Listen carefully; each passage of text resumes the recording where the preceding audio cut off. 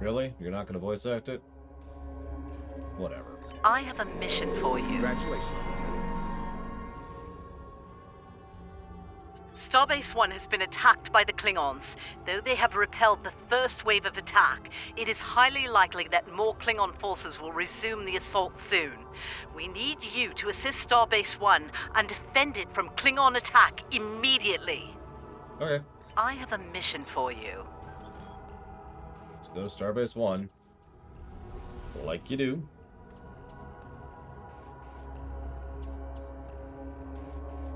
Press the M key to open the current map of your quadrant. If you do so, you'll see something very stupid.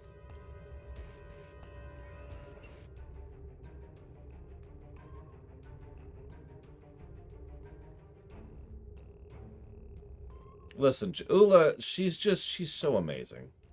She's just the best ever. Oh, it was just an OBS crash.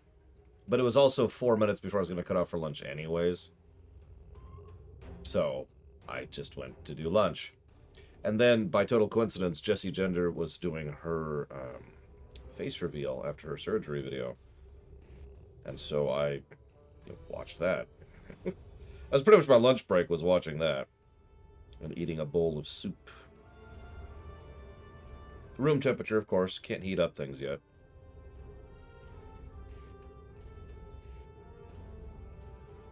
That's true. The Borg won't assimilate the Kazon, but they can't assimilate Ja'ula.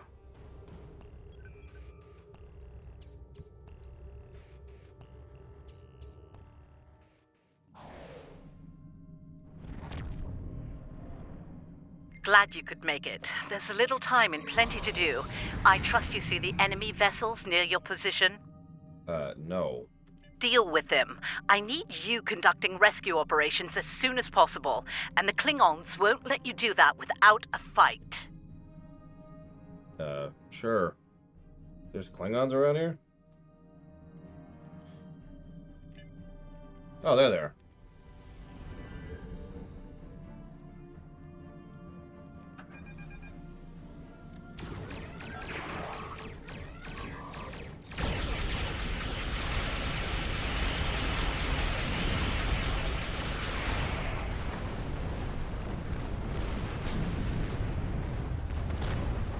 Well, you should do it, Mr. Red. As long as it's actually good. All right, that area's secure, for now. Let's make the most of the time we have. I need you to beam out any survivors on board the damaged Starfleet ships in your vicinity. Make it fast. The Klingons will send more ships, and soon. One more thing. The Klingons aren't above ambush tactics, using their blasted cloaking device to get the jump on you. Some of them might be lurking around, waiting for the chance to strike. Well, hopefully that'll never happen. The Churchill has been evacuated. Thanks. Who would name a ship the Churchill?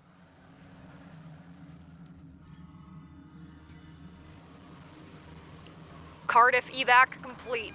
All hands are safely away.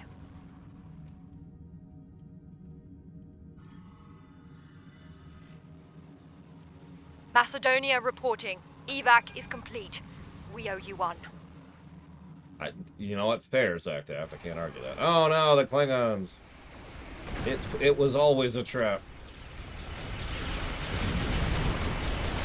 Oh, so Churchill is the one on Ryza. That actually makes a lot of sense.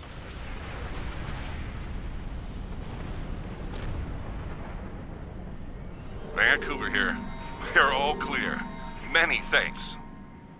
You're welcome, I guess. It's weird Nice reading work. that line, but... Glad those Klingon cowards didn't get the better of you. Thank you, Admiral. I hate to ask this, but I have standing orders from Starfleet Command. I need you to scuttle those ships. What? The Klingons have been scavenging everything they can to get their hands from wrecked Starfleet vessels. In the event we fail in our mission here, Command doesn't want the Klingons getting away with any critical resources. You have your orders. That's stupid on several levels, but okay. I'm here to argue. She said it's an order, right? And we all know that activates the mind control implant, so...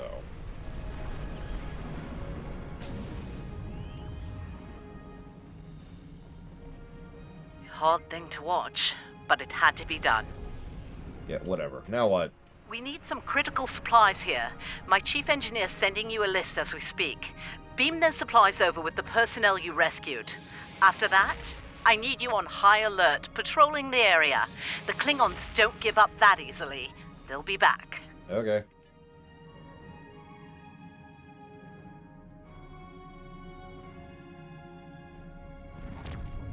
Surely you didn't think we'd let you seize all the glory here. Not at all, Captain. Good to see you. And you. My chief engineer isn't too happy right now, but we made it in one piece. We came as soon as we could. Wish it were under better circumstances. Ticonderoga's ready for battle. That's two lines they spliced together. We've got your back. Also, I love how dinky those are compared to the Dreadnought. Wow. Look at that thing.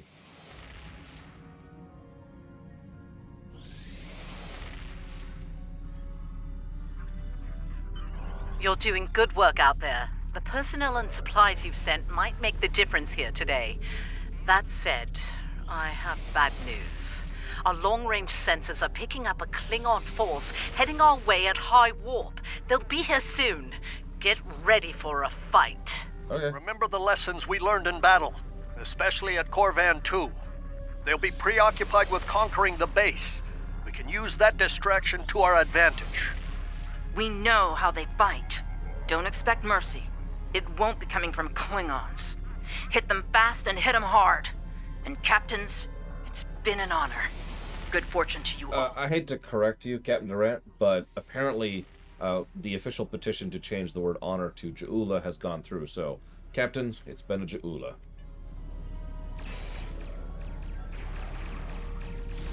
Klingon attack ships on sensors. Fire at will!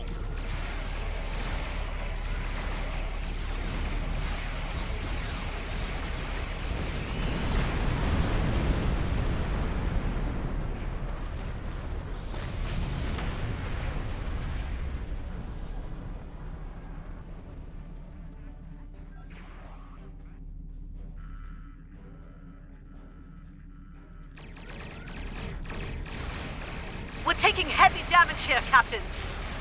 You are? Really? By the way, did you notice this is yet another Hold the Line mission?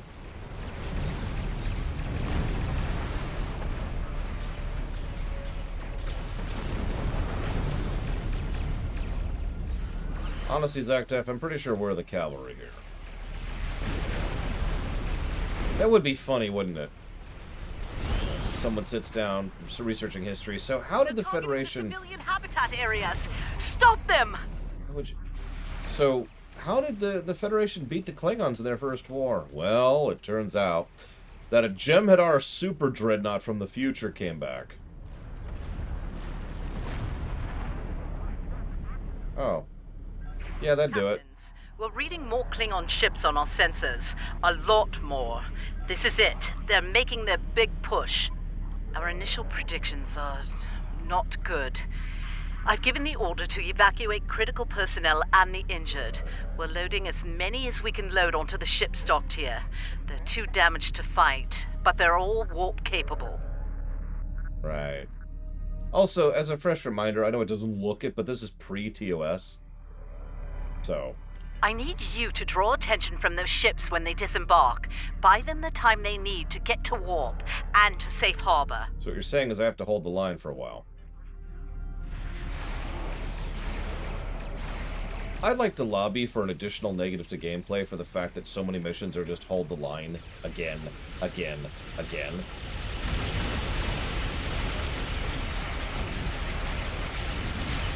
It's not a particularly interesting mission. Let me walk that back. It's not a particularly interesting the way they do it, to begin with. And then we add in the fact that they just keep doing it over and over and over and over and over again. Hold the line missions can be excellent. See Blizzard. An enormous number of Blizzard games actually do really good stuff with hold the line missions. But that's because they do something with it. They give you special terrain or optional objectives or unique abilities or events that happen during the course of the event or whatever, right? Instead, this is like Let me put it to you this way. A Blizzard Hold the Line mission is like an exceptionally good sandwich with like just the right amount of mustard and meat, and I agree, Blade and like tomatoes and lettuce and all this stuff, all the good stuff, right? A little bit of avocado in there, you know, that's a Blizzard Hold the Line mission. You know what this is? This is 2 slices of bread. And I'm not being facetious, because it's literally one note. You stay here, enemies attack until you're done. That's it. All ships, the Lafayette is underway. Keep those Klingons busy. No bologna. No meat. No cheese. I mean, at least a cheese sandwich is a real thing. This is nothing. Warcraft 2, but in StarCraft, even the original StarCraft did something with this nonsense. StarCraft 2 did a lot. I mean, but StarCraft 2 is one of the best designed gameplay games ever made, so that's whatever. The Roosevelt is on her way. Hold on just a little longer, people. Yeah, this is a bread sandwich. There's nothing else for it. And in case you think I'm being facetious, remember, I am smashing through this at probably about 5 times the rate I should, because I'm flying a freaking Jem'Hadar Dreadnought from the future. Which is legitimately overpowered for this older stuff, because my pets don't scale properly, so they're all much stronger than I am. So they're just shrekking everything. And it's still as boring as it is that in the combat we're doing right now. Imagine doing this in an actual ship from this era. With 2 foreweapons and 1 aft, and some rank 1 greens.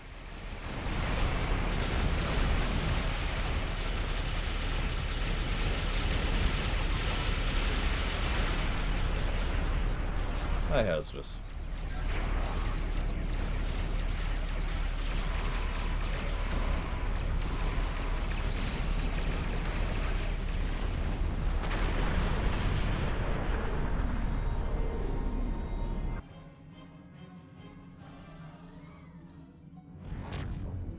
Oh no, it's Chula. Well, as long as she doesn't have that super virus, we should be okay.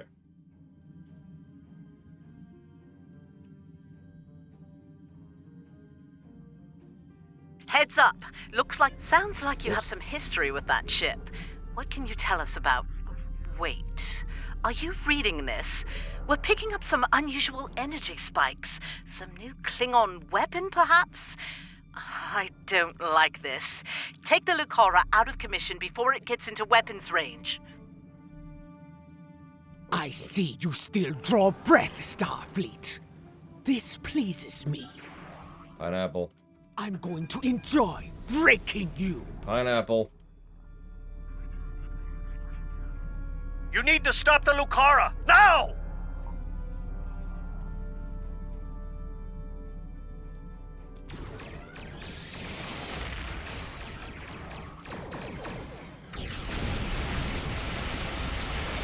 You're a believer and a fool, just like my brother. We'll help Starbase 1. You deal with the Lucara. So they somehow tractor us. Shields are down. All hands, repel boarders. I repeat, all hands...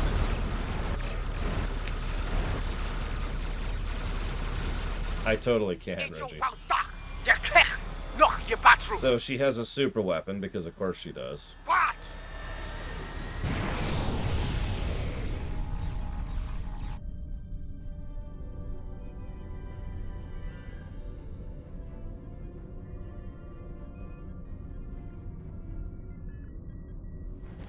And hey, look where we are. Take a moment. You've had quite a day. Hi, Daniels. My name is Daniels. I'm here to help. Ja'ula's weapon used unstable mycelial tech, stolen from the Glen. When she fired it, it caused a massive temporal disruption. Everyone in the blast radius was thrown forward in time to the early 25th century. You, your crew, and a number of House Mokai ships, including the Lucara. They're currently at large. Unchecked, they're a danger to the timeline.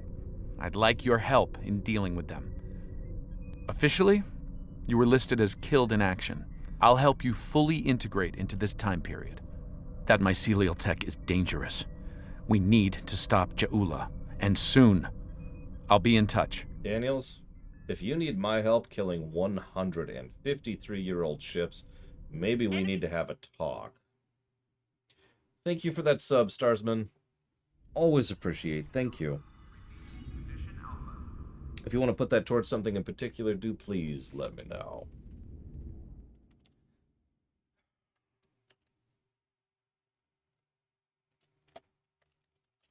Yeah, by the way, I'm just going to spoil you on this. The Lucara, or whatever the stupid ship's name is going to withstand modern ships more than once. And yeah. Welcome, nerds. Space Dock. Busy day on the holodeck, sir? I love dressing up for those historical holo novels, too. My Harry Mudd costume took first prize last year. Word for word, the TOS stuff. So, we're done here. The Admiral can be a stickler for that sort of detail, after all. Now, I'd erase him from existence, but I actually want to test something, so we're not going to do that right now. So, negative to gameplay. Boring, repetitive missions. Again, as Blade Travell accurately points out, it doesn't matter what the type of mission is. If they're just going to do the same damn thing over and over and over again. Like, we all bash MMOs for X of Ys, right? If I have to go get 5 bear asses 20 times in a row, that's a negative. So,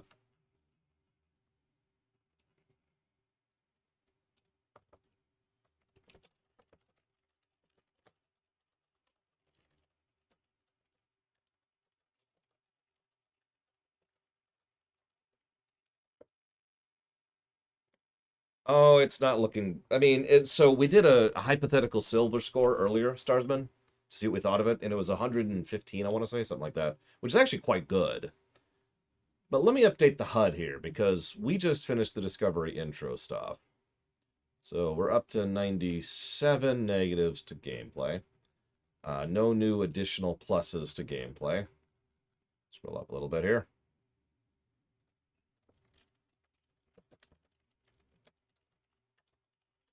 One new plus to story. That's Tilly. And currently, 6 new negatives to story. I say currently because at least 2 more are already on the books. We just haven't gotten there yet.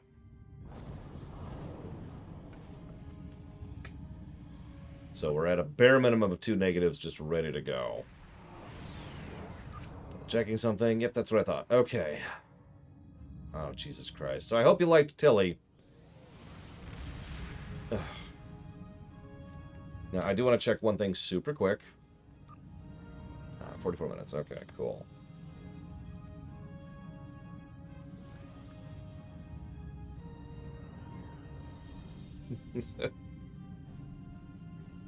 Yeah, unfortunately, that score is going to start going down. Okay.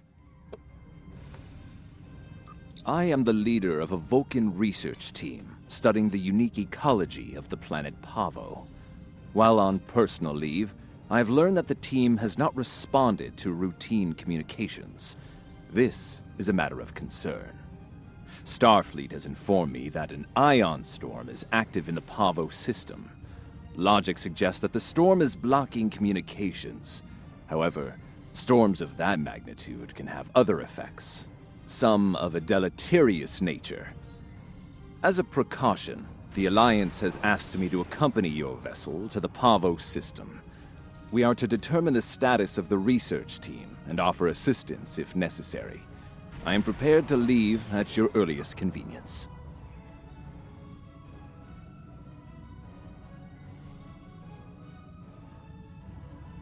If I'm remembering correctly, in 2 quests, that is to say 2 episodes, we'll be doing a bunch of TFOs. Our last bundle of TFOs, actually. Second to last, for anybody who wants to join us for that. You've got 2 episodes to get there. Yep. We've got to go through. So you might notice we've changed skin again. Naturally, we're going with the Discovery skin, which has the wonderful effect of looking like someone spilled a whole bunch of, like, really gross oil all over our ship. I don't know what they were thinking with this, but it's damned ugly. But I think that's appropriate, given the story arc we're going through. At least we can warp there this time.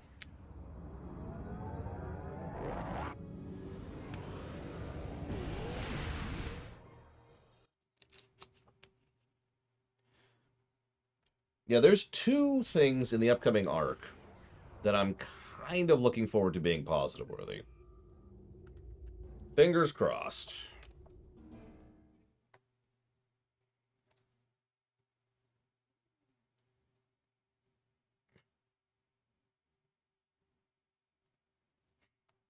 You know me, I never look for negatives.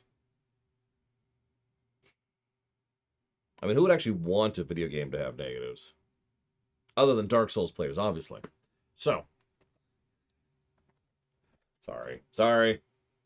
I shouldn't snark.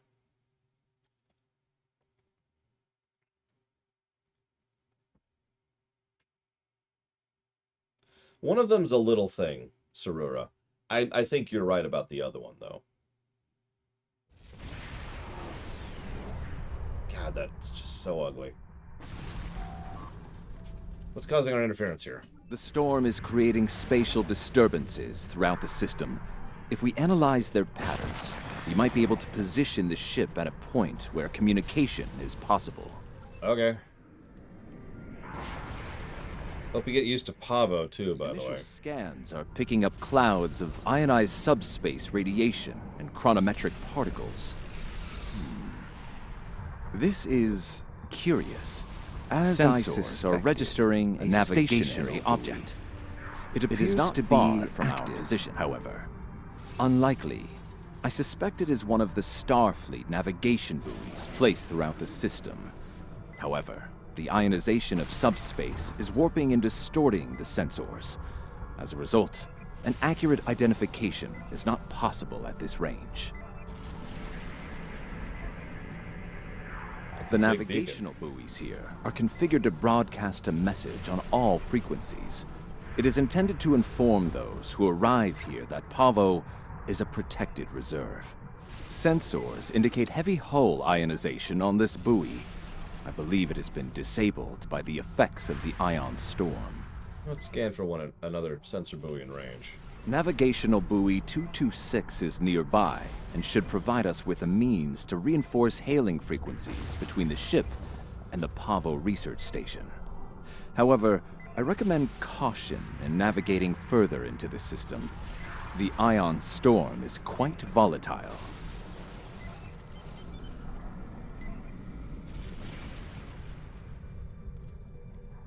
You are entering the Pavo system. The planet Pavo is a protected reserve. Access is prohibited. I have detected something of interest. Sensors show the formation of a spatial anomaly nearby. Is that the source of the disruption? Uncertain. It appears to be providing stability to the ion storm, similar to the eye of a hurricane. I am also detecting bursts of comm signals from the anomaly. The signals are currently garbled beyond recognition, but they could be from the research station. I recommend conducting a deeper analysis, both of the anomaly and the signals. Okay.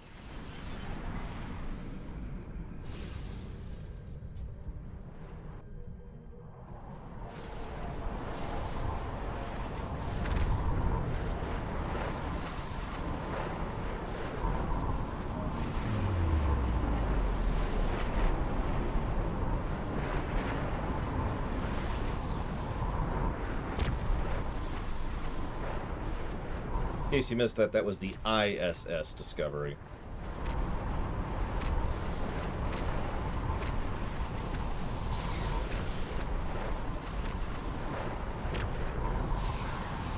Oh no, a bunch of 150-year-old Klingon ships. Whatever will I do?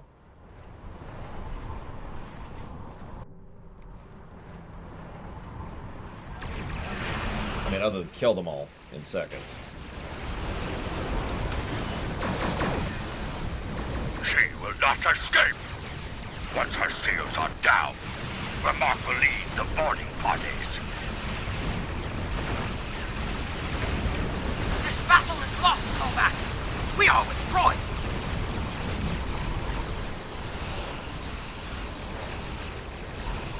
No! That ship must burn! Those with the will of Kalis in their hearts, stand with me!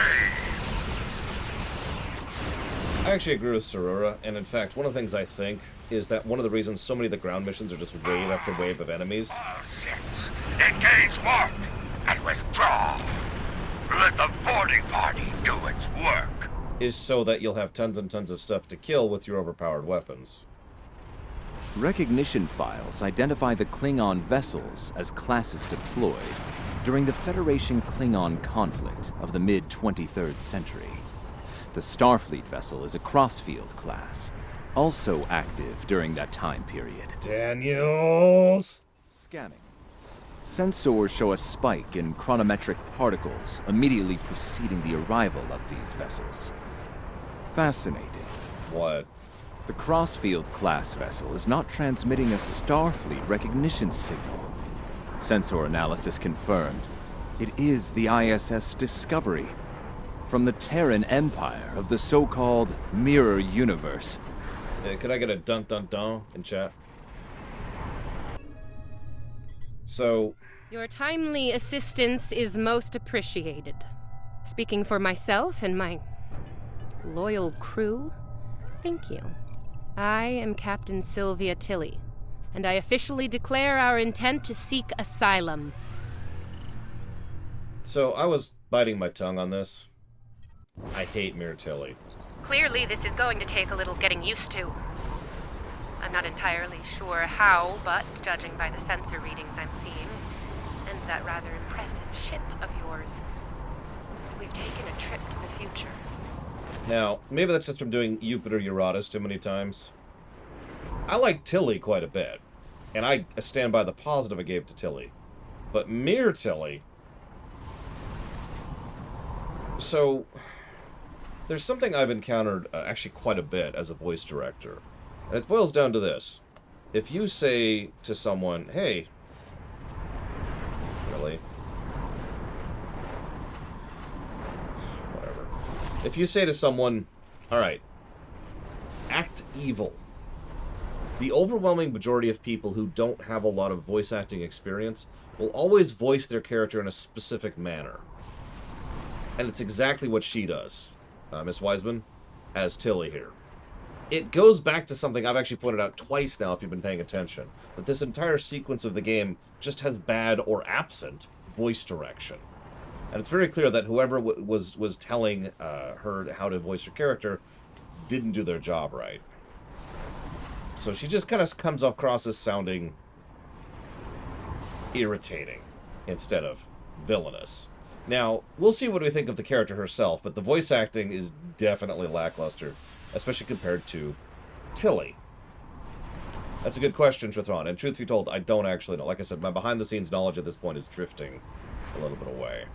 I'm sure the science behind all of this is fascinating, but we have some more immediate concerns to address, namely the Klingon boarding parties running wild on my ship.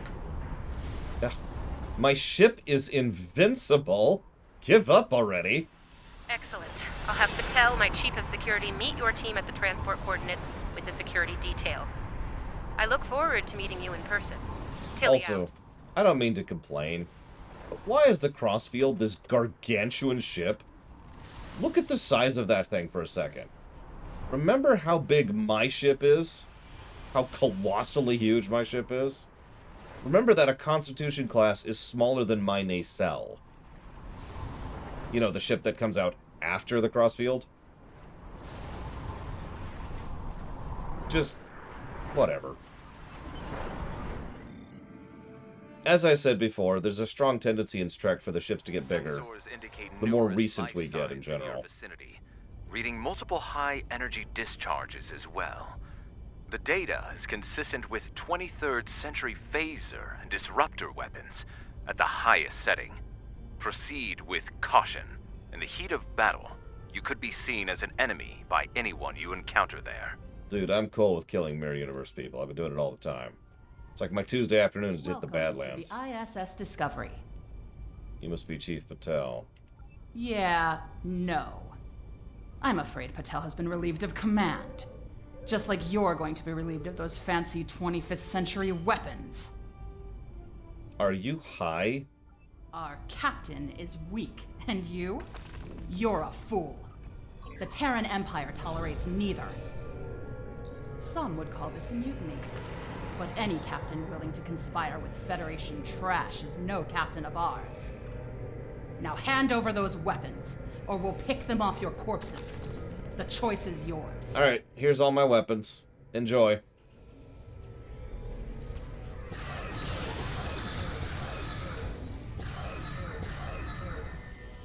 So they're dead.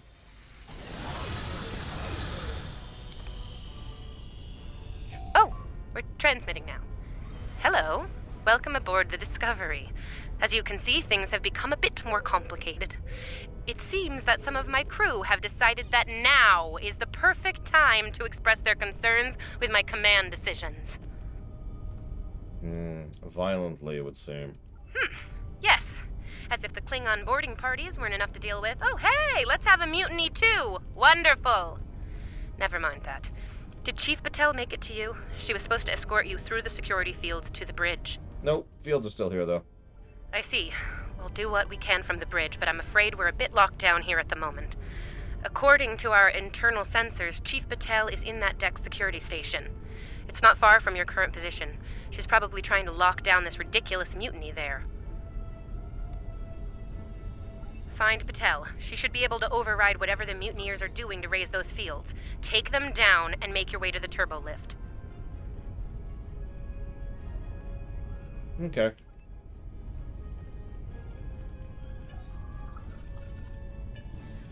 Yeah, ignore my Dyson, my Voth armor, my Iconian staff. Sounds like our guests got a warm welcome. Look out! They're still alive! Why are you surprised? Are you this stupid? Is that where we're at? Is you just really are that stupid? Like, I've fought a lot of stupid people in my career, but seriously? Somehow, Palpatine, the Admiral survived.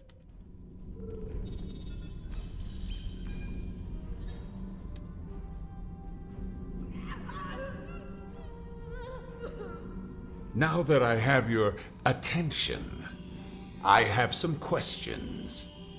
Tilly has plans. Yes? She always has plans. And you're going to tell me what they are. Oh, you'll resist, of course. You're a Terran, after all. But let's be honest, Chief. You will tell me what I want to know. Hi. Apparently, Tilly's new allies are still with us. Yeah, I am become as unto death. You want something done right. A destroyer of worlds. Open fire! So, do me a favor and just go away quickly. I don't have time for this nonsense.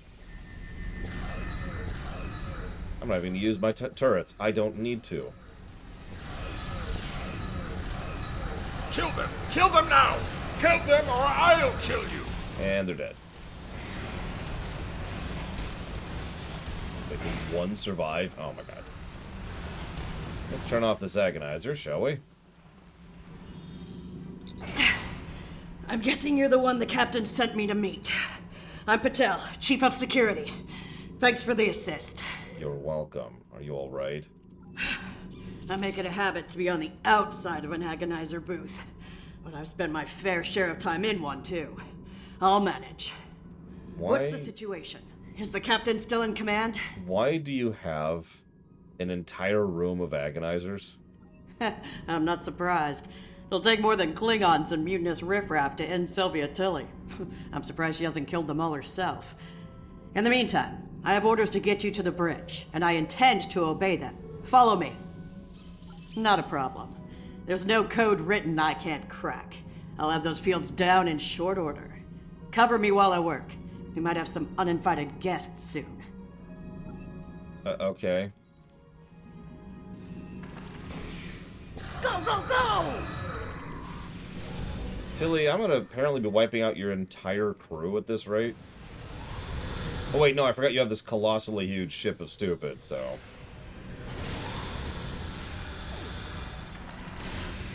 She's probably gonna cut a crew of, I don't know, 700, 800. A lot of people to kill. Yeah, we're here. Almost got it!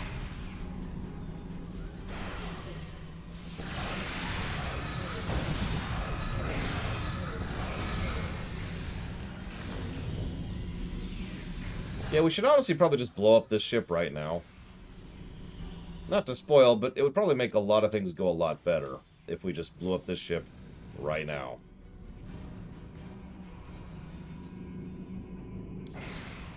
Alright, I got it.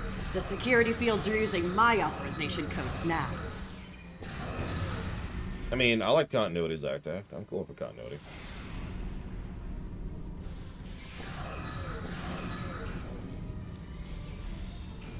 Hi, Ross.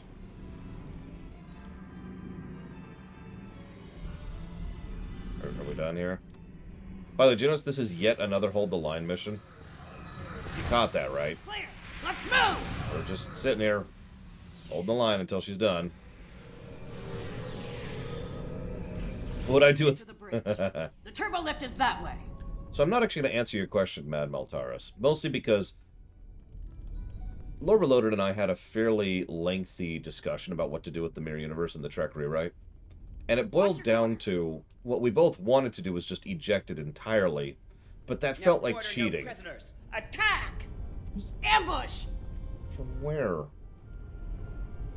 Oh, there you are. But that felt too easy. Too cheap. Right? So we decided, you know what? Fine. So we came up with something to do with the Mirror Universe other than eject it. Give me a second to get this field down. So this is... We actually do something with the Mirror Universe and the Trek rewrite. It still exists. Kind of. That's all I'm going to say for right now. Could you get the field down, lady? Is this a hold the line mission? Are we at a hold the line mission? Bonk. Bonk. Oh my god. Did I kill those enemies too quickly? We're reading the loss of security fields on that deck. I take it you found Chief Patel? Uh-huh. Some good news for a change, though I'm not terribly surprised. Woman's harder to kill than a honey badger. Ready for the bad news? Sure. I'm afraid the Klingons have taken several lower decks and are moving in your direction. Keep your weapons hot. They're killing everyone they run into, and I don't think they'll make an exception for you. Stick with Patel and get up here as soon as you're able. Okay. Klingon disruptors up ahead. Be ready for anything. You mean like Klingons attacking mutineers? Do not let that Klingon scum through this junction! Mutineers? I don't know, whatever. Idiots.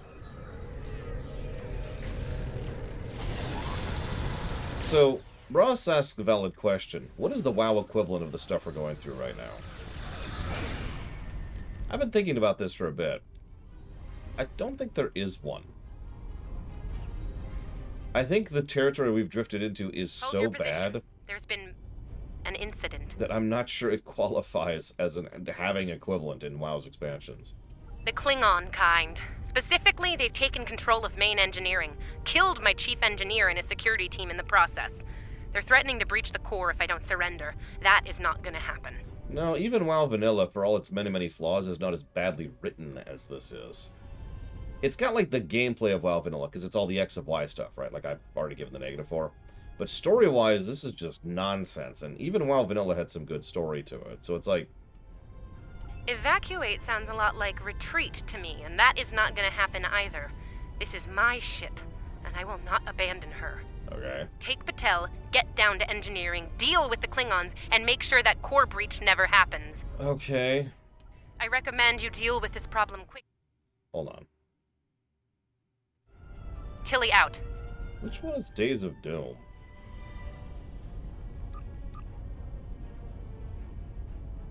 Oh, right, that's the Doomsday Device one. Klingons probably cracked Rathman's code. Idiot. Yeah, Vanilla had several decent regional stories, mostly towards the end of Vanilla when they started designing them.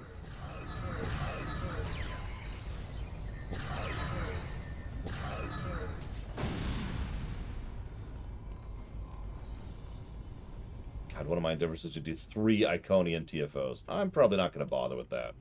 That sounds like a time waster right there. Bad news first. Seems there's more Klingons down there than we thought.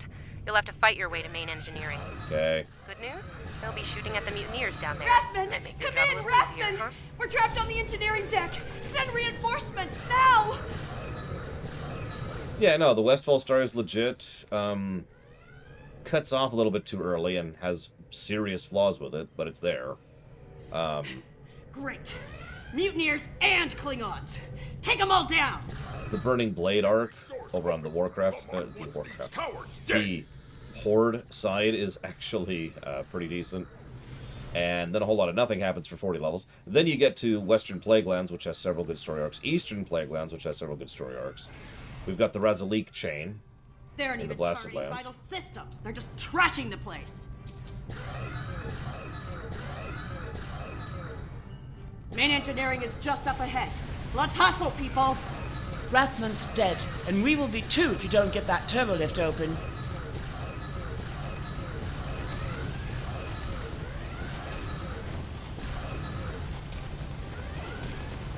I do like how, of all the silly ideas TOS has had, of which there are many, Die this day. Die well. Die with honor. almost all of which were just there in one episode. Go high, I'll go low. The one thing they decided to bring back over and over and over is the Mirror Universe, of all things.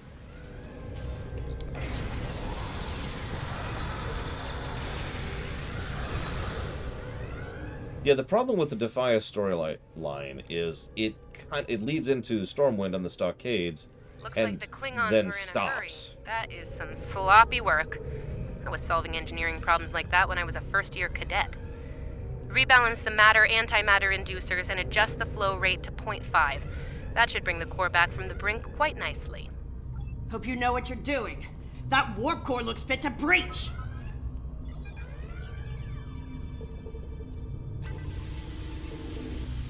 Nicely done. Cut it a little close there with the core, but since we're all still here, I'm gonna call that a win. So, since we've got a little room to breathe here, why don't you come up to the bridge? There's a turbo lift nearby that I've relaxed the security locks on. Sure.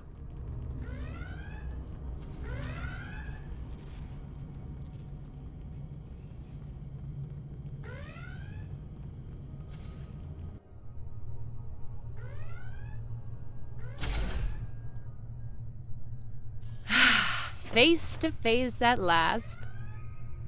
Hi, Tilly. Captain, are you sure we can trust these assholes? Language! Yep, we're officially PG-13 now. Ugh, cursing. It's such a filthy habit. You did well against the mutineers. They weren't fond of my decision to seek asylum, I'm afraid. While unpleasant, it is better than the fate we left behind. In our universe, Pavo is a cruel, deadly entity. Being sent to that system is a death sentence. And sent there we were.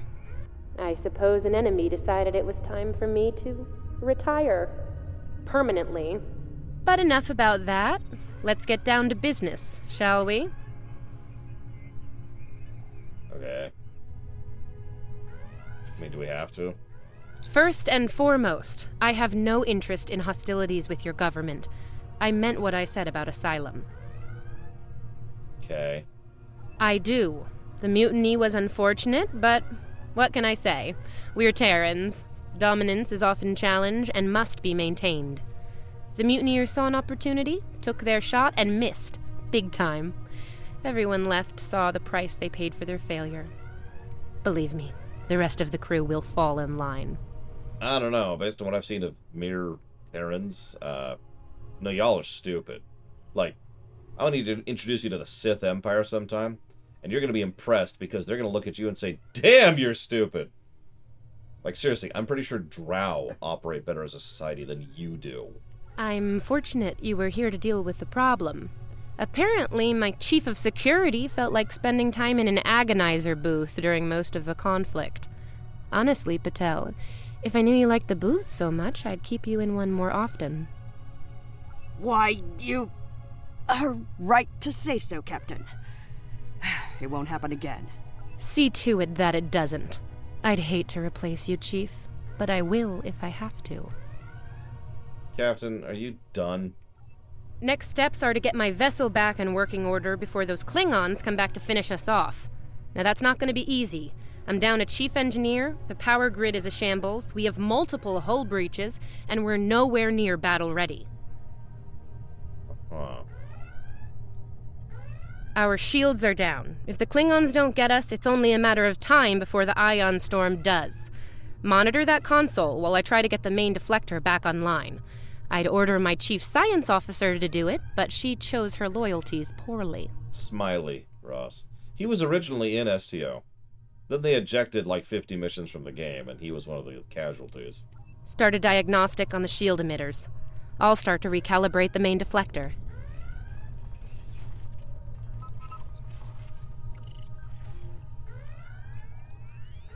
Klingons! All hands! Repel borders! Okay. Now this is going to be one of the most terrifying and dangerous fights we've ever done. I'll be right back.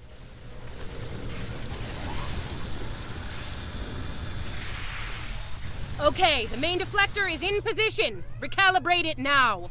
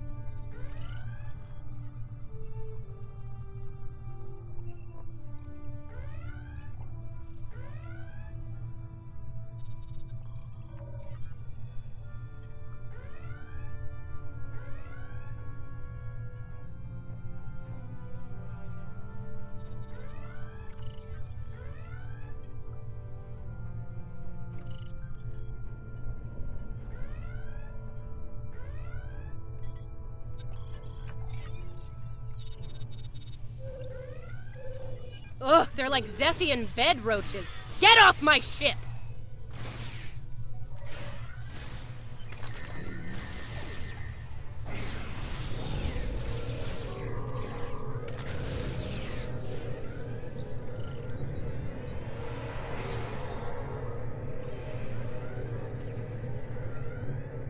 Sensors are picking up numerous Klingon vessels decloaking.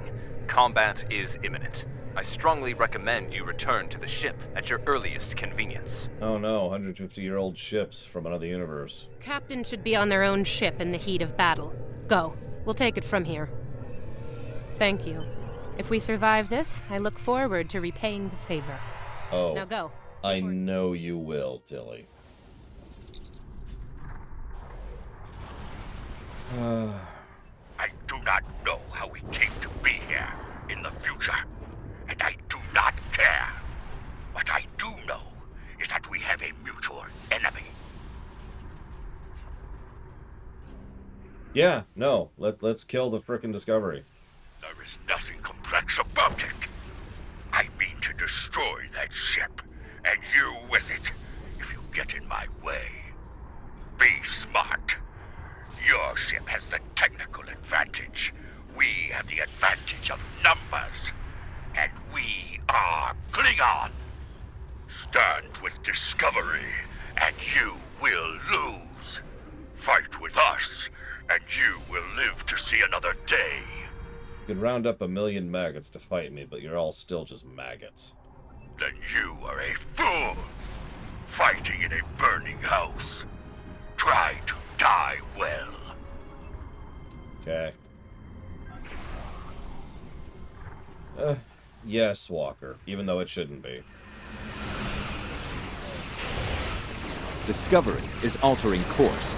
They're headed toward Pavo at full impulse. Yeah, that or it should have always been in the future, but that's whatever.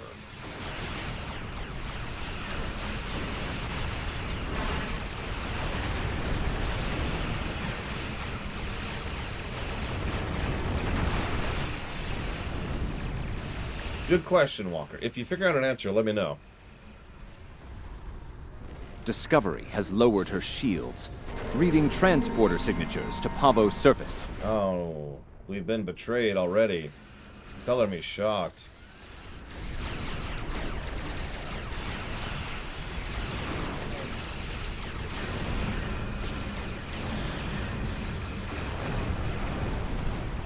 The captain has left the ship.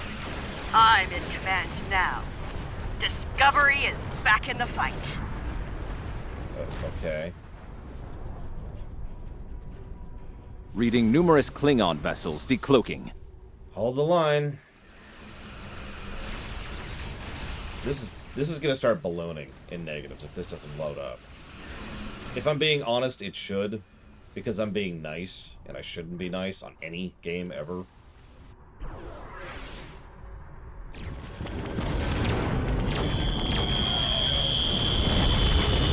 So that is something I hate. A lot.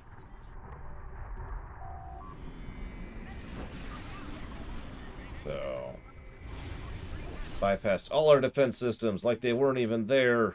We were completely powerless to this weapon of terrifying doom. And yes, that was the image, and in canon is the attack of an Agony Lance.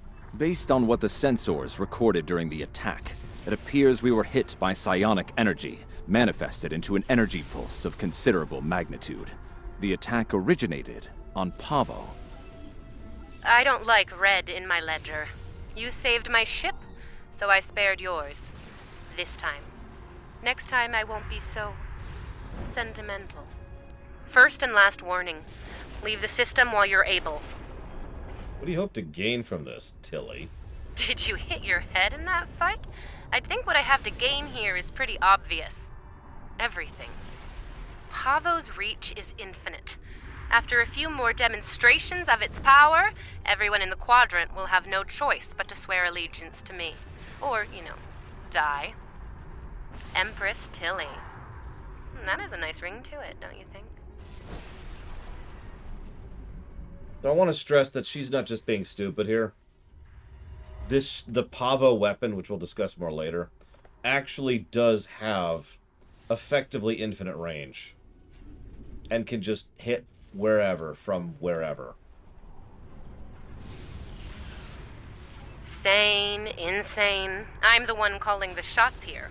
And I'm pretty sure I told you to get lost or get wrecked. So who's the insane one again? Me? Or the lunatic staring defiantly down the barrel of the ultimate weapon?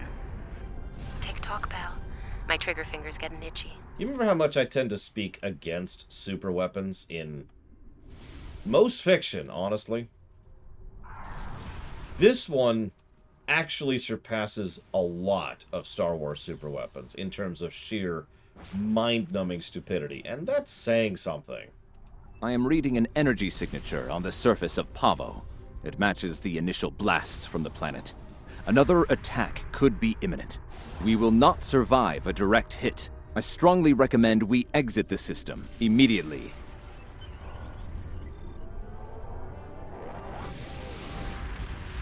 So that's a negative. Like, regardless of everything else, the mere existence of the Pavo weapon is a negative. It's a dumb plot point. Captain Tilly's betrayal, while unfortunate, was not entirely unexpected. Her use of this agonizer technology to weaponize the ecosystem of Pavo is a matter of utmost concern. I believe I can devise a means to neutralize her technology, but I will need time to conduct research. Rest assured that I will endeavor to counter Tilly's insidious actions as soon as possible. I ask that you prepare to take action at a moment's notice. The lives of untold millions, including our own, could be at stake.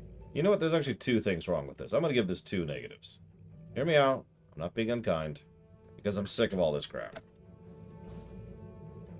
It's time to give negatives to a game I love.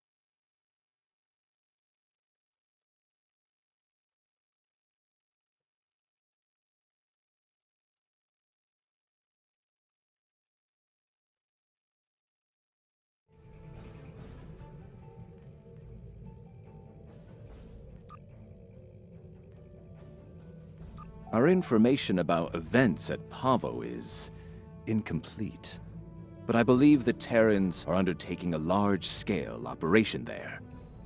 They have managed to coerce the planet's consciousness into serving their violent needs. Furthermore, they've turned Pavo's transmitter into a potent weapon. Time is of the essence. While the Alliance is mobilizing a larger response, we are, in effect, the first responders. It falls to us to do what we can to stop Captain Tilly and her crew before they solidify their control of Pavo. Failing to do so could be catastrophic. Ideally, we should return the Discovery and her crew to their proper time and space. Under the circumstances, removing the Terran presence from Pavo is the more immediate, logical need. Also, can we just blow up the Discovery? Just...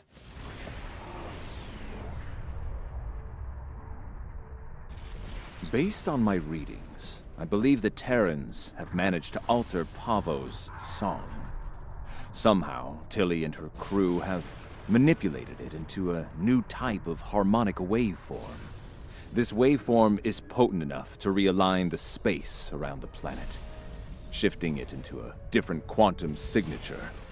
As a result, a number of interphasic rifts have opened within the system. Okay, that's actually a lot of technobabble there. Could you break that down for me a little bit? I believe she is attempting to bring things from the mirror universe to ours. Logic suggests an invasion force, based on previous encounters with the Terran Empire. We are not the only ones interested in this behavior. The time-displaced Klingons are moving to investigate as well. Considering previous encounters, the situation could become volatile quickly. Okay. Ja'ula, obviously, Mr. Red. She's so wonderful.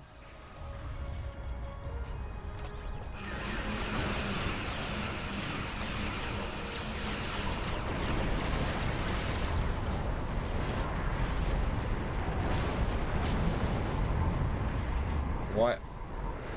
Okay.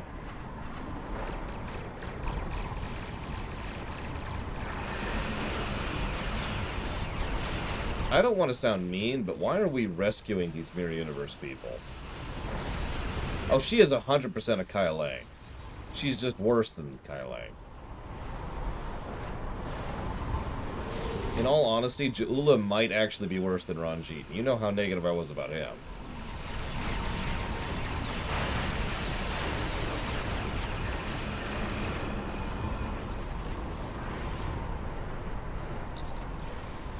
Okay, well, we've gotten people on board. There's people who are trapped in fungal strands. Cool. I have the coordinates for the science station on the planet's surface. It is logical to assume that the Terrans have taken control of the research team and their facilities. Preparing for an armed response would be prudent. Okay.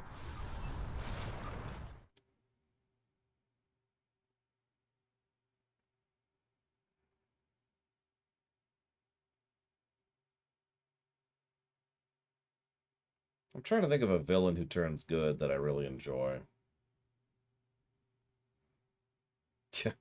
Also, Ranjit never tried to be anything other than, you know, the obstacle that he was.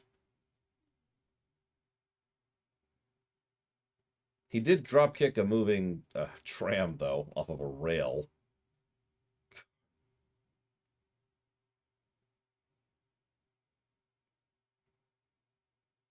Yeah, you know what? Starlight's a good one. There's only the one bump in that story of The Redemption. research facility has already been attacked. We must see to the welfare of the researchers, if any survived. Ow. If any survived, they're right in front of us, dude.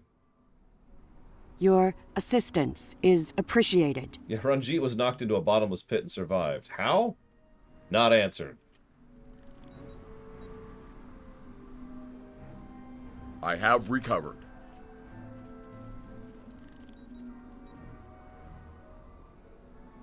My injuries We are are not fortunate life-threatening. that the Terrans did not kill everyone. They were more concerned with our research data and equipment. Our work appears to have given the Terrans what they need to communicate with Pavo in ways we cannot. They are now able to alter the planet's consciousness, causing it to reflect their own dark nature. I hope all this makes sense to you, because they never explain any of this. So for those of you who haven't seen Discovery, this is all just a lot of, huh? Our security personnel should remain with us. We will need all the help we can get against the Terran forces. While trying to communicate with the planet, we have learned that it uses crystal matrices as transmitters. We have a small collection of crystal samples. They may be useful to re-establish the planet's normal biosphere, free from Terran influence. Like, I was able to take readings of the area. Shut up. There is a Shut up. that exit It's not like they don't really give context clues. It's just funny because they walk into this and act like all of this is old news that you should have heard about years ago, which is true. If you think about it, since all this stuff is historical. But for someone who's either just played the game or hasn't seen Discovery, it's just kind of like, what? And it's an odd approach, all things considered. I'm not complaining. I'm not going to give it a negative. It's just there, near the crystals, it's unusual for them to take that kind of a route with it. hold on Pavo. I would absolutely love to know what was going on in the development studio during the construction of this story arc, though. Because, holy shkamoli. Also, if I can add one little personal detail, I'm really sad that this sucks as badly as it does. We've already given almost 10 additional negatives just to this story arc alone. And that sucks, you know? I said it before, I was actually really hoping that my memories of this particular story arc were flawed.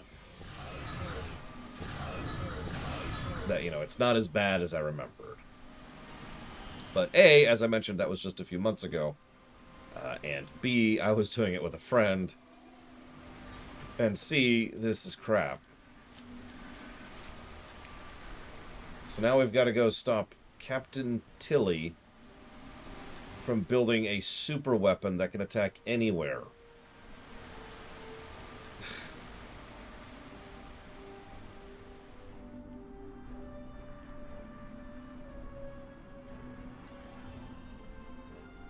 And yeah, I should probably mention the arc we are not going to be playing today or tomorrow, whatever.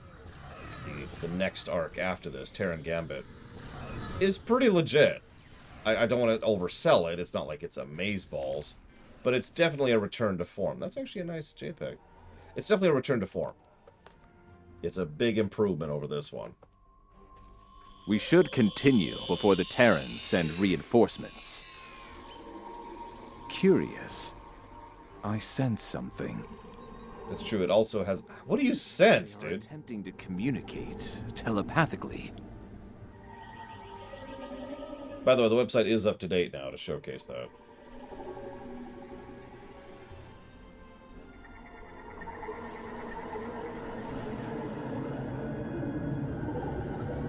What am I looking at? They are angry.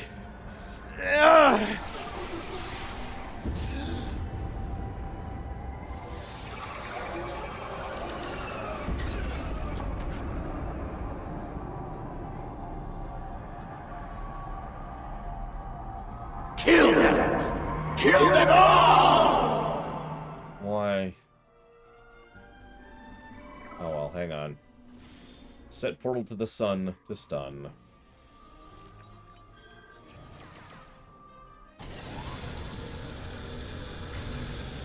Oh my god.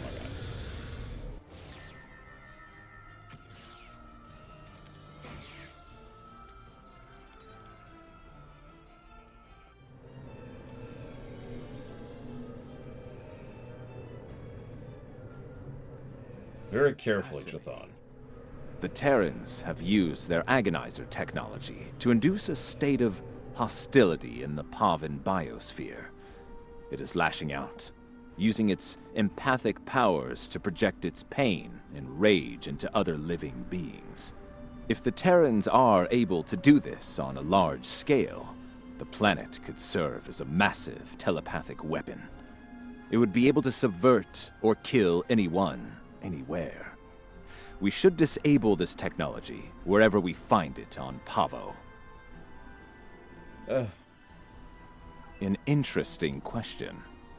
I believe the biosphere has a stronger connection to myself and my team. It may have instinctively struck the most familiar minds first. That being said, I do not believe it will continue to exclusively attack members of my team. Only those with the ability to harm the biosphere will be immune. Are you able to continue? Yes. Now that I have experienced the psionic attack, I can take steps to shield my mind against it. Go. The security officers, on the other hand, do not have my level of training in the mental arts. It would not be logical for them to continue on with us. Okay, let's talk something positively really quick. Let's inject a tiny little nugget of positivity in here. The design of the terrain is definitely improved. I talked back in Nimbus 3 about how badly designed Nimbus 3 was from an overworld perspective. Granted, this is basically just a corridor, as most ground levels are, but you can tell actual work and effort was put into making it look like something, so credit where credit is due. Good job, team. Alright, back to negativity. They're using agonizers, which I remind you is just a pain-causing torture device, to use a psychic species, entity, that exists across a planet as a way to kill anyone, anywhere, immediately, with no way to defend against it.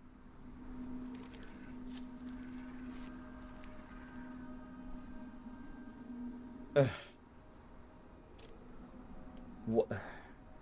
It seems that in addition to using their agonizer technology on the planet itself, the Terrans are blocking access to the central pillar with force fields in selected areas. Doubtless, they wish to prevent interference in their captain's plans. Why are you so boring to listen to?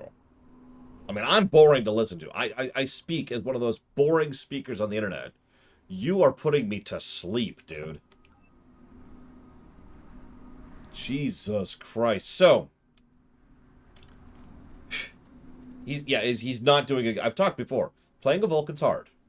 You know, there's a specific talent and a specific style that goes into it. He's not doing that. He's sucking.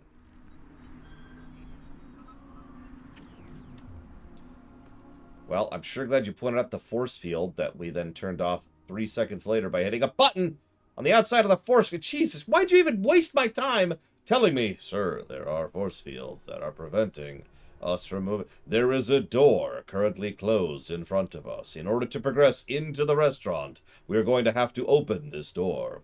Once this door has been opened, we will have to take a seat and wait for the waiter or waitress to get to us. It may take some time, We should have conversation planned. So there's the super weapon in person. That's what it looks like. Oh, you're good! Seriously! I sent my Shoot her. best to deal with you. Shoot her. My best! Shoot her. And here you are, alive and kicking. Shoot her. Bravo! Shoot her. It is illogical for you to continue, Captain. Shoot her. Whatever you are doing to Pavo needs to end. Shoot her! Ah, the famous Vulcan logic. Get it straight. Pavo and I, we're just getting started. Oh, and that part about sending my best at you? I lied. Still just standing. Staring. Waiting.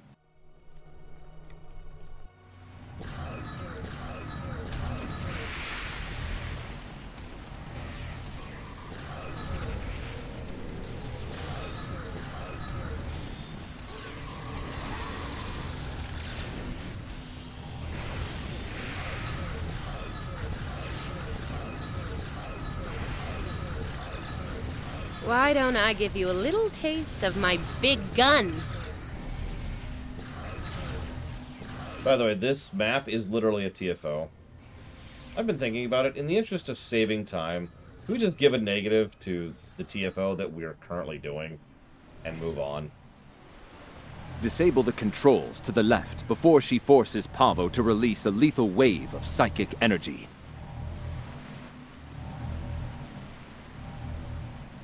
Unfortunately, I think we're going to see a couple of other repeats, too.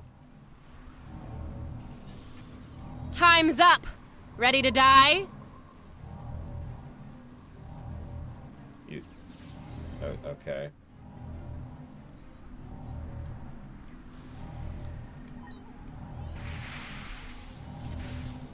Disable the controls to the right before she forces Pavo to release a lethal wave of psychic energy. You know, in the interest of fairness, I'm not sure the TFO deserves the negative. Let me think about that for a minute, because I've done it several times, especially when it was doing that one event. Nope, can't make it in time. Now this will be a real treat. For me. Yep, okay, cool.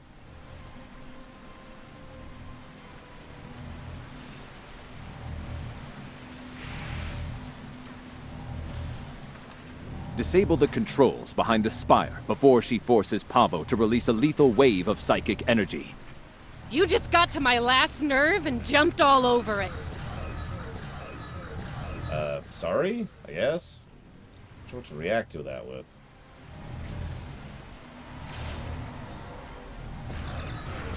How did you heal? I had you at, like... I actually had you at no health. I'd killed you already. Oh, whatever. Enjoy the death. Well, this is definitely not how I saw this ending. You know it's only a matter of time. Shoot her. Shoot her. Before we beat you, right? Shoot her! You don't have the stomach to stop us. We have a stun setting! But we're more than capable of ending you. And I intend to make that happen. That seems unlikely. Your campaign of terror here is over, Captain. Oh, I'm not done yet, Vulcan. Till next time, you assholes.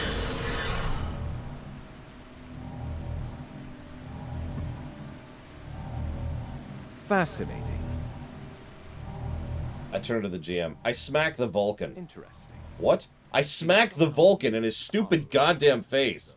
Long-range transporter. Tilly could be anywhere in the quadrant now. If we are fortunate, we might find further clues among the Terran equipment. They did go to considerable trouble to arrange the site. Oh yeah, this is a good time to mention. In addition to being a super weapon that could kill anywhere, it can also beam you anywhere. Remember how we mentioned one of the big... Someone tell me in chat, what was one of the biggest advantages the Iconian had? A tactical advantage that was so huge, I had trouble properly summarizing it, because it was just that much of a game changer.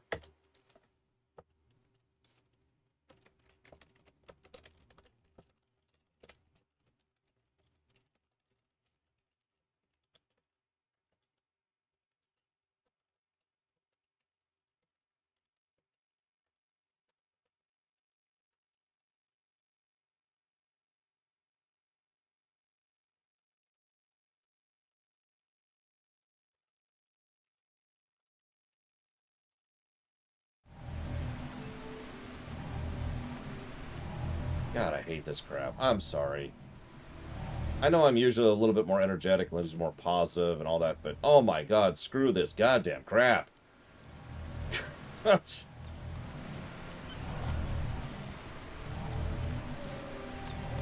I think we have found all we can here. It may be advisable to return to your vessel so that we can deal with the situation in local space.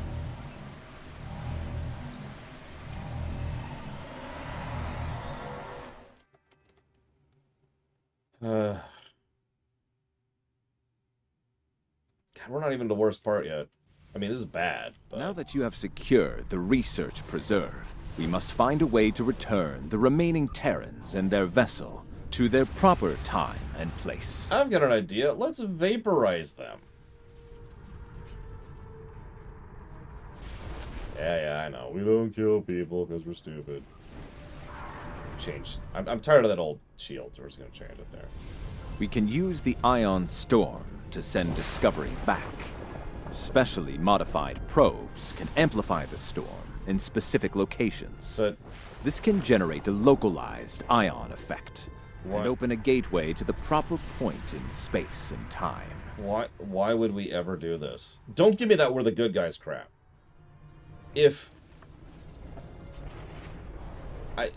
These people have sworn to hurt and kill us en masse and have done so repeatedly for literally centuries. Or, I guess, over a century. Approaching 2 centuries. These people have been violent and aggressive and have invaded our space multiple times. Across multiple shows and across this game. And if you're really going to try and shove down my throat the idea of, we need to send them back so they could go back to plotting against us, instead of, at the very least, incarcerating these people, never mind killing them. I mean, nobody feels bad about the thousands of Terrans we killed during the Temporal War when they were assisting the Sphere Builders and trying to wipe out all life in the galaxy. Oh my god. Indeed, especially given the Terran predilection for hostility. Shut up.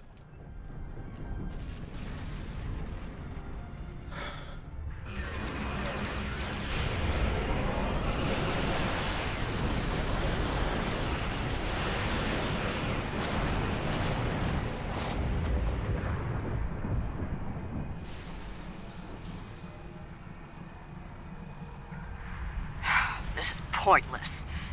As much as it pains me to say this, we surrender. What are your terms? Fine by me. Tilly slinked off to parts unknown and left us to die. I'm the captain now, and I say send us back if you can. Your display has been agreed. The time-displaced Klingons are still out there. And they have shown a distinct interest in destroying the Discovery, along with all of us. Yeah, we're literally sending them back with their ship partially intact while we defend them against the alternate Klingons. Now, we're not going to send the alternate Klingons back to their time because we're specious? I don't know. But look, we have to go out of our way and murder hundreds of people from an alternate time and place so we can send a bunch of mass-murdering psychopaths back to their own time and place in space.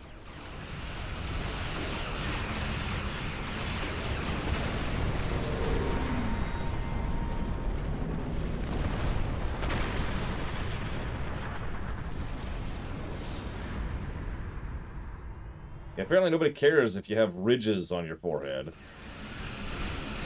This is awful. Yeah, you see why I quit this for so long, by the way? You see why I walked away from this and was like, yeah, I'm good.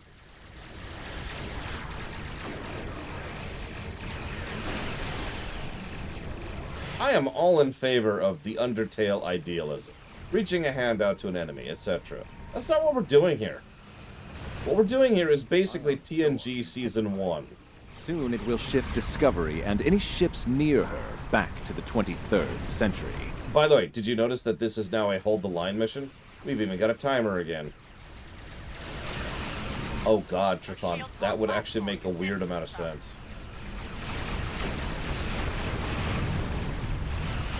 That's a good question, Mr. Red.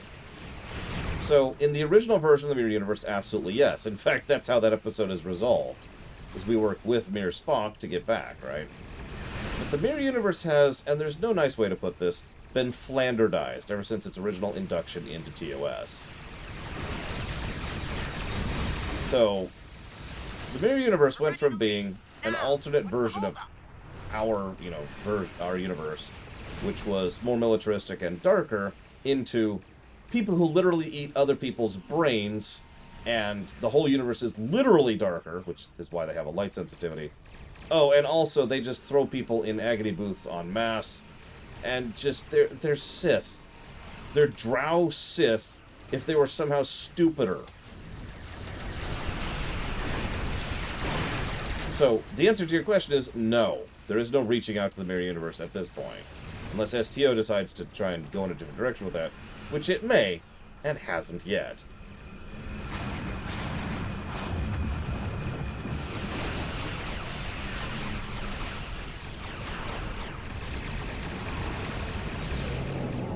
This is Discovery. We're moving into position. Get out of here. They'd better get those Klingons off our back! Otherwise, this is gonna be a real short trip. Shields are That critical! would be such a shame. We're losing them! Emergency power to shields! Now! SOMAT to Discovery. Prepare for transit. Once the research team is able to resume their duties, we will begin to analyze the impact of Agonizer technology. What's going on with the dialogue? Considering what we have just witnessed, it will be logical to make sure Tilly and her crew didn't leave any unexpected surprises on the planet as well. Probes are in For now, position. I believe we can Activating in safely depart the system. 3, 2, 1. Engage. Oh my god. Oh my god. So the dialogue on the screen right now is the one that was playing during that cutscene? Audio-wise. But the text is here. And the text during the cutscene was 321, and the audio's here. They swapped the frickin' file names. They literally swapped the file names.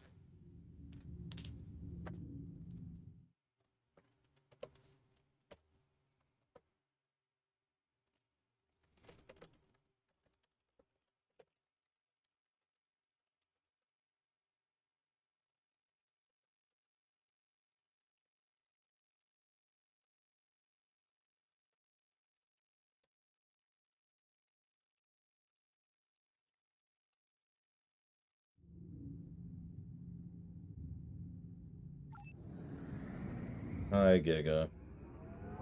Giga, we need to talk about your voice acting. Now, here's the deal. You're a good voice actress. I like it. But your mic doesn't have a pop filter, so it peaks constantly. It's unusable. It will take some time to evaluate the impact of the Terran occupation of Pavo. The Agonizer technology they used to manipulate the planetary biosphere was invasive and damaging. I'm concerned about the effect it had upon the Pavan ecology, and how that will affect future attempts at interaction with the planet. The fact that Captain Tilly remains at large is troubling. Her technological prowess and propensity for violence... I'm sorry, what? Make her presence in this time quite disruptive. Her technological...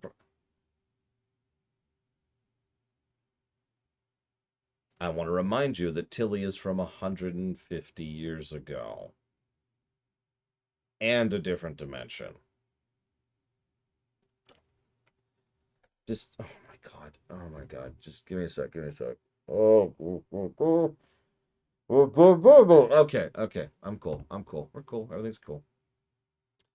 I don't know what was going on, Giga Pudding, but there was a lot of popping. I assumed you didn't have a filter at all, based on how it sounded. It's a shame, because it's a good take. It's good acting, like I said. Do I even have this? Do I care? Next quest.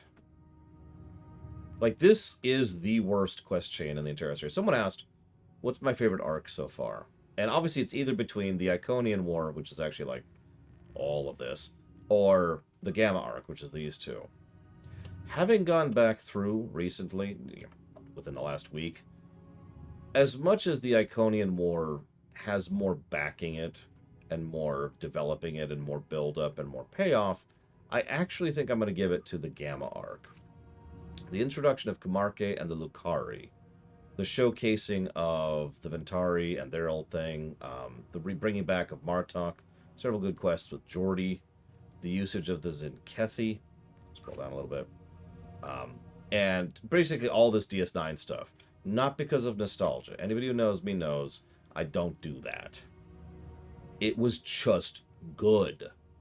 There were a couple of tidbits. In fact, I gave negatives to Home, if you remember. But the DS9 arc here was just good. Just solid, back to back. Maybe try moving a bit further away from it, or maybe don't face it. So, here's a bit of a thing, Giga Pudding. And yeah, we go from that to this. Pretend this is the mic, okay, Giga Pudding? So you're probably talking into it like this, and if this was actually a microphone, you would hear every sound or sound. What's happening, the popping, is actually the literal air from your mouth interacting with it, right? Now, if the sock isn't blocking it all, one of the things you can do is you can just lift your head so you're actually voicing out here. It's going to change the quality of the audio a little bit, but it should remove those, because if you up here, all that air is just going to go up here, and it's not actually going to interact with the mic, and therefore remove the popping. So that's a easy suggestion I can make that's very, very low tech, and as a way to try and solve that kind of problem. And yeah, the Harry Kim stuff with Kabali was fantastic. The big plot point, the big plot twist of creating the Prime timeline was amazing. Midnight is probably my single individual favorite quest in the game. You know? The way that they used House Peg and the logic of that was brilliant. Delta Flight sucked. It was one moment of just kind of being like, in the middle of the rest of it. Nog was fantastic. You get my point, right? Both of these quest chains ruled. Oh, and by the way, yesterday's war was kind of forgettable, but even Future Proof was at least decent. So, across all of this, the worst it ever got to was okay. A few negatives worthy. Yeah, Kaelus's moment, that was fantastic. Then we get down to this crap. And then we keep going down to this crap.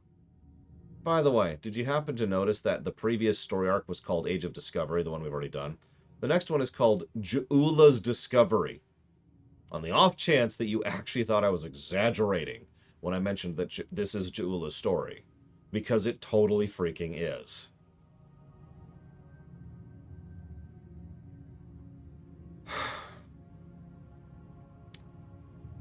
Now, we could do these TFOs at any point in time. Is anybody ready? Do you want to hit up some TFOs with me? Just knock this crap out of the way. Let's take a break, you know, a bit of a breather. I'll head to Nukara.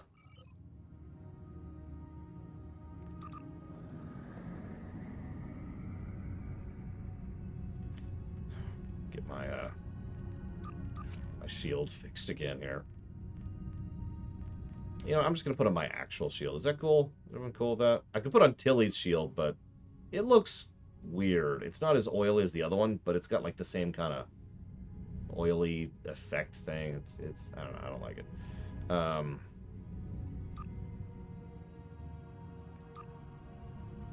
Perfect. This is the perfect appearance for this particular story arc. Actually, you know what? No. I've been holding on to this for a long time. We're going to be Ferengi for the rest of the day. We're just going to Ferengi it up. I hope you enjoy it, DZ Maven. DZ Maven. Sorry, I always stutter over that. Here we go. And made it.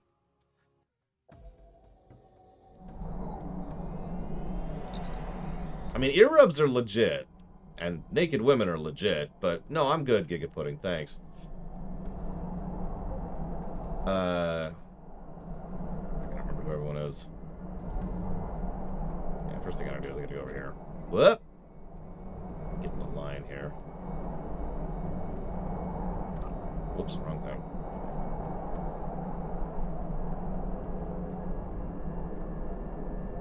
Okay, so we'll get Junk Garage. Get Flygant. Should have known it was you, Flygant. Who's this? That's DZ Maven. Join me. Join me in the rocking. We've got like 5 to go through, Justin. We'll rotate people in, trust me. We have a lot. Who's this? That's Reggie.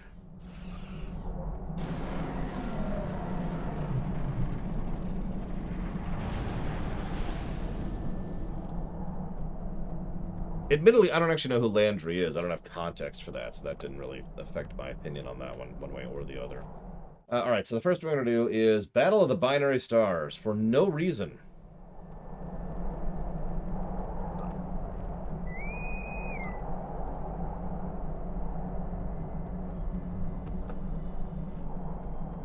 Hey, Mr. Ed, you want to hear something funny?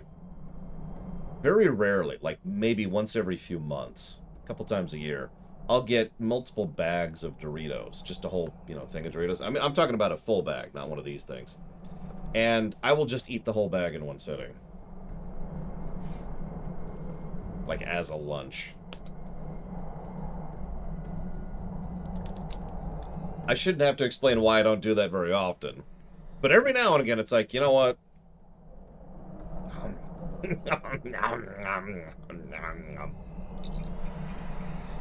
If you want to join, you're more than welcome, Warp Core. We've got, like I said, we got like 5 TFOs to go through, so we got tons of time to rotate people in. Thank you for coming. Recent temporal events have led to a need for understanding of 23rd century Klingon tactics. Why? We need our best captains ready to deal with this unique challenge, and so here you are. I trust you'll rise to the occasion. The training simulation will begin shortly.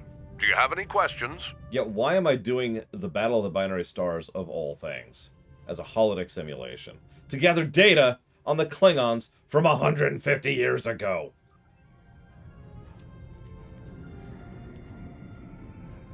That is a great skybox, though. As always, credit where credit is due.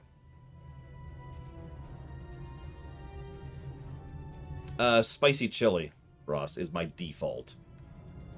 But there's a bunch. I'm pretty malleable. I really wish I could try out those strawberry Doritos. I never found a bag of them, though. Yeah, actually, Mr. Ed, it really has. To you that now, as always, we come in peace.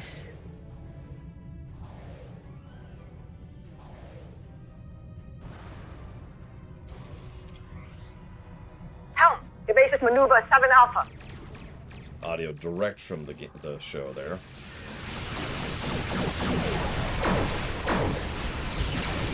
There's also a Salsa Verde flavor I'm rather fond of. And what else here? Jalapeno and cheddar is pretty good. Leaning towards spicy stuff, obviously. I should probably actually pay attention here. I like the physical thing, I like the visuals. This quest has absolutely no reason to exist. This TFO has no reason to exist. Like, I'm sorry, I've actually already talked about this. It irritates me when any MMO decides to be like, hey, we're going to go ahead and do this thing that's fan service and not do anything with it. It's just there because you remember this from the show? You remember? I remember. And something about that has always irritated me. Maybe it's just because I don't get into the nostalgia thing, as I said before. But it just irritates me.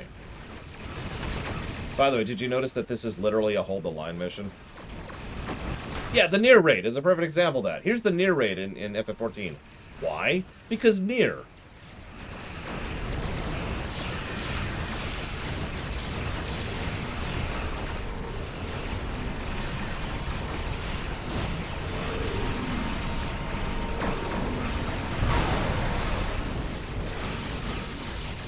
Spicy dill-flavored Chex Mix? I'll have to look to see if they've got that. Oh, speaking of which. Yeah, you like reference? I'm reminded... How many of you watch Pitch Meeting? First of all, if you don't, you should. It's great. But second of all, for those of you who do... He's from the other thing!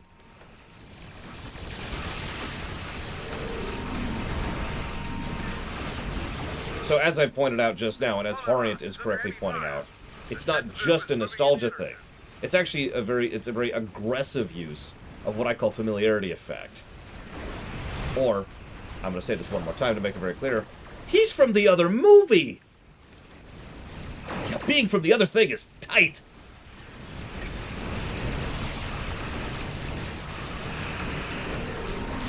This is really funny. Who's doing that?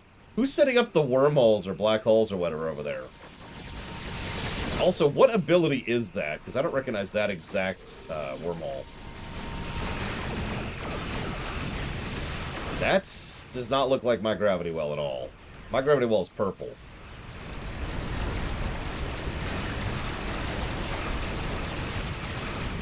Like kind of bluish. Yeah, like that.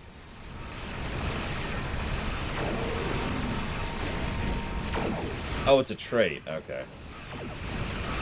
Ah, temporal anchor. Okay, I know what that is. I know what that is.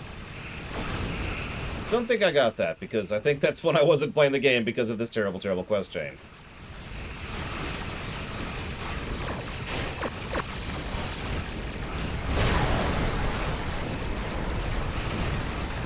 By the way, in case you missed that, we actually shifted objectives. So we're no longer holding the line until the timer runs out.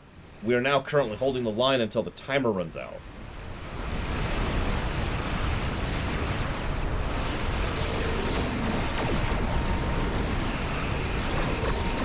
That's a good question. In WoW, there's some really face-palmingly stupid stuff in WoW BFA specifically, and a little bit of Shadowlands that might qualify as this bad. But actually, no, I'm talking myself down out of that. The worst of WoW is not this bad. It's bad, but it's not this bad. Computer, freeze program.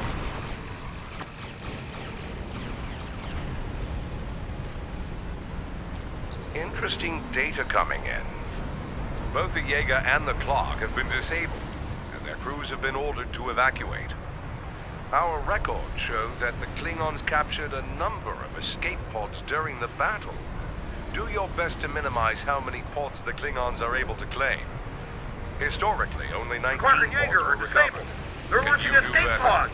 Recover the survivors. So now we're... The Klingons just captured Lieutenant Tyler's escape pod. Yes, Ross. Absolutely yes. Wait until we get to Jedi Knight. Anyway, so now that we've completed the first and second mission objective in this game, or in this TFO, we're now on our third mission objective, which is to hold the line while the timer runs out. Okay, in the interest of fairness, we're supposed to run around getting, you know, escape pods, but honestly,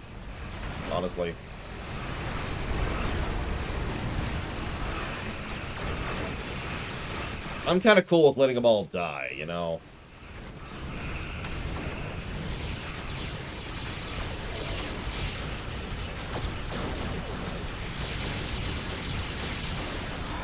Is anything this bad in FF14?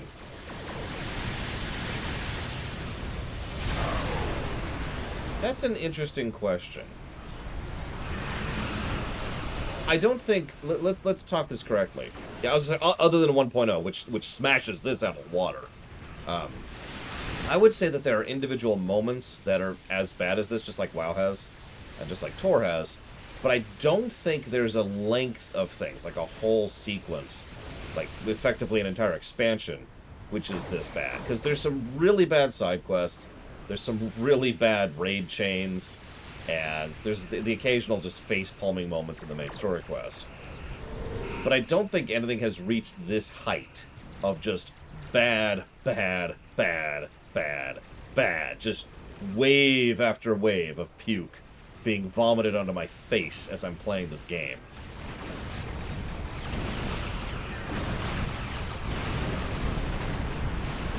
And I should probably mention, even the worst of FF14 usually had good gameplay to go with it. The weapons fights were legit. The near raids are honestly some of the best fights in the entire game.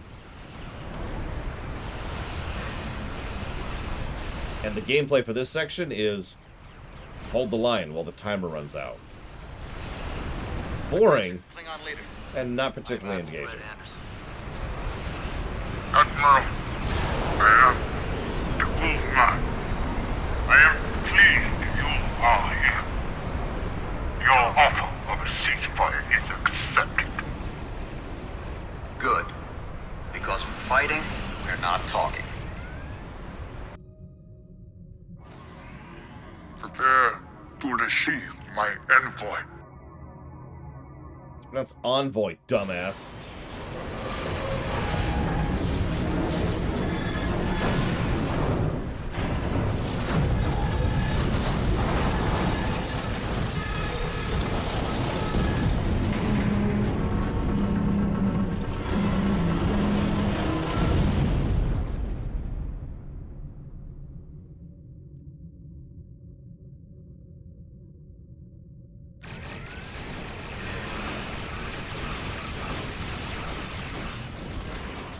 Which do I dislike more, this stuff or the early patrols? Honestly, this stuff.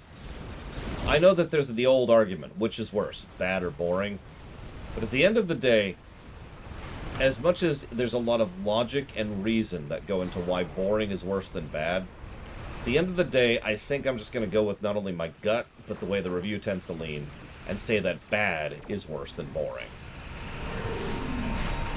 By the way, this is bad and boring. Oh, God. Oh, God, why? Why? Yeah, no, Code of Honor is worse than Aquiel. Exactly. That's my take on that. I know a lot of people vary in opinion on that, and of course you can have whichever opinion you want on that one. I'll express to yourself. But bad is worse than boring.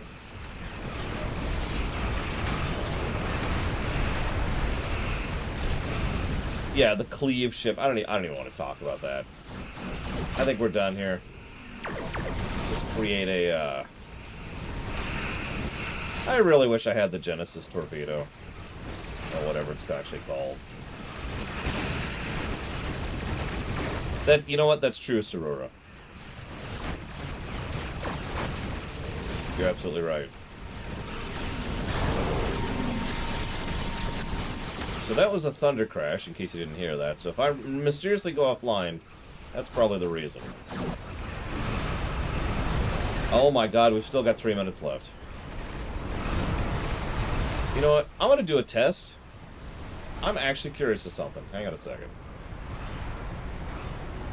Members of the Federation, what you call your most remote borders, I call too close to Klingon territory. You only live now to serve as witnesses of Klingon supremacy, to be my herald. We do not desire to know you, but you will know our great houses, standing as one under Kalish, reborn in me, Dogma. I think we've seen enough for now. Not the greatest moment for either the Federation or the Empire, but we've come a long way since that fateful day. Thank you for your participation. If you wish to attempt the simulation again, feel free. Our research teams will be happy to have more data to analyze on the battle. No, I'm good. Thank you, everyone, for joining me. Yeah, why is he talking like that? Because he's an orc. And arguably insane, but that's neither here nor there.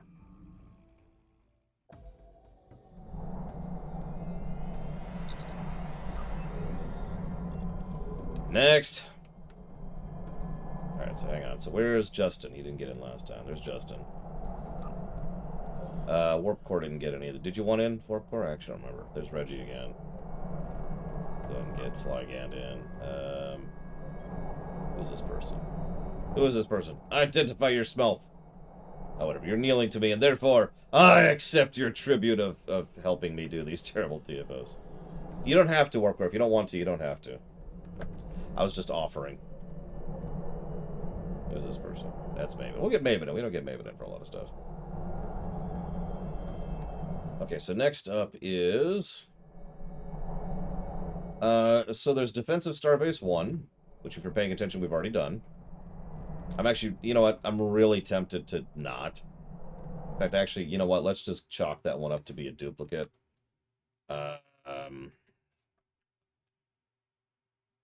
honestly, that's actually a duplicate too. And so is that one. Jesus Christ. That can't be right.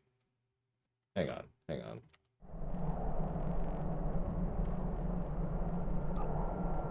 Okay, so there's Pavo Dissension. There's Peril over Pavo. Yeah, no, Peril over Pavo is the duplicate one, isn't it? It's the Draenor. Take 2. Huh. Well, that's going to make my job a little bit easier. Okay, so we're not actually there yet, but honestly, I don't care. And everyone's already here anyway, so let's just go ahead and do this one. Now, it's gonna take me some work and some effort to be fair and kind to this one, because I hate this mission, and the reason I hate this mission... Oh, it isn't the same? Okay, you know what? Hang on. Okay, we'll do the ground one then. We'll do the ground one then. Hang on. We'll do that. We'll do that. The reason I hate that mission is because I've done it 50,000 times. Anyways, let's see here. So, slight exaggeration. Yes, we already did Killian Pavo. What we haven't done is Jaula coming back into the future and being like, I am the greatest character in the known history of the universe. I don't even remember, Mike Kamano. I was farming something on that stupid mission. It might have just been marks, discovery marks. Because I am maxed on, super maxed on discovery.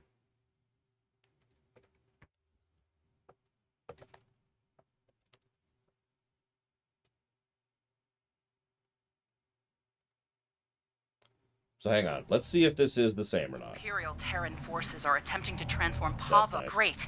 That's Stop nice. the Terrans before they do irreparable damage to the Pavan biosphere. Good luck.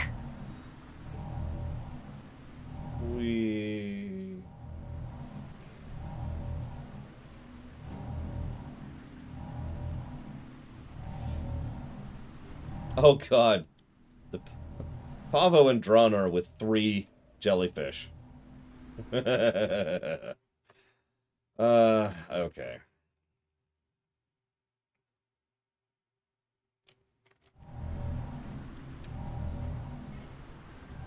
$30 more seconds? Oh my god. Okay.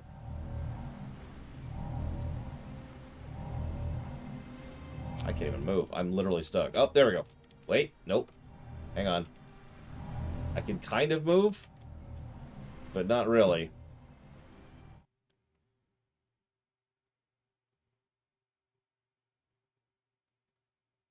And yeah, it looks like you get that from the legendary Glen. That makes sense. Doop doop doop doop doop doop doop. Up, up. We're free. I'll do this one. I'll do this one.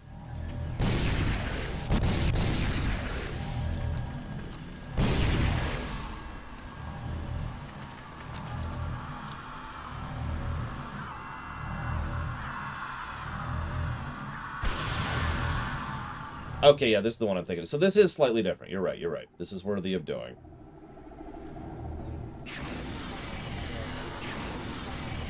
Follow the beams. This one kind of sucks in a pug because nobody knows how to frickin' do it, but that's a common theme if you've been paying any kind of attention. I don't think this is actually going to be that bad. We'll see. A placed crystal is under attack. Defend it.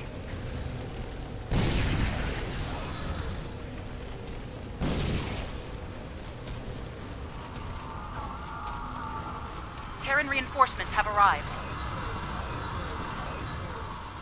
So you can see the progress in the upper right there of how crystals are corrupted, and we need to slowly turn that to blue. We need to split up, which we mostly did, I think. We have people in all 3 areas. Looks like we have people in 2 of the areas, which is fine. We are currently on. We're about to do Beneath the Skin. A placed crystal right is here. under attack. Defend it.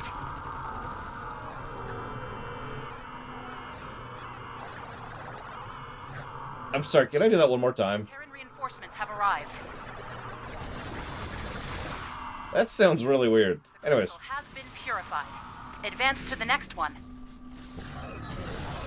is the writing of Discovery this bad? I don't know. I know the construction and design of Discovery, which is not something I'm fond of, but the individual episodes, the dialogue, not sure.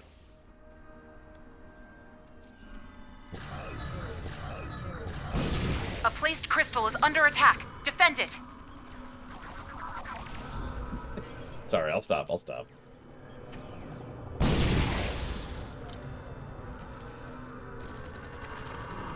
Oh, there's your shotgun sounds. Who's got that? It looks like Flygand has the Tommy gun. I wish I'd gotten the Tommy gun. Oh, well.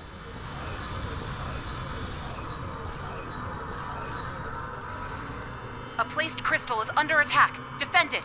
I will say this. The only thing I'm willing to give about as a specific opinion of like a character or dialogue or whatever in Discovery, as opposed to a technical complaint, I don't like Burnham at all. Now, I haven't actually seen Season 4, but I do not care for Burnham.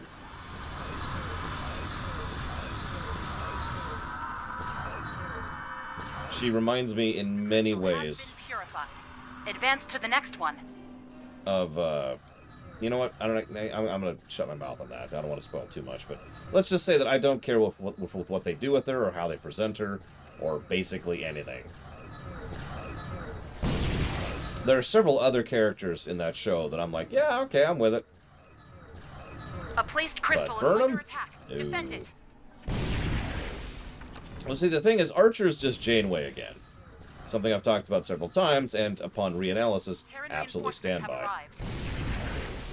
Burnham's...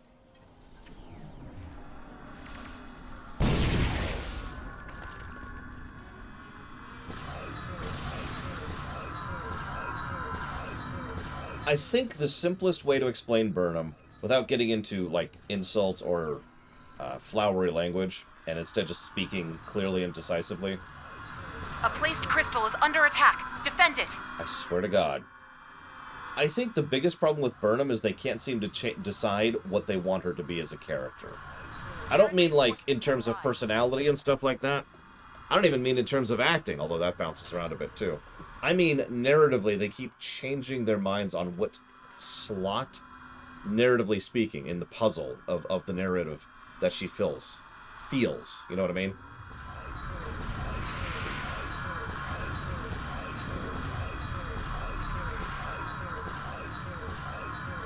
A placed crystal is under attack. Defend it. Yeah, I kind of like Stamets too, which is funny, for reasons we'll get into later. Terran reinforcements have arrived. You know what? Yeah, that's true, Sarura. And I'll give you that one. She's definitely a face.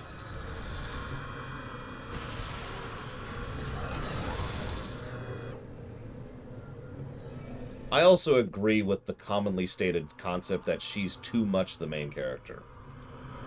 And I stand by that in general. I don't like the big three. I especially don't like the big one. Under attack. Defend it.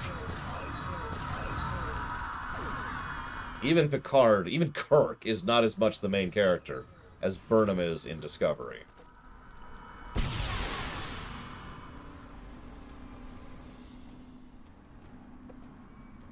Did we do it?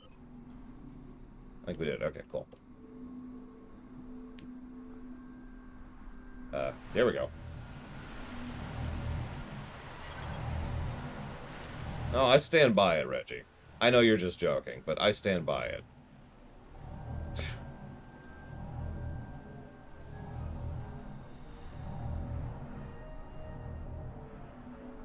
I will admit, however, that's a purely subjective personal opinion, because I like Star Trek at its best when it's spreading around the attention. Terran reinforcements have arrived.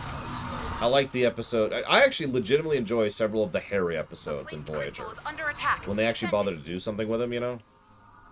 And I love Deep Space Nine stretching out to have an episode focused on Nog. Or, you know, a Quark-centric episode, or an Ezri-centric episode, or whatever, right? Just spreading it around a bit. I prefer that, personally.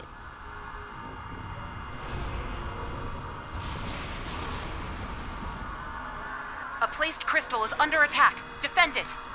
Thankfully, Burnham isn't in this, because so far it's all been Tilly, Lorca. The crystal has been purified. I guess that's it, actually? as far as the main cast.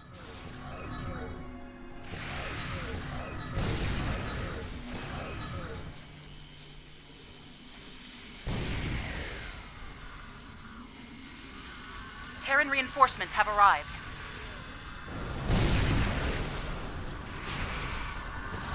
I mean, everybody I know, including me, likes Lorca. Which probably says something. But, you know, whatever. A placed crystal is under attack. Defend it.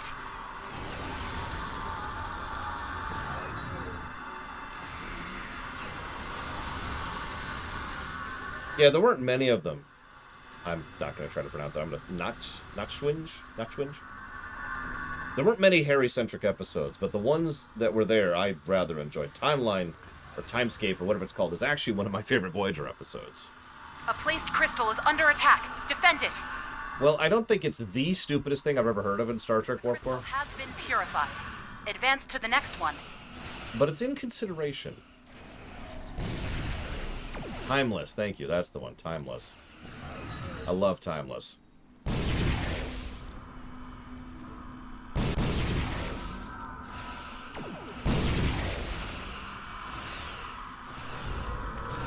Frankly, even the Killing Game, which wasn't actually a Harry-centric episode, was pretty legit.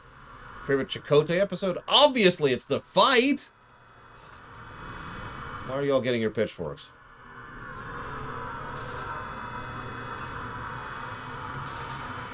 Nemesis is probably my favorite Chakotay episode off the top of my head. I'd have to think about that a bit more. As the lava. Let me just take a bath here.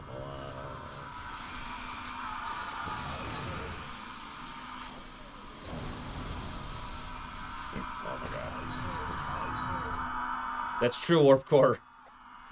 But it's weird how often I get... What the hell is going on with this water over here? Do you see this? Oh my god, do you see this water? Are you looking at this?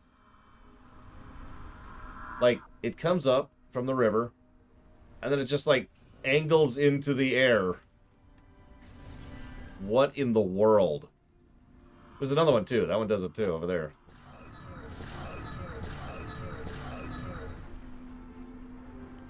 Look at that. Okay. I mentioned a lack of polish. That's the one, Sarura. That's the one. The one with the extremely obvious twist, but it was still a decent character piece, and Robert Beltran tried to do something with it, so I give him credit on that point. Well done. Looks like the Terrans are retreating. But now we gotta fight a boss! The most terrifying boss of all mankind. Terran kind, excuse me. Reading Terran transporter signals near the spire. Heads up. The Terrans didn't retreat. They regrouped to prepare for another attack. I think they intend to take control of the spire and weaponize it. Billions of lives will be at risk if they succeed. Not on our watch. Billions of people will die. Return to the spire. Billions. Off the Terrans. They'll With place a Agonites B. near the roots of the spire to gain control of it. Destroy them and cleanse any corruption they cause.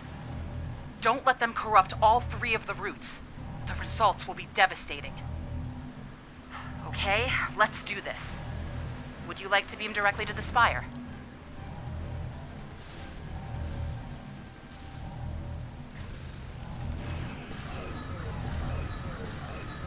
I think Mortal Coil is objectively a better episode, but I think I prefer Fair Trade a little bit. Mortal Coil hits a soft spot for me, like a wound. You know what I mean? It hits a raw nerve, so it's hard for me to enjoy it as much as I otherwise would like to.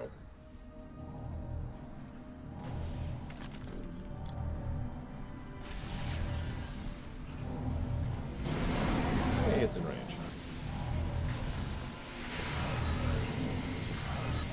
I mean, Ethan Phillips is a damn good actor. I mean, who else could make that cooking look that bad? Him.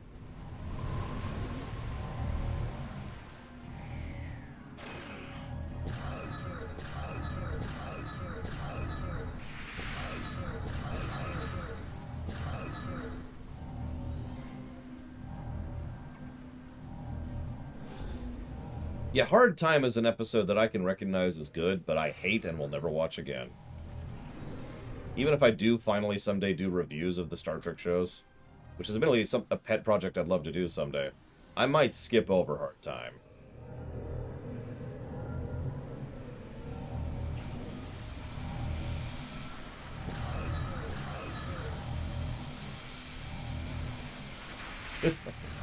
What do we do with Tuvix? This should be a big, complex, nuanced, delicate complication. Just kill him. But why? No, just kill him. Okay. That's... So, hang on. Hogan, Hernandez, the Queen, Janeway... That... Wow, okay. Oh, hang on. The boss just showed up. Andre is here. Andre will crush you. Oh. It is fact. Ah! Andre felt that. Barely. Your hits? Like balls. No explanation for why this guy is super strong and basically acting like he has a bluegill, to my knowledge. Looks like the Terrans have given up, at least for now. My team and I will continue to observe. If we detect any further hostile activity, we'll send word. Cool. Right now, Pavo's safe. Thanks to you. Well done. You're welcome. Negative to story. What? Billions will die! God damn.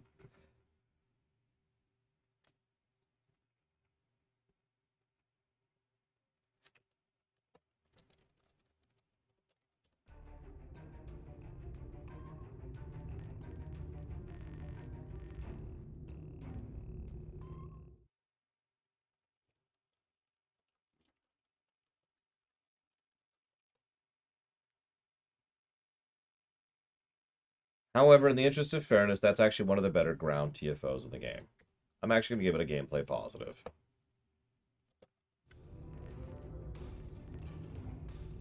I sound so sad. I probably shouldn't. Because, yeah, that's actually pretty fun. Especially when you have a group who knows what they're doing and actually bothers to go and do the objectives, so... Yeah, I'm with it.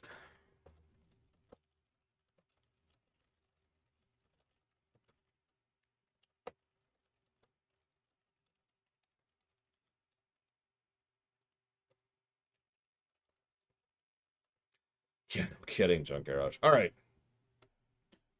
I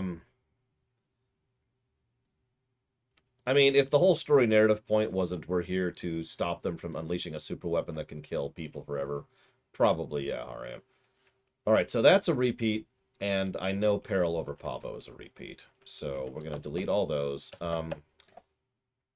Let's go and do one more quest, and then we'll go ahead and do 2 more TFOs. We'll save the other 2 TFOs after the next episode, which is this one. This is Captain Kumarke of the LSS Riskava. My research group is under attack in the Andoria system. We believe the attackers are allied with House Mokai in service to Matriarch Ja'ula. Their flagship is using some kind of super weapon. We've lost 3 ships to it already. To all vessels within range, please. We require immediate assistance. We can't last much longer against... Hey, it's an Alachi Bridge Officer, which I actually already have. It's this dude. Hey, Zlartek. Thank you, as always. You know, they could have done something with this. I mean that sincerely. The Mokai and Ja'ula are extraordinarily out of time, right? And pathetic and terrible and all that fun stuff. But, if she went after something in her tier, like the Lukari, who just got to space travel a few weeks ago, okay, I'm kind of with that. And then we rush in to try and save them. And what we effectively have is what the Vaadwaur should have been. Rather than being a big enemy force of doom, they are a terroristic threat, right? They are mobile and they hit here and then they leave. And then they hit here and they leave. And so trying to protect and clean up the mess that they're leaving behind could have been the story arc here instead of what we're about to get. And that's going towards the messengers, Lartek. Thank you again.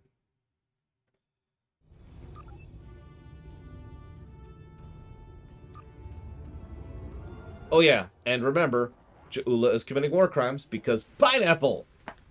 I'm going to keep pointing it out. Tour of the Galaxy? Okay, so, hang on. Do you see here, it's the tab, and here's all the episodes? Ignore that completely. Look at Available, and it should be towards the bottom of the list. Right there. Tour of the Galaxy by J. Yim. That's where you get Tour of the Galaxy. Then you grab it, and what it's going to do is it's going to want you to basically hit one system in each of these sectors. You see the grid? Each square is a sector. So we want to start down here. This is the ideal start part of the Sanic system. Now, there's a lot of different routes, but that is definitely the best start spot. I like to go, like, I can't really show it to you, but I go, like, up, and then kind of do, like, an L thing here. You can kind of see the route. Then go up again, kind of weaving back and forth a little bit. Go way over here. Warp down and kind of do this little weird thing here before ending up over like this. And then you go to the other quadrant, and then you do the alpha quadrant. So, yeah, there's videos. There are multiple routes. Depending on your specific ship, you can do different routes. Like the route I do because I can stay in Slipstream the entire time. So, if you actually have the Intrepid class, you can just nuke that stuff. Damn it, it keeps putting me back in the Discovery Shield. Oh, thank you for coming, my friend. Things were looking quite grim before your arrival. The Mokai vessels attacked without warning. Be mindful of their flagship. It has a superweapon of unknown origin. Dun, dun, dun. And it is devastating. Super devastating! Indeed. We'll need to act fast if we're going to save Andoria. Oh yeah, by the way, Ja'ula here and the Lucara are attacking Andoria. Andoria is literally in the same system. Excuse me, in the same sector as Earth. And Vulcan. And a lot of other places. It's in the home sector. Should I even bother to point out that her warp drive should go a maximum of warp 5? The Mokai ships are old, but they've been retrofitted with modern technology. When? Matriarch How? By whom? Where? Look, this cowardly attack took us by surprise. We need to deal with these raiders before that super weapon gets turned on my homeworld. Agreed?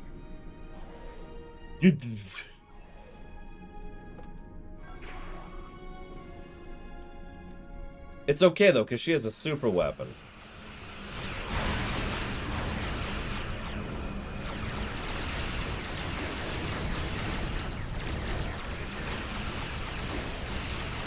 I actually agree with you on that, Mr. Red. And again, as a fresh reminder, the original Mirror Universe episode was all about reaching out to your enemies and making an alliance with them. Captain Kirk, I shall consider it. Thanks for the assist. Our engines are damaged, but we'll join as soon as we can. Cool. Oh, God, don't even get me started about that goddamn Mars mission.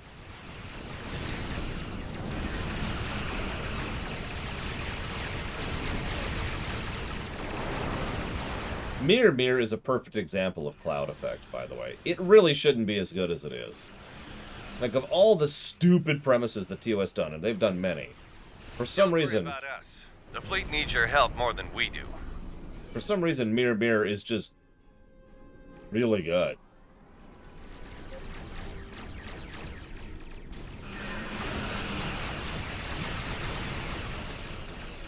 There's the worst ability that they use. They just beam a torpedo onto your bridge.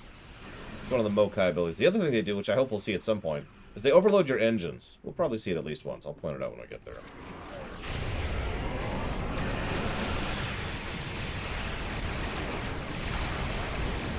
Agreed, Playtable.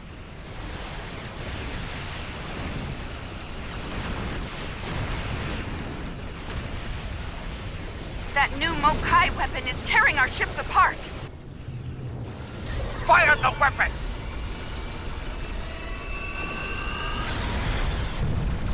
No.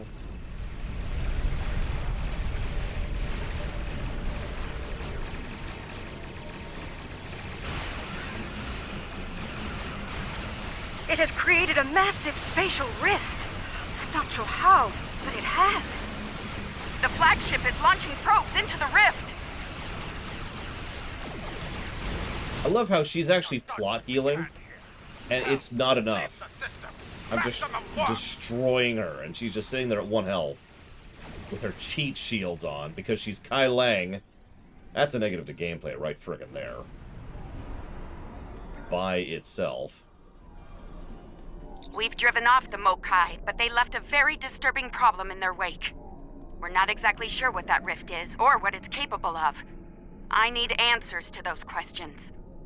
Andoria is my home, and I won't let it come to harm on my watch. I'm sorry, I hate to jump in here, but if it wasn't your home, you'd probably still want to save it because it's still home to billions of lives!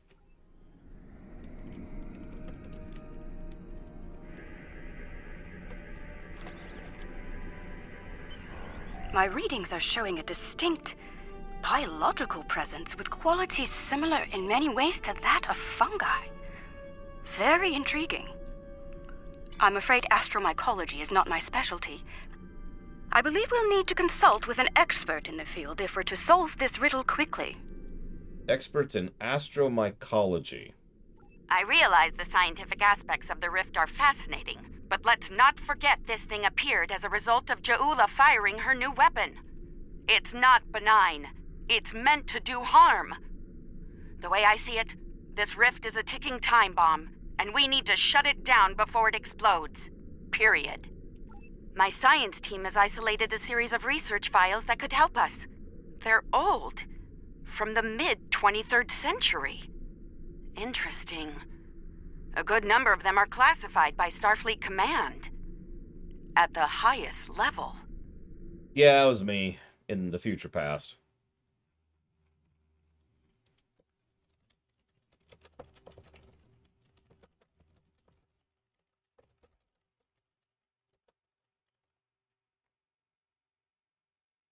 I will admit, as a purely personal preference, I hate the mycelial network. I hate what they do with it. And I hate it. I hate it so much. It's connected to all life everywhere, so you can teleport everywhere, but also it'll destroy all reality if it gets destabilized and kill everybody everywhere. Right. That's a damn good question. Not sure I want to know the answer. Look, finding an astromycologist from this century and getting them up to speed on this will take time, and we don't have a lot of that. I propose we create a holographic simulation of the author of these files and put it to work on the problem. So you were wondering why Stamets is in STO. Good. Let's meet here on the Hoffman. I'll talk to Starfleet about gaining access to these research notes. See you soon. Well, he's not. Stamets has been dead for over a century. Welcome aboard. Hope you're ready to go to work, because we have a lot of work to tackle and very little time to do it in. Or I guess technically in the future, but whatever, let's not get into that. Point being... My people believe we're looking at some kind of quantum-level mycelial thread. Oh my God. Basically a giant extra-dimensional fungus. A giant extra-dimensional fungus that somehow serves as a portal into another plane of existence. Yeah, no. I've checked out. We're working on that with you, the Lukari, and hopefully the hologram we're about to deploy. Let's hope they have the data we need to get the job done. Yep, wrong way, apparently.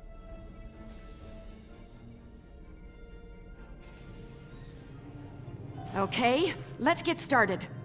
I'll initiate the basic holomatrix while you upload and integrate the relevant personality and research data.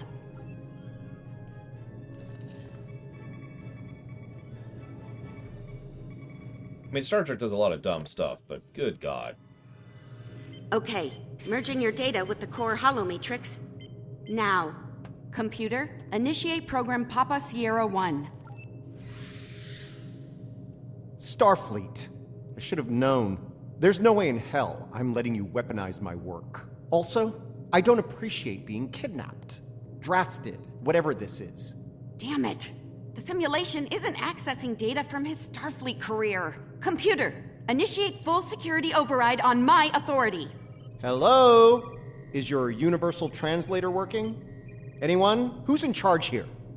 You? It's you, isn't it? That should do it. Computer, reinitialize program.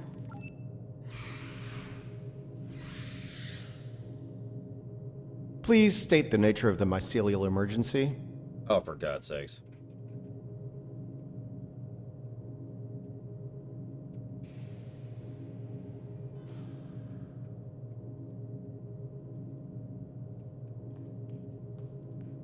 And I just turn and walk out. Like, yep, I'm out. I'm out. You know, I was afraid something like this would happen. I told Strahl that our work could get twisted into some sort of weapon. I never expected the Klingons would be the ones doing the twisting. So anyways, there's a trans-dimensional portal that seems to be... Give me a second. Reviewing your current data. Got it. Okay, we need to know more about the probes this time-traveling Klingon fired into the mycelial network. I'll run some simulations, see what I can find out. Okay. What can you tell me about the mycelial network?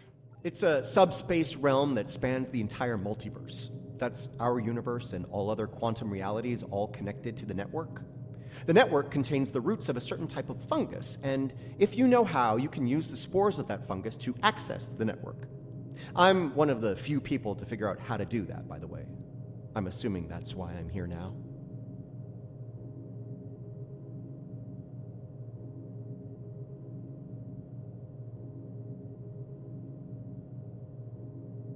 So, you remember how I mentioned that it could access everyone everywhere? I didn't just mean this universe. It is in fact the exact same connected thread between the mirror universe and this one. For example, that's why they use it to cross over back and forth. Also, despite the fact that this is some mega ultra thing that connects everywhere and every when, Stamets is like the only person to really figure this out after 150 years and however many. I mean, I know you're gonna be like, oh my God, it's classified. First of all, that's not exactly a deterrent. Second of all, you're telling me that no one else in any other faction, any other species, has ever figured out what's going on with the mycelial network. Oh, and should I even point out that Ja'ula obviously was all on board with this thing? The Discovery was equipped with a spore drive, and with it, we were able to travel immense distances almost instantaneously, thanks to the network. It wasn't always an exact science, though. You weren't careful, you could wind up in another dimension, or another time. 8. All right, any more questions, or shall we get back to work? How dangerous is her super weapon? I need more data on this Klingon superweapon, but if I were to guess, I'd say it's meant to disrupt a localized section of the network. That disruption, in turn, damages the corresponding section in our universe. Problem is, damage in the mycelial network tends to spread and grow in magnitude. Unchecked, this type of attack could spread through the entire network, which would be very bad. How bad? Bad on an apocalyptic scale. Simply put, if she keeps doing this, she could bring an end to all life in all universes. Ladies and gentlemen, Exhibit A. Ja'ula has a super weapon that simply by using it can wipe out all life in all universes.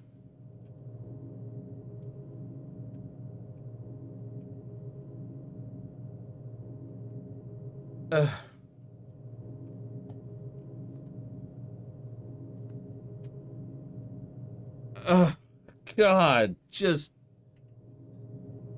You can have a low-stakes story, STO. I know you don't know how to, because the next... I'm just going to spoil something. The Terran arc also has high stakes. Yeah, see, I agree with that, Harriet. There was no reason to add this threat to all reality. God. Stamets doing a decent job. I don't know the actor's name, but he's doing a decent job. I'll give him that.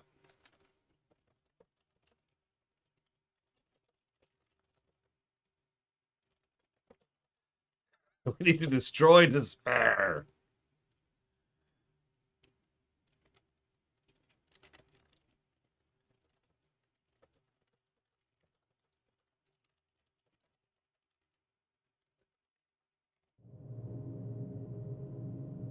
So, the actual dialogue there is literally, I feel like the stakes have just been raised considerably. All right, any more questions, or shall we get back to work? No, I'm good with getting back to work. Let's get on with it. Nice touch. I'd have been fine with a lab from this century, but it's the thought that counts, I suppose. I'm gonna run some calibration tests. I'll need you to handle the radiation spore saturation levels. What?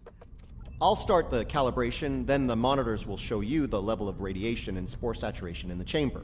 You'll need to adjust it up or down as we go. Don't let it get too high or too low. If the levels go out of bounds, I'll have to reset the simulation. That's annoying, so don't do it. Hey. Why am I doing this?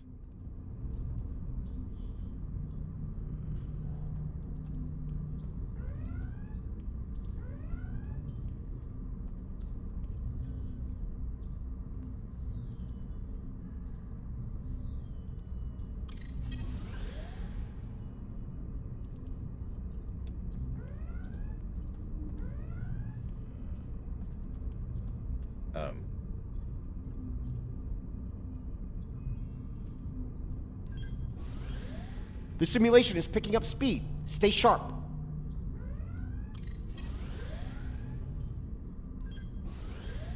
I'll give them credit. This is a new form of puzzle, one they haven't done lately. It's a little hard to react with because there's this... So, we've talked about server ticks before, right? That came up during the FF14 discussion, and server ticks are a necessary and frankly mandatory aspect of an MMO. In fact, of any multiplayer game. Because information has to pass between your client, the server, and any other clients connected there too. All right, we're good here. Let me take a look at the results. Interesting. First thing, we can use the rift to transport into the mycelial network, which is good because we need to go there to figure out what this Ja'ula is up to. The thing is, STO probably has the actual worst server ticks I've ever seen. Did you see how, like, you hit something, and then it would, like, basically despawn the interactable? And then you would have to wait till the next server tick before the interactable respawns to interact with it again. It causes some issues periodically. But credit where credit is due. They did something with it. Sorry, got ahead of myself there.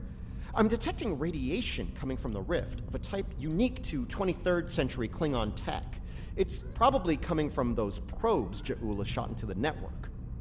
Whatever they're doing in there, it's probably not for the benefit of life, the universe, and everything.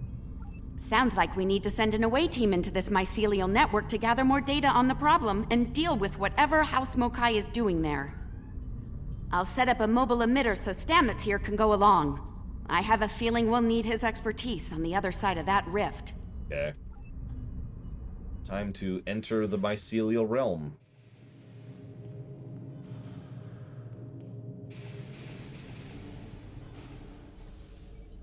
All right. Transporters ready and standing by to beam you into the mycelial network. I took the liberty of sending your ship the adjustments. Your away team will be ready to join you there. Just say the word when you're ready to go. Do it.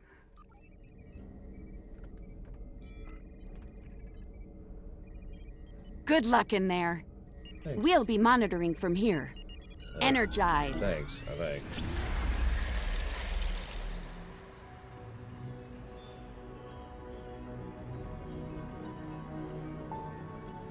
So welcome to the mycelial realm.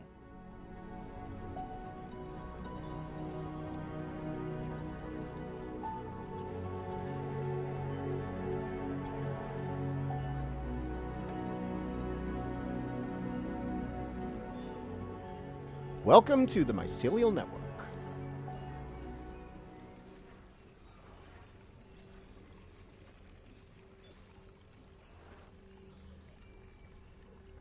All right, we don't have a lot of time.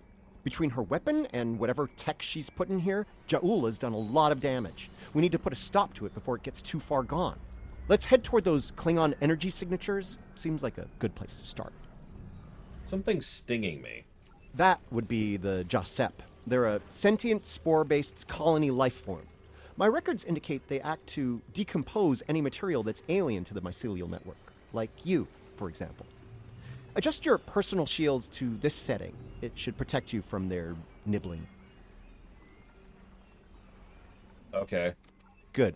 Whatever's happening with that Mokai tech hasn't spread here. Not yet, anyway. Take some samples from healthy spore clusters. We'll need them for comparison studies later. Okay, I will go ahead and say this.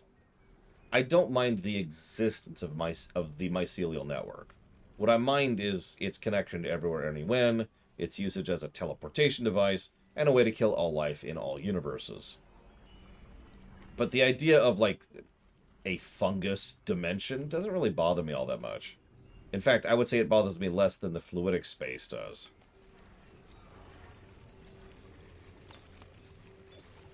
You really can't appreciate this place until you see it for yourself. This is serious. If the network is damaged beyond repair, it could end all life, everywhere. Please stop reminding me of that. I'm trying to be positive here.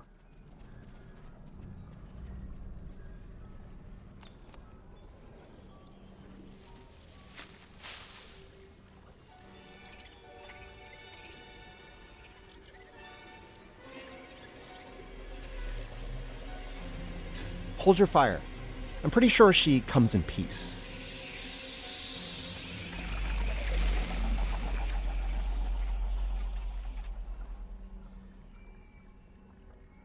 Reuse of voice actress. Outsiders, I am of the Giuseppe. We are people of this realm. We have met people of your realm before. Many of them have traveled here. Others from your realm have sent things that are hurting us. You must make this stop. Now, because I'm a complete moron, I'm going to say, Patel, how is this possible? I saw you die. Because I'm a moron who's never... She literally just introduced herself as Giuseppe. What? What? I created this form to give the Giuseppe voice, to communicate with you. Based on your memories, Patel is compassionate, idealistic, someone who protects, someone like the Giuseppe. Which is funny, because the answer she gives, Harriet, is to your question, not, oh my god, it's you. We waste time. Strange devices have been brought here. They make the fungus sick. They are making the yield tree bloom. Let's go help. This yield tree she's talking about is bad news. The Giuseppe aren't fond of it, and with good reason. Its bark is toxic to them. Okay, that's cool. Is it going to be the end of all life, though? Because, honestly, I'm not even trying to wake up in the morning for something other than the death of all life everywhere. There was a tear in the sky, and a device came through it from your realm. It gives off strange light and heat at all times. This is what brings the sickness and the poison. We know it. The device is deeper in the forest. I will take you to it, but you must stop it. You must. I said I would. Jeez. Let's get moving. Looks like this device is deeper in the mycelial forest. Watch for visible signs of fungal corruption and yield tree growth. The more we see, the closer we'll be to the problem. Cool.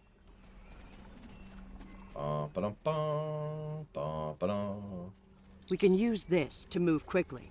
It will let us travel through the network to another part of the realm. Well, that's not terrifying or anything. Oh my god, you're right, Blue Hero. When we do the Star Wars rewrite, the Force is going to be a bunch of fungus that connects to all life. Interesting. This might be a tardigrade birthing ground. Try not to scare the little ones, okay? I don't think we'd survive an encounter with an angry adult tardigrade, let alone several. The liquid sources here may tell us more about them as well. Tardigrades can put themselves into a desiccated state to survive without water, but they still need it to remain active and to grow. Take a sample from the center of the pool. That should provide useful information.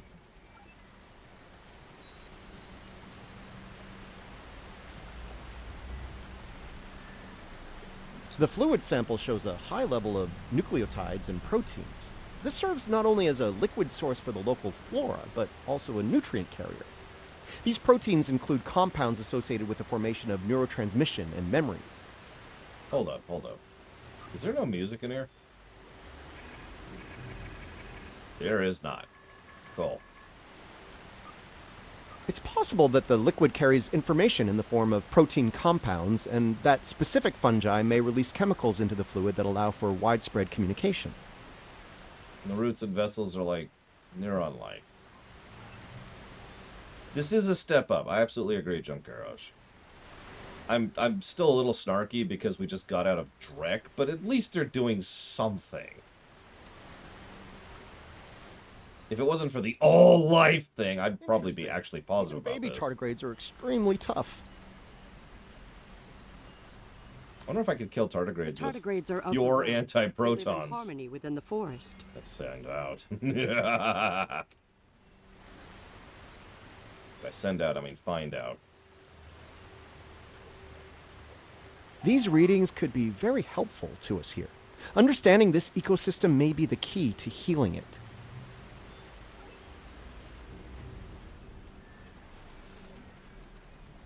Yeah, we've got red matter and time travel. God, we got so many things at this point.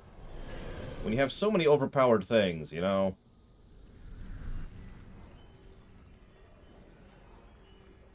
But yeah, exactly, Look, Hardy. At least see we're doing that? something here. That's definitely not Klingon tech.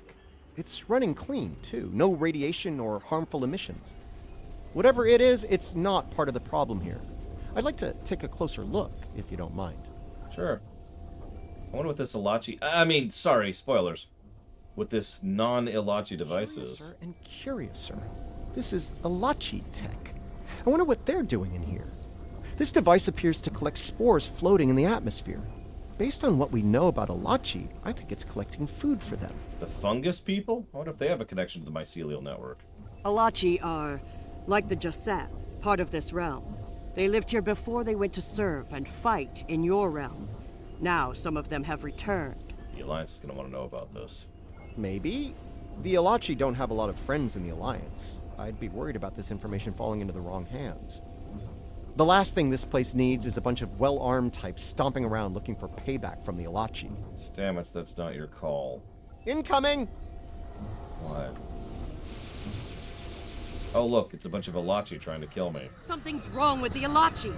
They have the sickness. Not the sickness!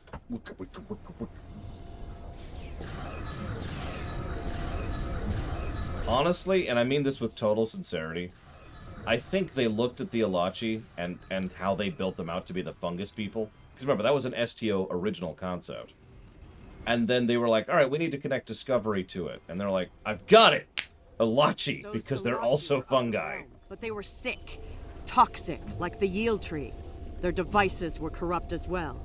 If we cannot cure the Ilachi, we must cull them from the realm before the sickness spreads.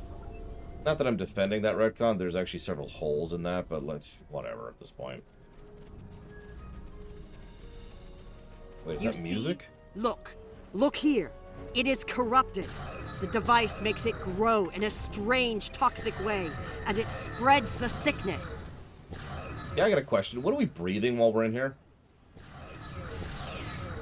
Also, gravity?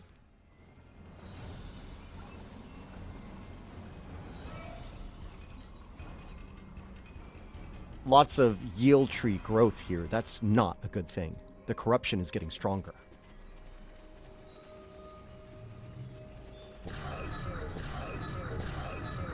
Yeah, also temperature.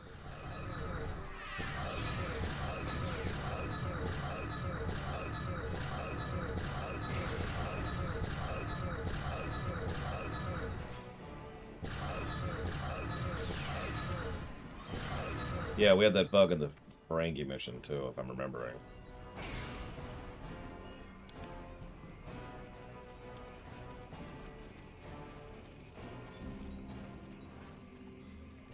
This fungi is being mutated by Hargpeng radiation. Not good.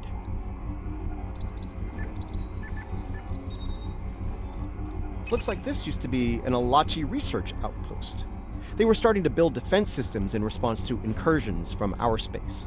Bet you can't guess who was responsible for those. The Iconians? No, silly.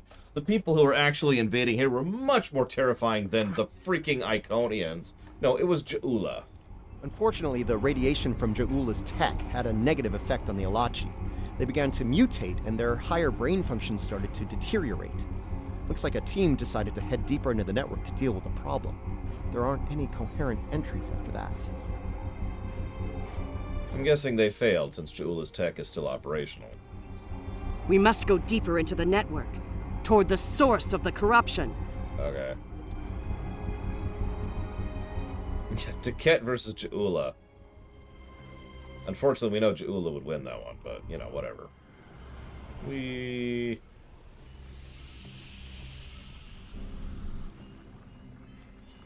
Please stop blinding my eyes. The device is close. You see? The yield trees, the corruption, they have spread through this area. Find the next node and jump. The source of the sickness must be in the next area. Oh, hey, it's that generic song that everybody hates from this song. It's not as bad as that one in FF14.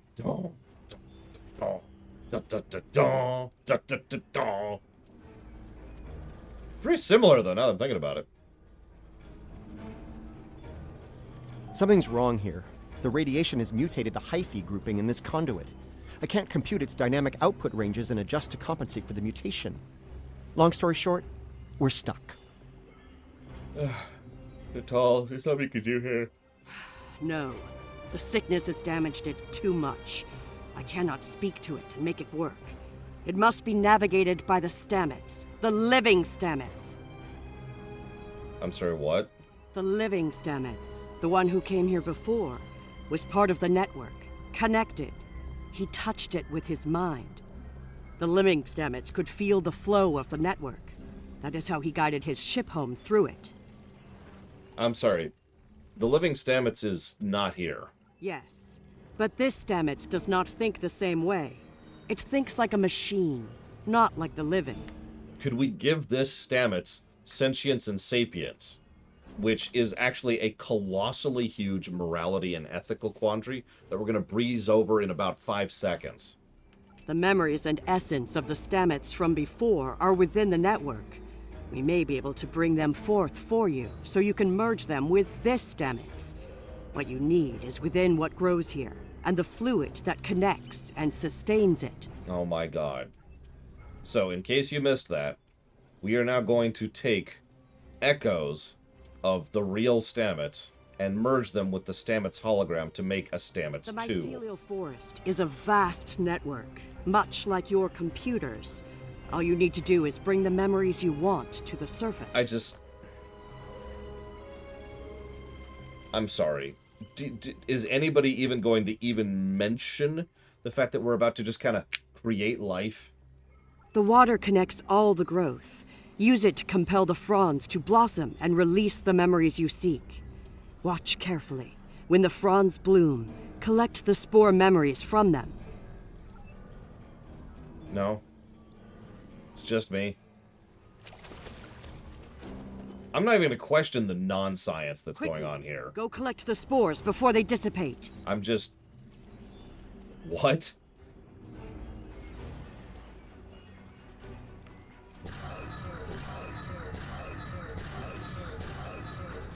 You will need to collect more of the fluid.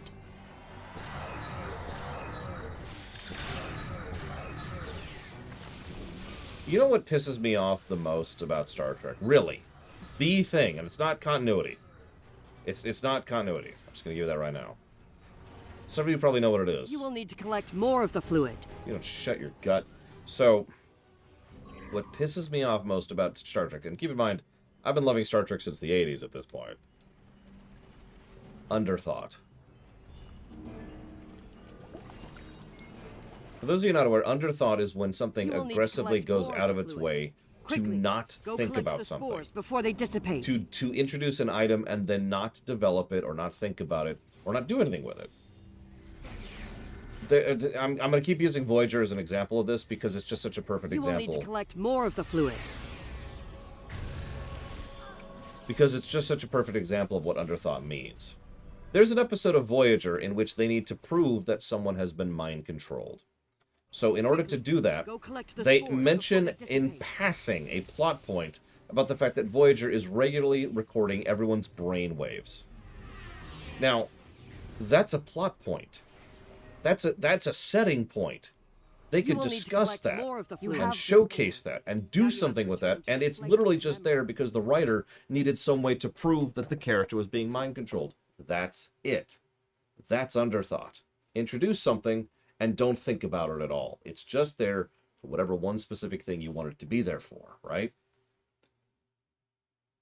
The thing that pissed me off about the episode Tuvix, which was otherwise actually a pretty good episode, wasn't the nonsense science. It wasn't the ridiculousness, it wasn't even the outro. It was the fact that there was a lot of underthought. We've created this new life, and never really discussed. We need to think about splitting them back up into the new individual and what that actually means. Discussed or analyzed, different people's perspectives on it, ethical considerations, none of that is brought up. Instead, they just kind of go through with it because they need to hit the reset button. The closest they come, and I'll give the episode this, the closest they come is Kes, who admits in her selfishness that she wants Neelix back. That's as close as we get to actually thinking about the premise of the episode. So let's just go ahead and create life here. Effectively, in every way, cloning a sentient sapient being.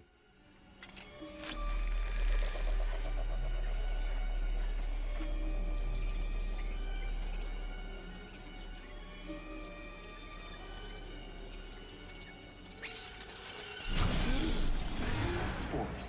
They're the building blocks of energy across the universe. Look how it interacts with the spores. It's as if I don't know where to go. You only do it for me, but I could be your dad. I do love it when you only do things for me. The thread that weaves life through space. I so hoped you would find your way. I can't even find my way out. Follow the music, Paul. I'm not going anywhere.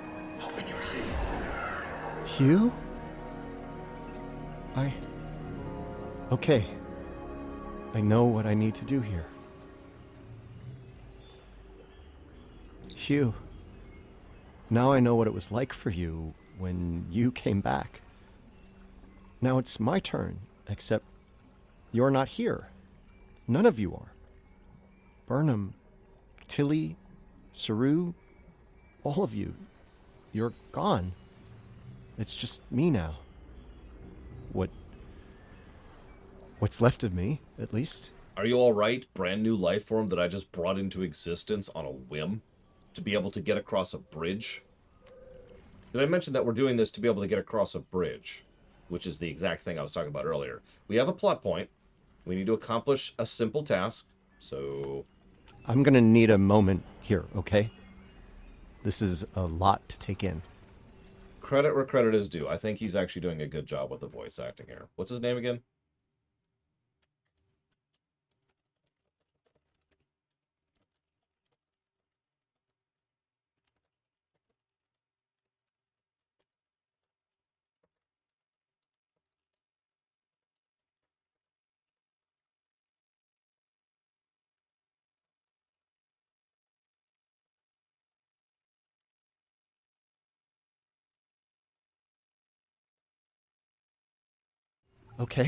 Okay.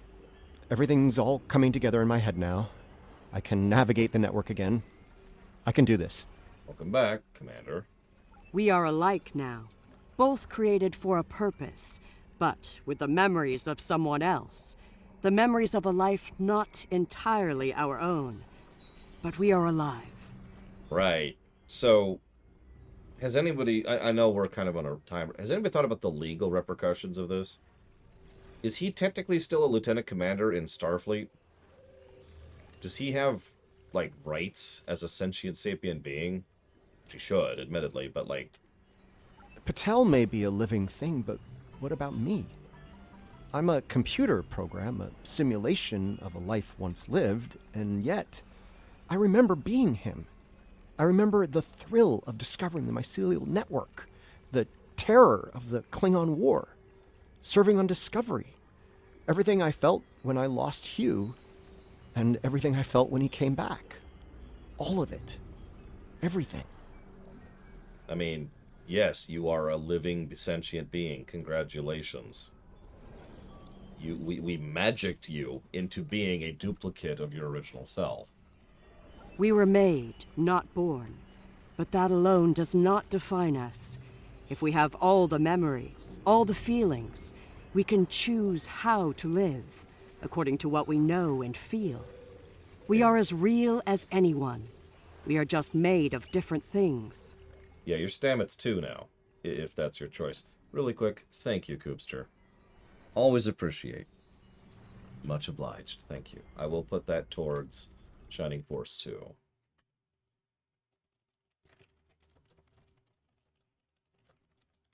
You're giving me the chance to do what I want, to be who I want to be.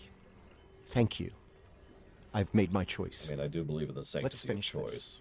A lot of people are counting on us, counting on me. I can help, and I will. It's what Hugh would have wanted, and it's what I want. All right, let's do it. Now, can we cross this bridge? Hey! Bridge crossing more than meets the eye.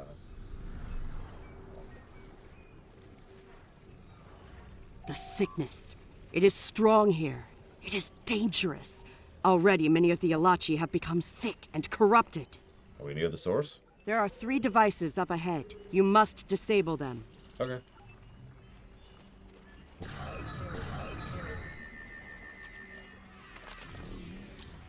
Let me add some devices to your realm here. In fact, let me open a portal to the sun inside the mycelial realm.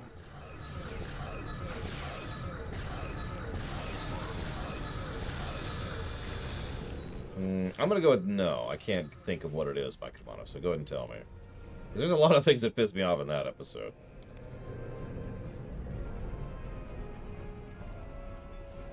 There are the devices, up ahead. The tardigrade is fine. They are of the realm, but the sickness doesn't affect them. It should. They eat overgrown blooms. They drink the water. Somehow, they remain strong. That sounds like a solution. Right now, the radiation is creating more overgrowth than the tardigrades can eat. If we take out Ja'ula's device, the corruption will stop and the growth rate will return to normal. Then the tardigrades will eat the surplus overgrowth, corrupted or not. Given time, they should slowly bring the ecosystem back into balance. Okay. This could be tricky. We can't disable the probes without clearing the corrupted mycelium, and we can't do that without risking detonation. We're going to need to think outside the box on this one. Aren't phasers supposed to be really precise? We need to convince a hungry tardigrade to come to the buffet table, so to speak. If we can lure one of them to the probes, it might clear the overgrowth to a point where we can safely disarm them. I'm sorry. You think we can't precisely, carefully scalpel this stuff off of the probe with our advanced weapons, but you think we can lure what is the equivalent of a bog monster over to do it safely instead? I'm thinking we use the healthy spore samples we collected earlier, if you're willing to wave a carrot in front of a hungry, practically indestructible 8-legged horse. Okay.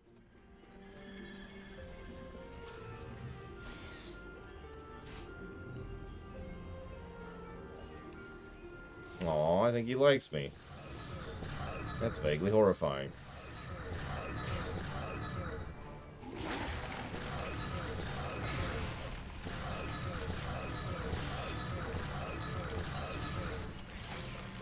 Oh, I think we all know Mudsdale would beat tardigrades.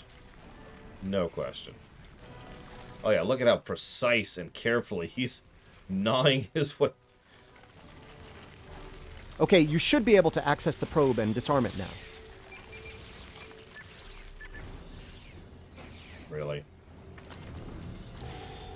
Listen, it's fine. Remember when Data dodges a laser beam?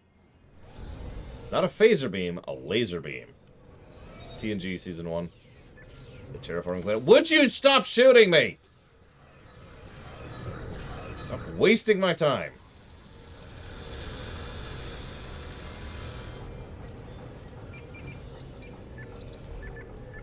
Good work. Now lure the tardigrade to another probe. Oh my god.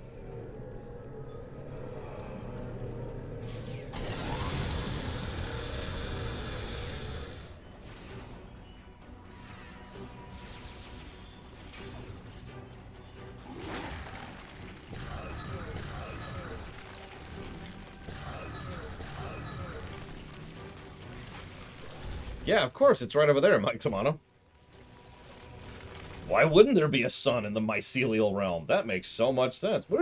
Where is the light coming from, now that I'm thinking about it? We talked about gravity and air and temperature. What is producing light in this place?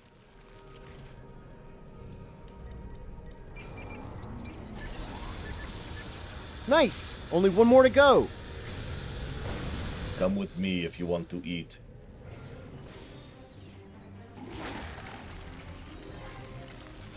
Like, are all the little dots in the sky there just producing light?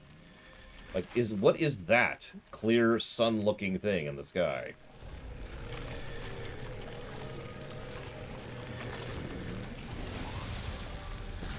How do I open a portal to it to kill my enemies? Okay, you should be able to access the probe and disarm it now.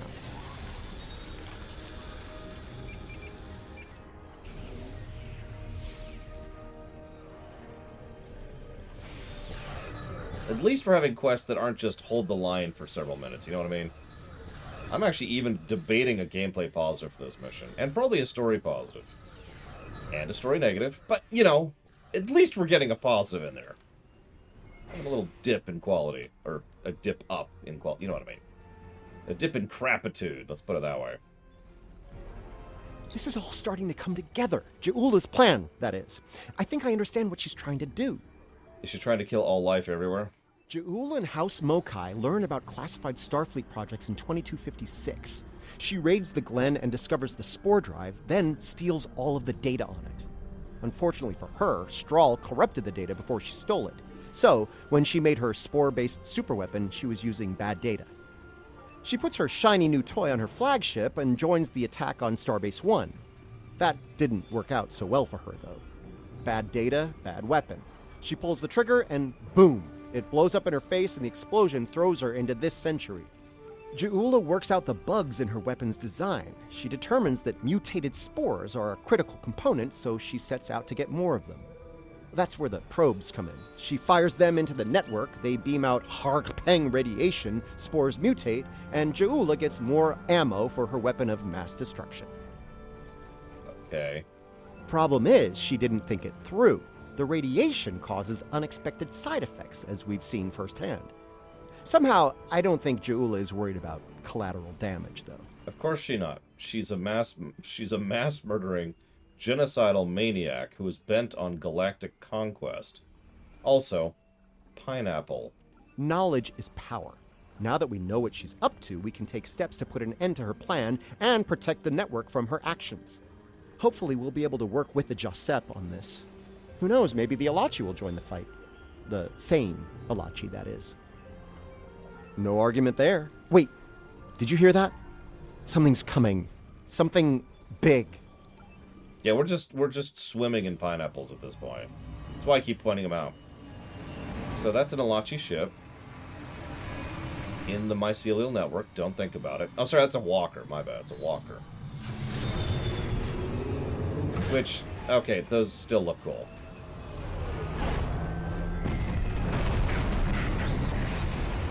So, we're dead. I'm gonna say that's not a good sign. Aren't you glad you were brought to life so you could die like 5 minutes later?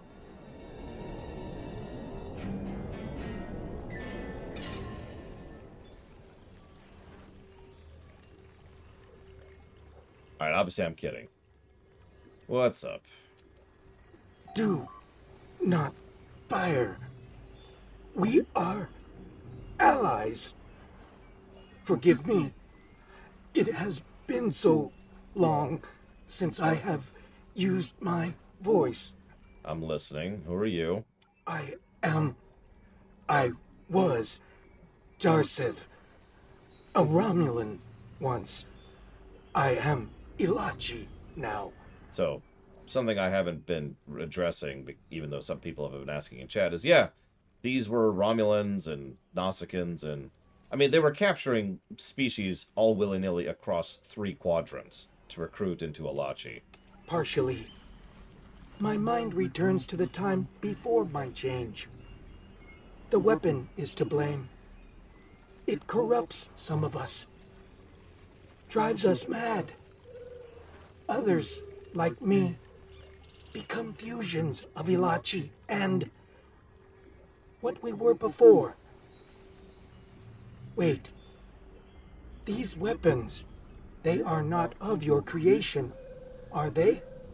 I'm not even going to bring up the fact that there shouldn't be enough literal physical brain matter left in you to retain any of the memories of who you used to be activated by some radiation, some Harpen radiation of all things.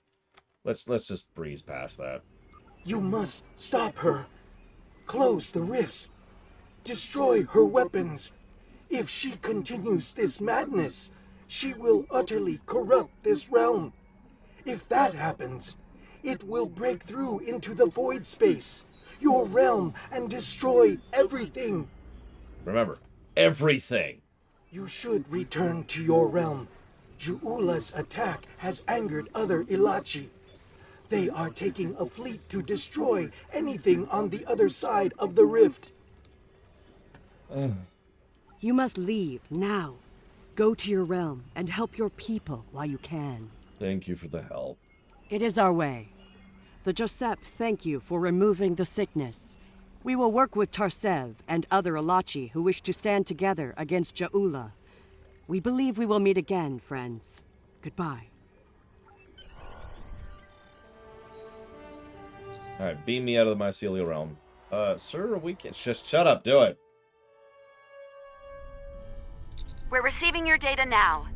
No sign of our House Mokai friends, but something's definitely happening with the rift. Based on what you found out in the network, we'll be able to close it, but we'll need to get several external readings before we're ready to try. Then do it. Riskava and Hoffman can head to opposite ends of the rift. From there, we should each be able to get a differential reading. Once we have enough data, you can use a deflector modulation to close the rift. Let's make it happen.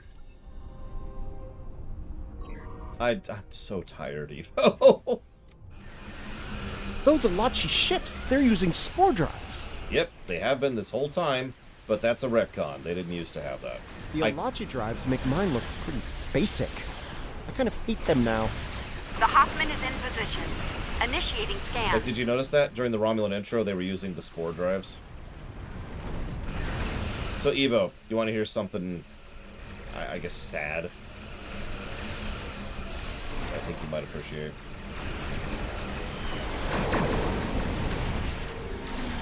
The Riskava is in position.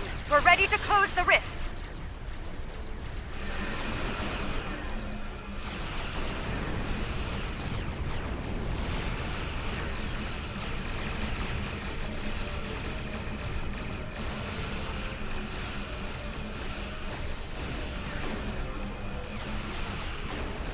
Ah, see, I can see by your statement that you don't understand how this is sad, Evo.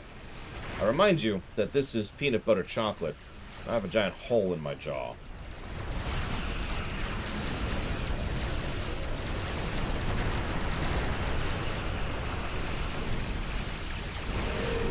In fact, I have two reasons not to test this yet. It's peanut butter, and it's sweet.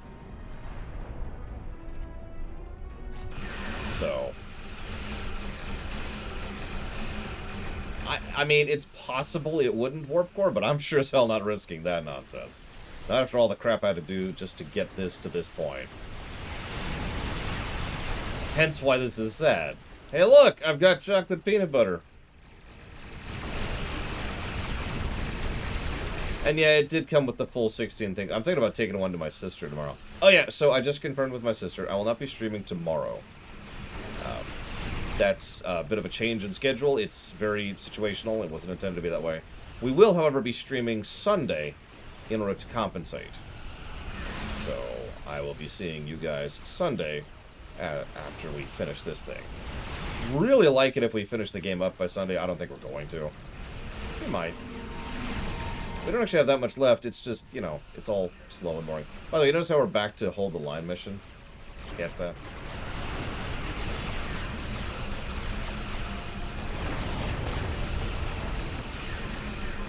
Now, someone asked if the Elachi used to teleport. I actually don't remember.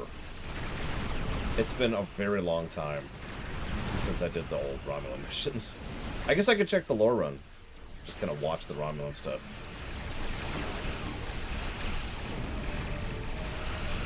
Correct, Lola Moss. We don't have much left, actually. Oh, really. Well, we need to finish these quests, which are the ones we're on, and then the really bad quests, which are even worse than the stuff we've been doing, if you can believe it. And then 2 more TFOs, and that's it.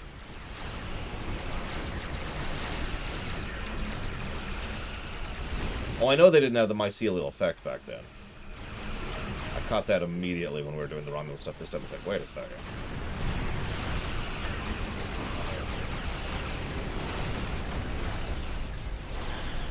This is the Hoffman.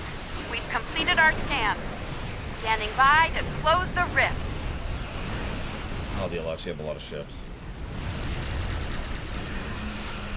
That's kind of what I'm thinking, Warp Core. At the very least, we'll finish up Monday, at the latest, I think. So. This is the Riskava. We've finished our computations and are switching to defense. Heads up! I'm reading a huge spike in the rift. Something big is coming through.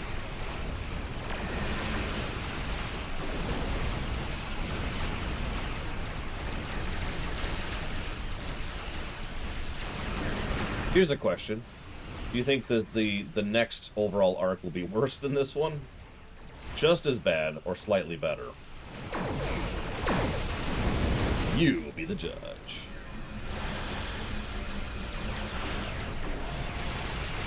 Captain Sean, all Alliance forces. The Enterprise is here to help. Hi.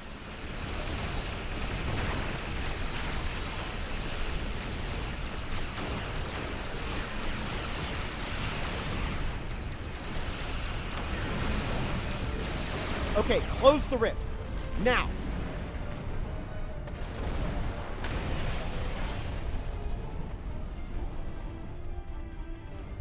Come on. No, not the mirror stuff. Mirror stuff we'll be doing probably next year. Wow, that actually worked. I can't say I didn't have doubts at first, but whew, well done. Not to rain on the parade here, but Ja'ula's still out there. As long as she has that weapon and the spores it needs to power it, this can happen again. Well, you can count on the Lukari. We will do what we can to stop her. This isn't just a threat to our universe. There's a brilliant, wondrous realm lying beneath our conception of space. And it's in danger as well. We can't let harm come to it from our side of the cosmos. I mean... We stopped Ja'ula's attack and saved Andoria. I'd call that a good start. That rift, though, that's something you don't see every day, even in Starfleet. And I've seen some strange things in my time. It was good working with you all. I'll make sure Starfleet Command is updated. We'll do everything we can to bring Ja'ula to justice and put a stop to this campaign of hers. About Ja'ula, she's going to go after any spores she can get her hands on. You're going to want to cut her off, the sooner the better. And I can help with that. Pretty sure you didn't bring me into all this for the charming conversation, though that is a definite bonus. I'll be glad to have something to do. It'll help me adjust to life as a sentient hologram. I've got a lot to process and a lot to catch up on.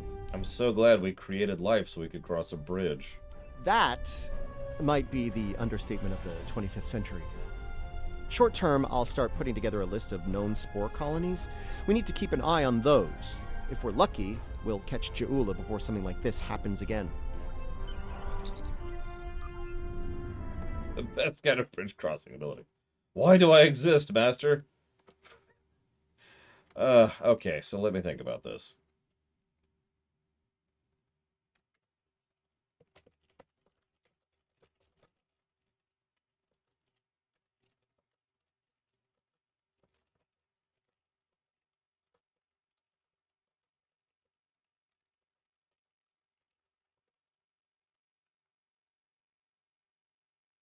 Yeah, technically speaking, he's the device on his arm.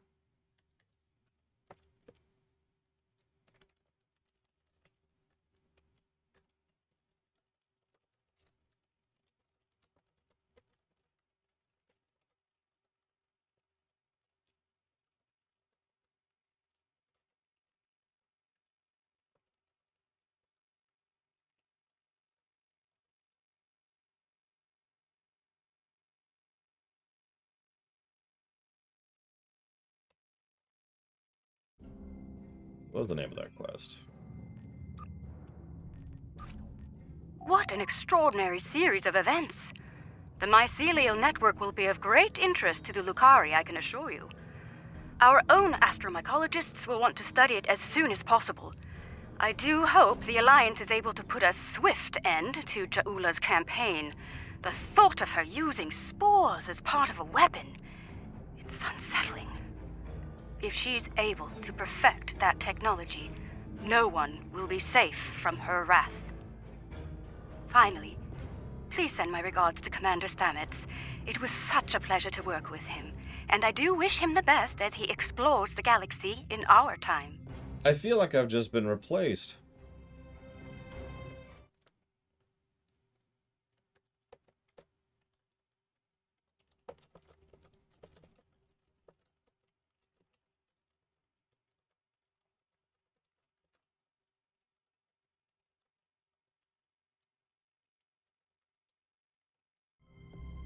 Yeah, it's time to go back to Taket, my one true love. A research team is analyzing spore. Whoop, Sensors whoop, are clear for now. Right. I'll get back to you when I have something. Hang on. So, back to Nakara. Pretty sure. Yeah, let me... I mean, it doesn't really matter when we're doing it, but I think we should do it here, because... So, someone mentioned... here's when the... Wait. Are those the patrols? Sentinels rescue and search within the Briar's 9th rule, Ruins of Doom. That's the friggin' patrols. Ha! Ha ha ha! No wonder this looked so long. I was like, this is weird. Okay, whatever. I'm going to Nukara. If anybody wants to join me, now's a good time to do it. We are doing, looks like 2 TFOs. Yeah, we're doing the Mycelial Realm, and I feel like we should do To Hell with Honor here. Because... Yeah, I'm pretty sure To Hell with Honor needs to happen here. So, 2 TFOs. Of 4, so we're getting there.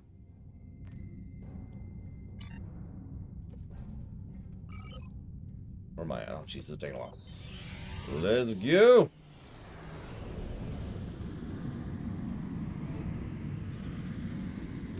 Lol, Harriant.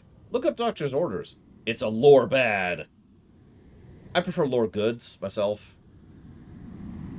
Lore mediums are okay, too.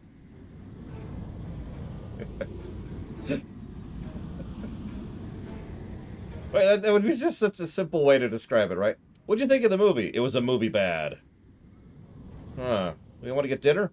Taco bad. Oh, I think I went to the wrong system. Nope, we're good, we're good. Okay, who wants to join us for these? What we got? We got... Anybody rocking gets to join. We'll get Harriant. We never get Harriant in here.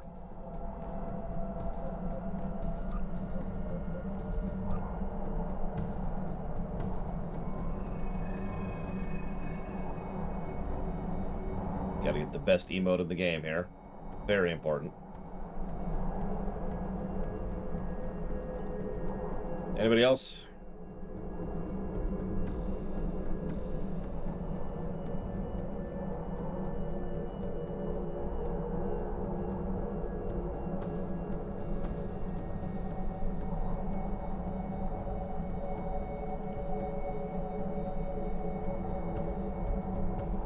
God, that's an ugly skybox. They've gotten so much better, haven't they? Look at that.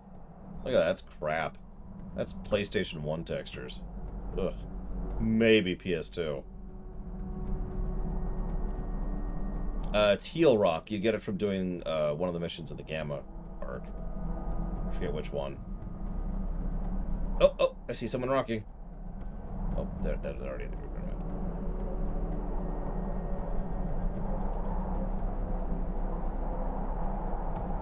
You get it from home?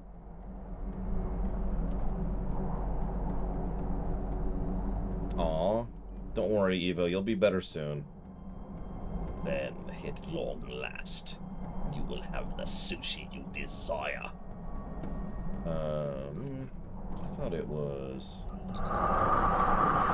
My apologies for the... Researchers led by my friend Dr. Bashir have...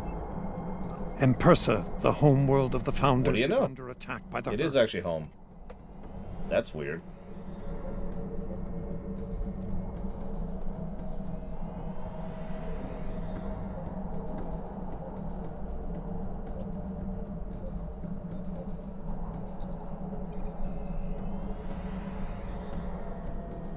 I wonder what other players think. They just show up.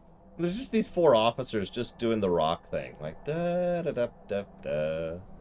Da da da da. Yeah, let's zoom in a little bit so you can really see it. Da da da da da da do do do do do. Ba ba do boop ba ba do ba do do. Ba do boop ba ba do do. Doop doop do. A doop do. A doop doop do do do do doop doop do do do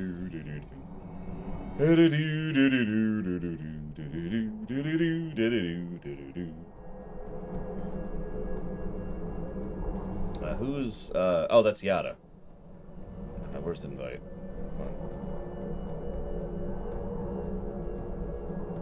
I've got to be blind. Why won't it let me invite you? It won't let me invite you. Are you a Gorn? And if so, why is this game so stupid as to not allow me to group with a Klingon?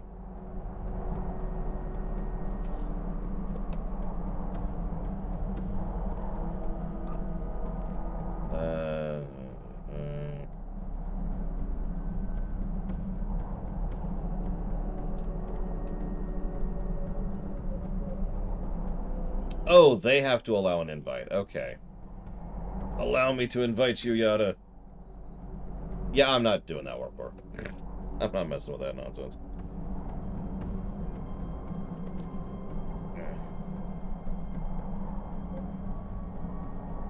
Unless I have to. I'll give it a few seconds. And I'll just pour this down my throat while I wait.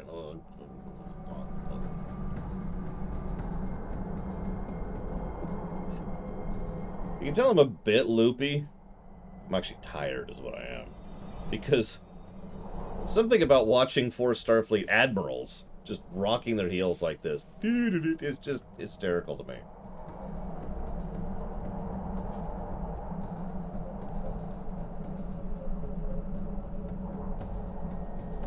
Well, here, while you figure that out, let's do this.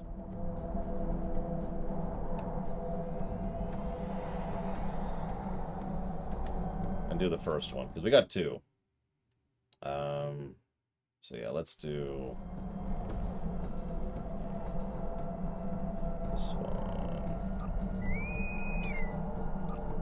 This is probably not a bad TFO, I just don't have fond memories of it. I mentioned that earlier.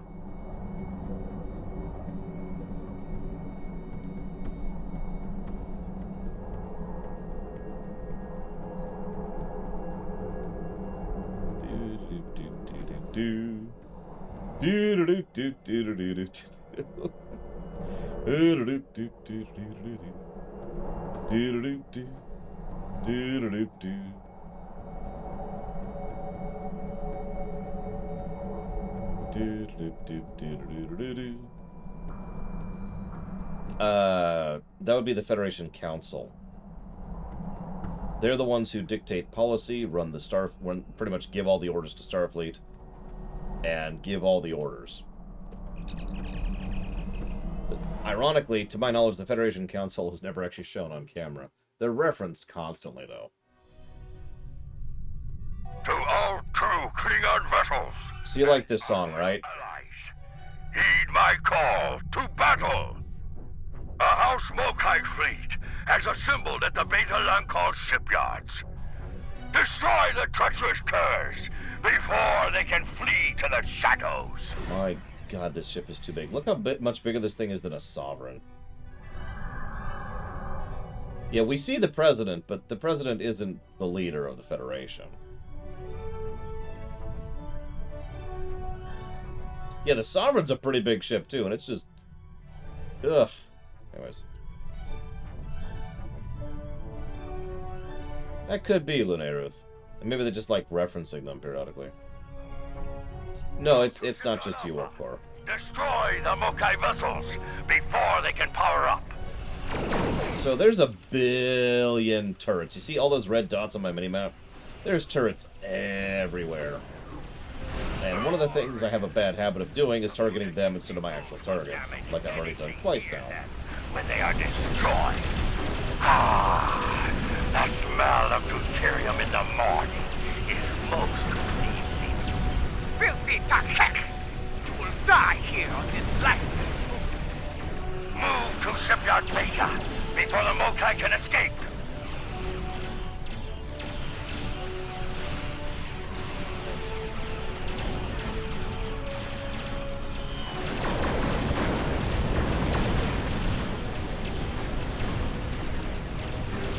I actually don't care for this song either, to be completely blunt. The Mokai vessels are powering up their warp cores. Stop them! Before you ask, no, this isn't the synthwave song I referenced. But yeah, this mission really sucks to do on Advanced, in my opinion, because those turrets hit like a truck on Advanced. And yeah. You know, that's actually a valid point. This might get copy-wronged. It shouldn't be. But I could just see, like, someone being like, that's my particular performance of that, and I own the rights to that. So in the interest of safety, we're just gonna remove that from being a possibility. Well, what they did, Lunaruth... Delta is now clear of Mokai vessels. Actually, I have no idea what they did, but they did something, Lunaruth. And if you figure it out, let me know. Yeah, let me get some music going here. I don't know. Let's have a big... You know, let's get music this place does not deserve. How's that sound?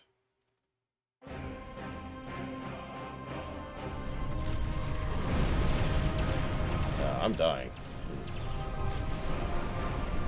Also, you basically can never get out of combat because of all the turrets. So that's problematic for its own reasons. Did you kill Question Bot? Nope, Question Bot's up. Should be. I could restart it manually.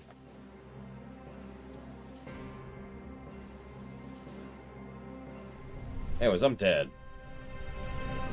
Does the Empire have an Emperor? No. If yes, how big is his role? He is more of a face who kind of keeps people in communication and connection with each other than any actual leadership role.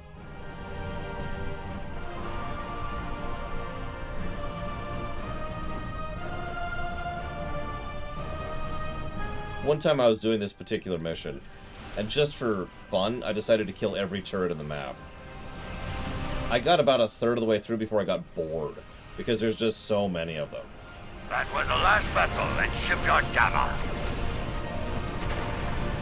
There's literally hundreds. Sends his rapid targs to bark at me. Do you fight as well? So, Jaula has some honor, after all. Give her a warrior's death! I mean, do I have to?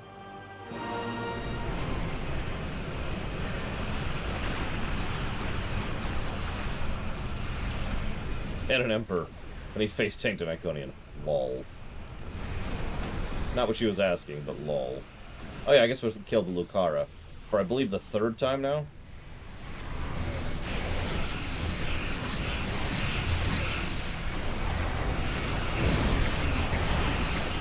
Engage stroke and proceed to the target. Let these die screaming. Let these fools die screaming. Pineapple.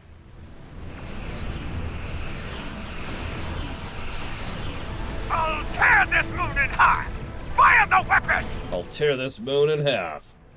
Jaula just opened a rift with her mycelial weapon. Should I mention that this is her moon? Like her Alaki people? ships are emerging from the rift. Like, should I even begin to explain this nonsense? Overrun the system.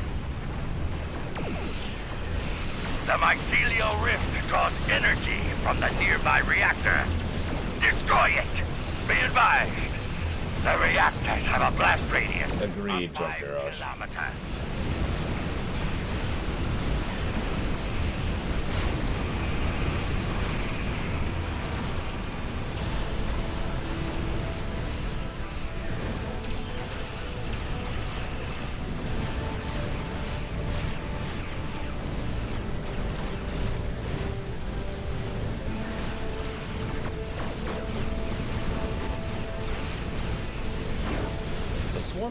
I missed one. There it is. It should be game. One of the cool things about this is once you take out the reactor, it really does kill everything within a certain range of it. Including, generally speaking, all the Alachi. Ah, a fine shot. Look at the size of that fireball. The rift has been sealed. You have done well. Yeah, I like the story a little bit, Lunariv. A little bit.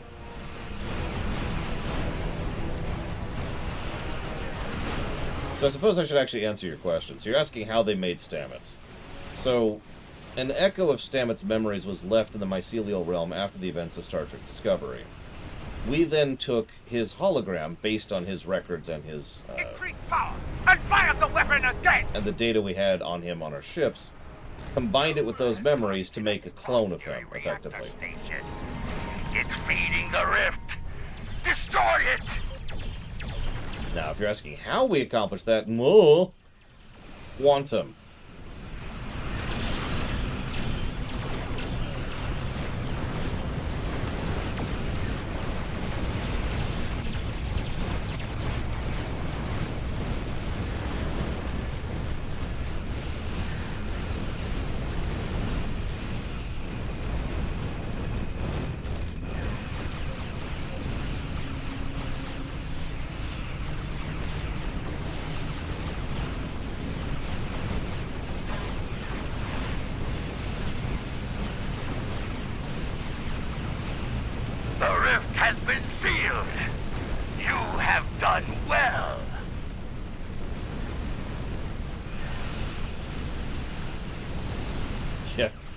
Why do they need Stamets? Because they got him to do some voice acting work for the game, so they wanted to make his character have something to do. Oh, you mean in character? He's one of the only people in the known history of the universe who is an expert at astromycology. Also the Lucari, apparently, who have astromycologists. Apparently. What didn't we kill? What didn't we kill? It will work this time. It must work. What game is Jaula playing now? Astromycology. Space mushrooms.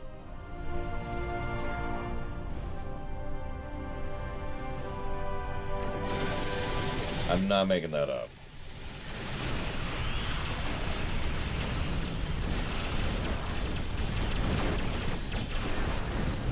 You know, that would make sense, my kimono. Weirdly enough.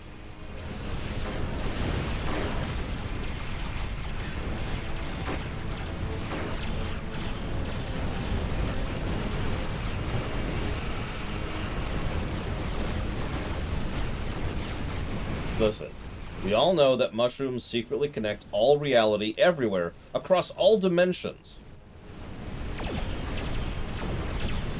So, like... oh my god, I can't even make fun of it properly. The rift has been sealed. You have done well.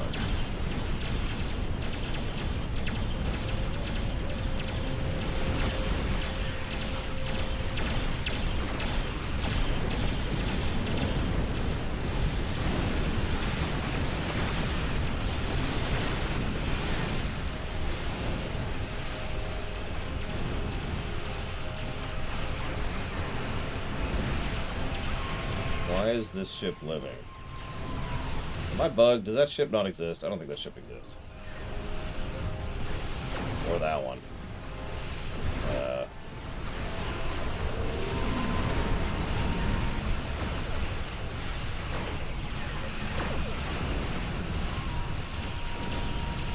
See, you get it, Evo.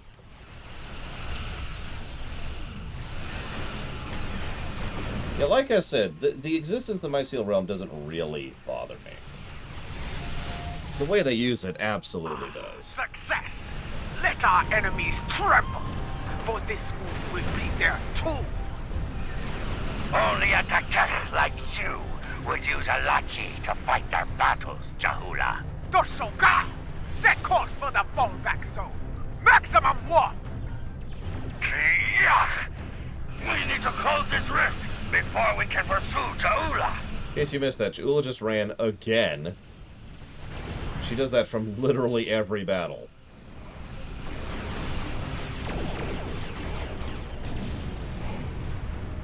And yeah, if you're paying attention, she, a Klingon, was just challenged by another Klingon, and her reaction to that was to flee. We've actually talked a lot about Klingon culture, both on the Star Trek Ruminations as well as during this very run.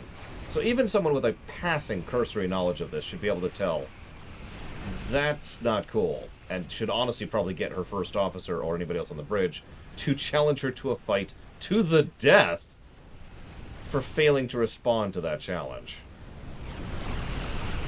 Right! The rift failed to close. Something is keeping it open. Evo, are you keeping the rift open? Emerging from the last rift. That gigantic Alachi Walker is keeping the rift open. Destroy it! Yeah, it's almost like it's badly written, Micromano. Weird. Left in the wrong order there.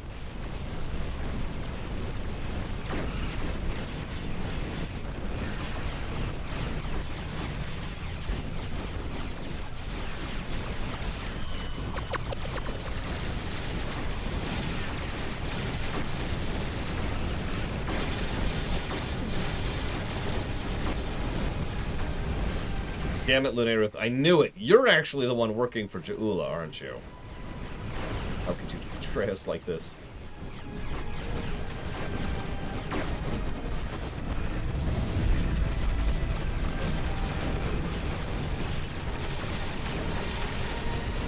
Oh, I have no idea, Junkerosh. Yeah, who wrote this? People who don't know Star Trek. I shouldn't say it that way, but honestly, just whatever.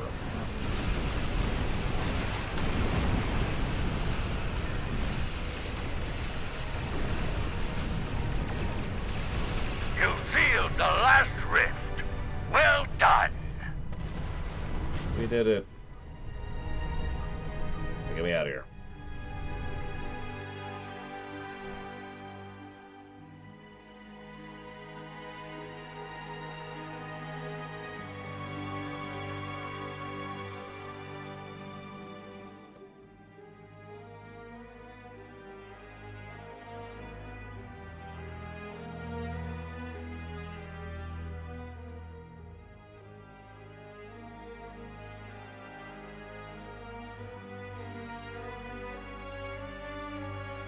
I think I'm going to give that TFO a plus and a negative. The TFO is not well balanced. The guns are too many and hit too hard, and they actually tend to get irritating just to deal with.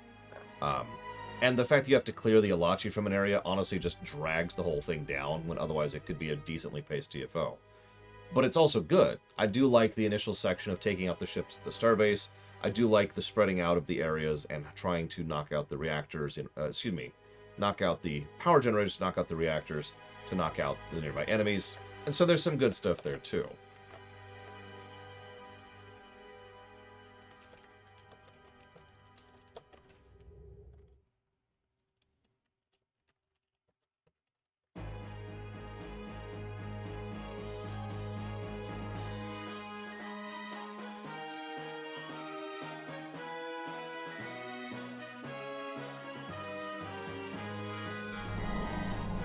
Okay, one more for the time being. So let's see if we can get... Hey, we got Yada in. Woo. Okay. Alright, now, why do we have 3 Voruses? Don't answer that question.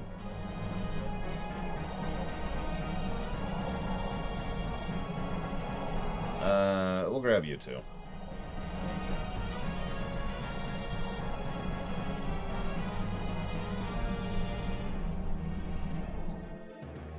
But you don't like the Uhura fan dance?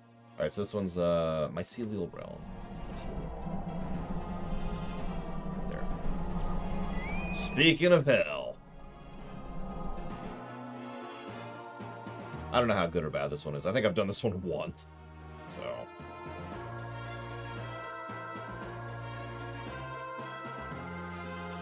By the way, I should so I've been keeping notes about which TFOs to do and roughly in which order. So I organize them by category. You know, we've got the Discovery arc, we've got the Gamma arc, etc.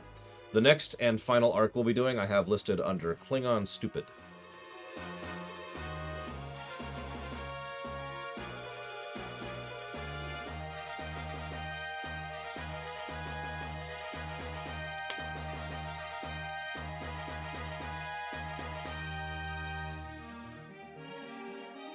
I guess I should turn the music on in game again.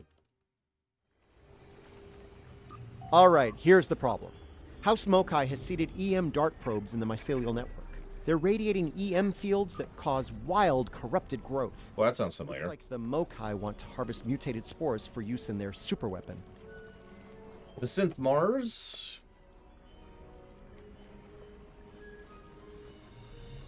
We need to disable the probes, but just shooting or beaming them out won't work. They could explode and do a lot of damage to the network. You'll need to entice a tardigrade to follow you to each probe. Once it's there, the tardigrade will chew away the corrupted mycelium fibers on the probe. This will let you access the probe and disable it. One more thing. The EM fields are mutating Alachi living in the network as well. They've become aggressive, hostile, and territorial. You'll have to deal with them to stop the dart probes. What's the name of the Mars one?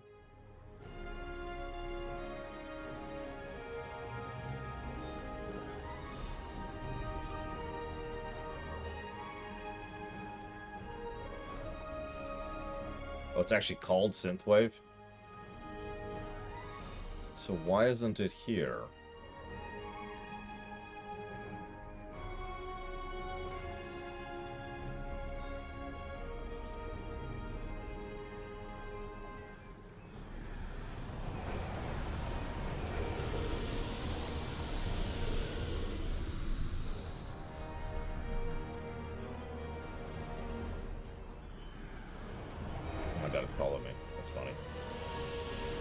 That's interesting. So, the reason for my hesitation, you notice you're like, hey, when are we doing this one? And I just stopped and frowned. It's because I didn't have it on my list. But I actually double-checked myself. I had both the list of the wiki to keep track of which TFOs there were. And I also had the list in-game, and I kind of went down the list to make sure I got all the TFOs and, you know, manually fleeced a couple ones out. And, like... I didn't have that one on my list.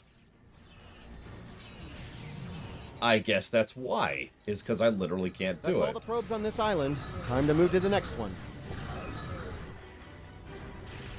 Huh.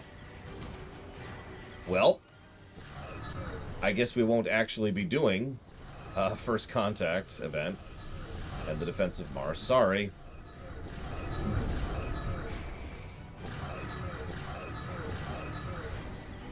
I'm a little weirded out by that, honestly. Are there any other TFOs that are situational like that? Like time sensitive or whatever?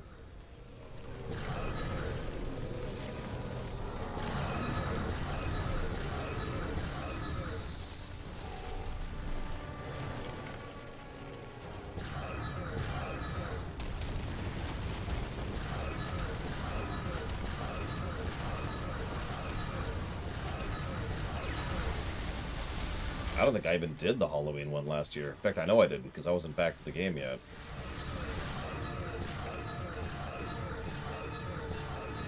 So what was it? But... Eat up, buddy.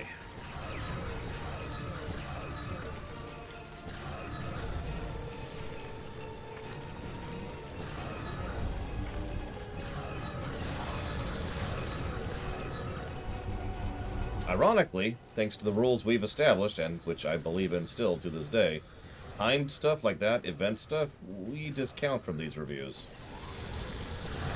Oh wow, that actually sounds fun. Scatteray. Scatteray?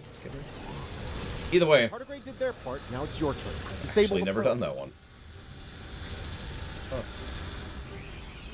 God damn it. That's all the probes on this island. Time to move to the next one. Yeah, no, this will be the last TFO for the day. Correct.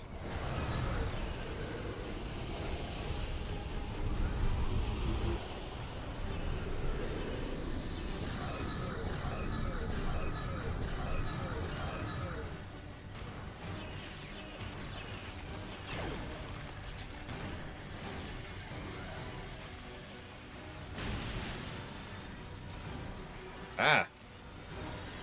That was disorienting as crap.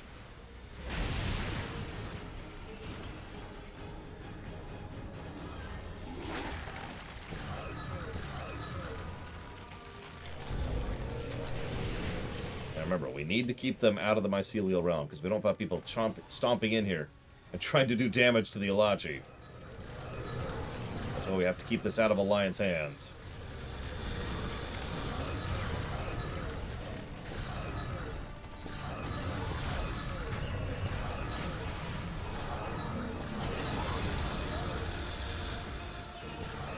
Tardigrade did their part, now it's your turn. Disable the probe. Do I have to? That's all the probes on this island. Time to move to the next one. How many of these are there?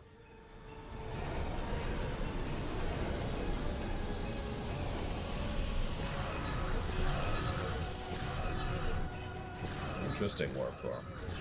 Yeah, I've never even heard of that one. Certainly never did it.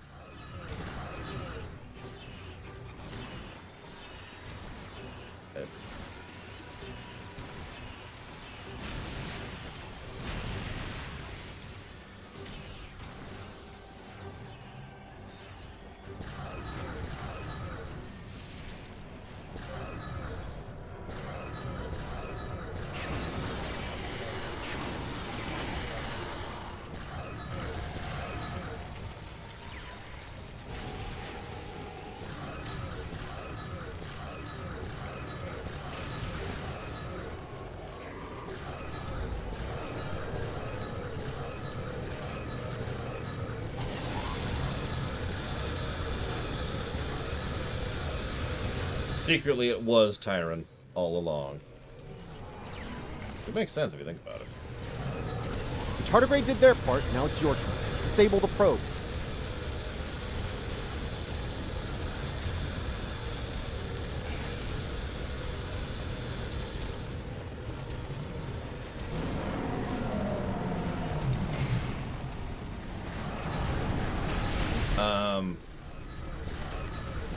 Like, God, at least a dozen at this point, Mr. Red. Like, the attack on the Mycelial Realm, everything she was doing with the Andorians, the attack on Starbase 1. There's a large number of Elachi gathering at their outpost. Murdering a defenseless prisoner some kind of toxic gas. who had surrendered. You need to stop them. Head to the Elachi outpost and use their computers to disable the bioformers. Like, she's done a lot of really evil stuff.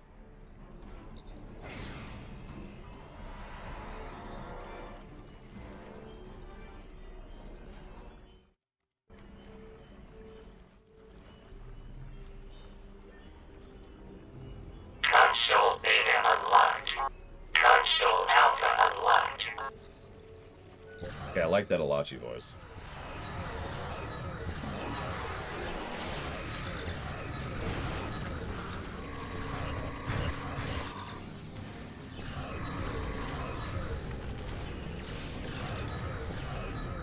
Yeah, unfortunately, we probably shouldn't just hand her over to the Klingons and be done with it. For reasons that'll hopefully become clear Sunday. Console Beta locked.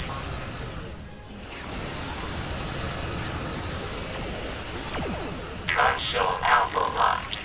Console Beta unlocked. What's the winter TFL? Unless you're talking about the race. I don't know if that qualifies. Console Alpha unlocked. Console Beta locked.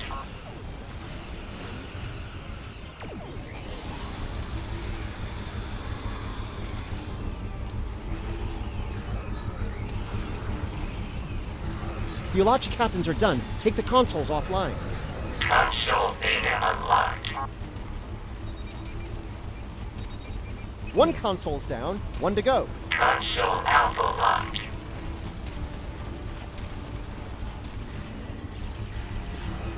Console Alpha unlocked.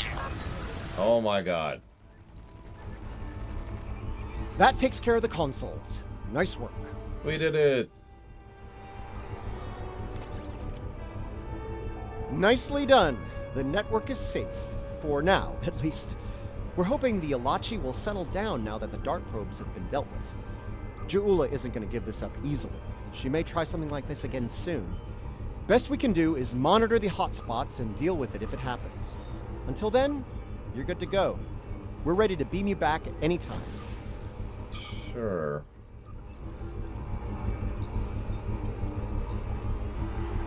Not actually that bad of a dungeon. Again. Go figure.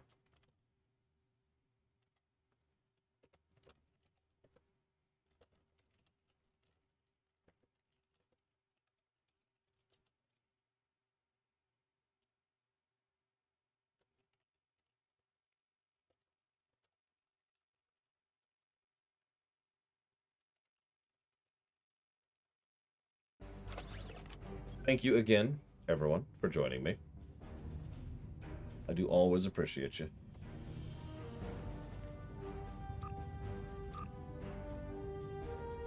Let's get rid of all this trash in my inventory.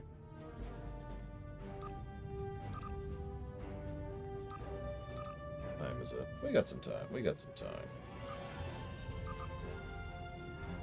Just really want this crap out of my inventory.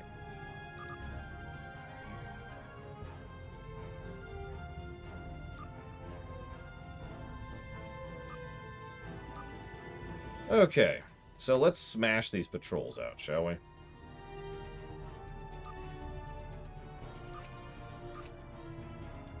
A research team is analyzing spore colonies in the Donatu system.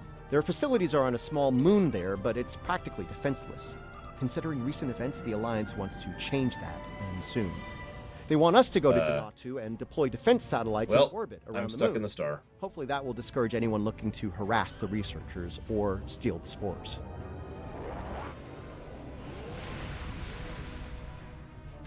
Actually, yeah, if anybody wants to join me for this, you're welcome to. Just for fun. Because they're patrols. And yeah, we're going to smash these into the ground.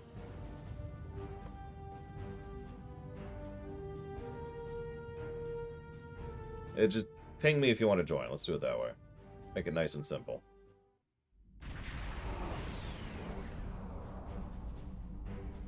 We're in luck. We made it here before Ja'ula. Let's get to work. Starfleet is studying a spore colony on the planetoid ahead. It's a scientific research facility. No weapons, shields only. If Ja'ula or her lackeys come to visit, they'll be sitting ducks. Fortunately, we're here. We're carrying some defense satellites in the shuttle bay. Deploy them at key defense points, and Ja'ula will be in for a nasty surprise if she decides to raid this spore colony. Alachi fleet dropping out of warp. They're arming weapons.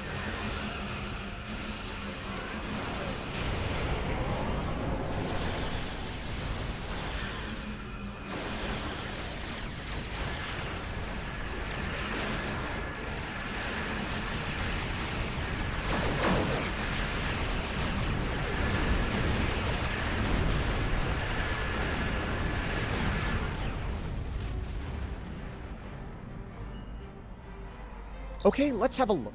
Sensors online, weapons active, shields at full. Good.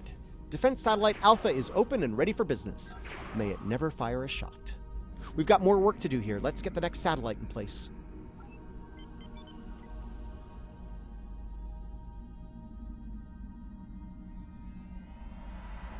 Heads up! An Alachi fleet just dropped out of warp. I don't actually know Warp Core. I'm not sure.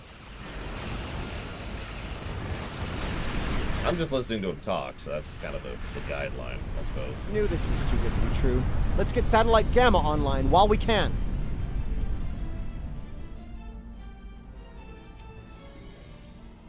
I was afraid of this. More Alachi.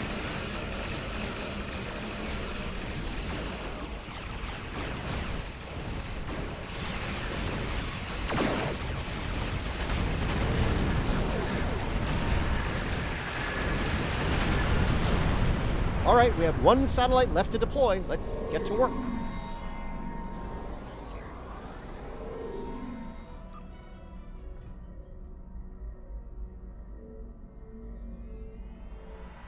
They're hitting Satellite Alpha again. But okay.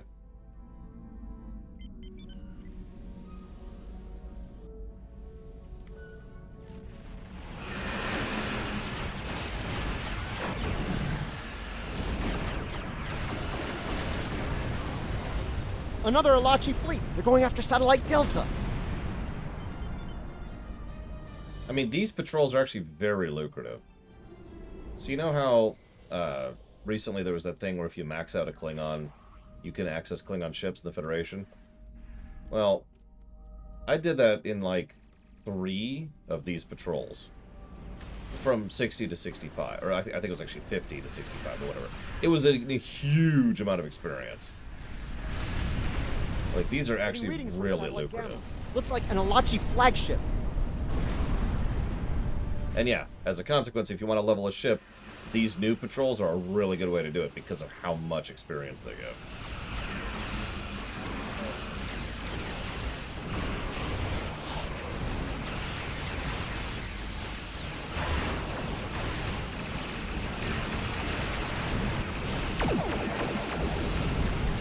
Yeah, I think I mentioned this earlier. These patrols are actually pretty legit. They're fun, they actually have some story content, and they're rewarding. These are probably going to be a much-needed boost in positives. Oh.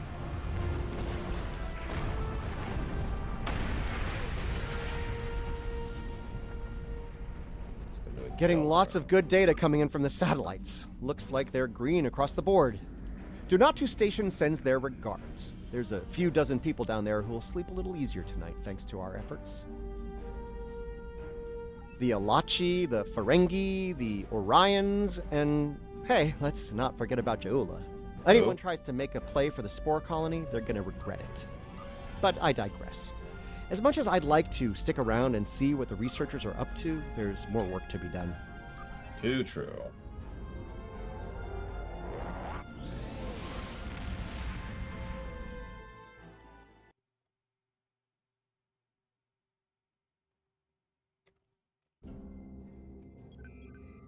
Oh, I did, I forget which one, but it's one of these with the jellyfish, just to test it at max level. It was hysterical. Just sat there, nuking them in their stupid faces. Oh, I loved it. Was this it? Yep, that's it.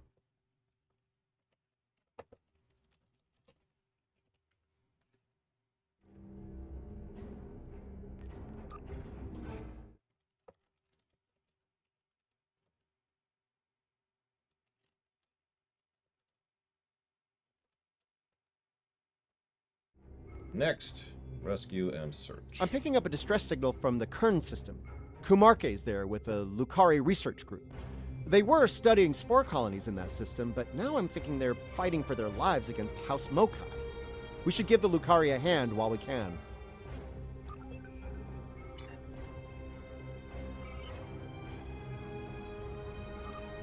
You know, I'm just gonna warp there.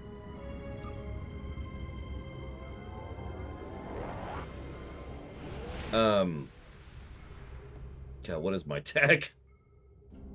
I actually don't remember my in-game tag. There we go. I'll accept Yada here. And invite to team.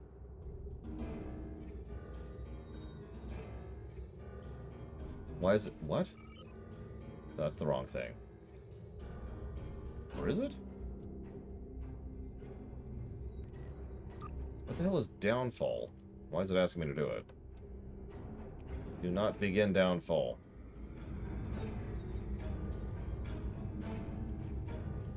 Stop asking to begin downfall. Yeah, I suppose at this point we're just going to use the frickin' thing. There we go. Or we do that. Hey, Smander TV. Thank you very much. Good to see you, my friend. As you can see, I'm in the middle of a firefight once again. This one. That said, I can't think of anyone I'd rather have at my side during such an ordeal. This is the one I absolutely turbo-maxed the jellyfish with. As am I. In spite of our mission being scientific in nature, the rogue Klingons attacked us all the same. I suppose they thought we'd be easy prey. I'm happy to say their logic was tragically flawed. We can ponder their motivations further once the shooting stops. For now, I believe we should focus our attention on putting a stop to their attack. And let me jot that down for the Xenosagas, Smander.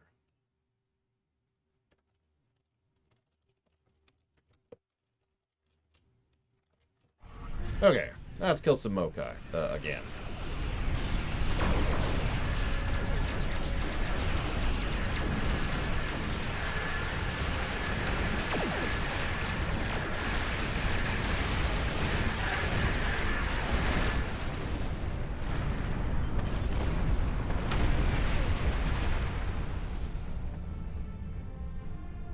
We did it. Sensors are clear, for the moment. I'm afraid I have some bad news, however. What is it? 2 of our ships were studying the nearby rift into the mycelial network when the Klingon vessels are warping into your position. I'm still showing them on sensors they're not responding to our That hails. rift's unstable. We need to hurry, or those ships won't make it. We will investigate and render whatever assistance necessary.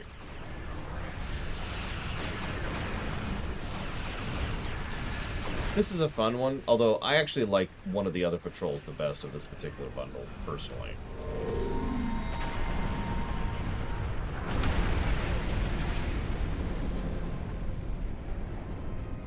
Thank you for coming to our aid.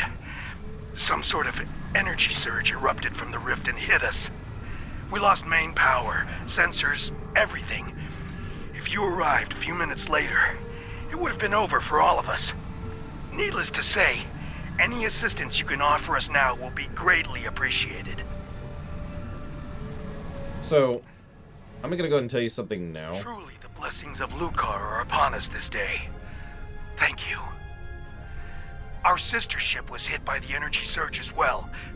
I will not abandon the Voot or her crew before returning to safety. Yes, I'll help you.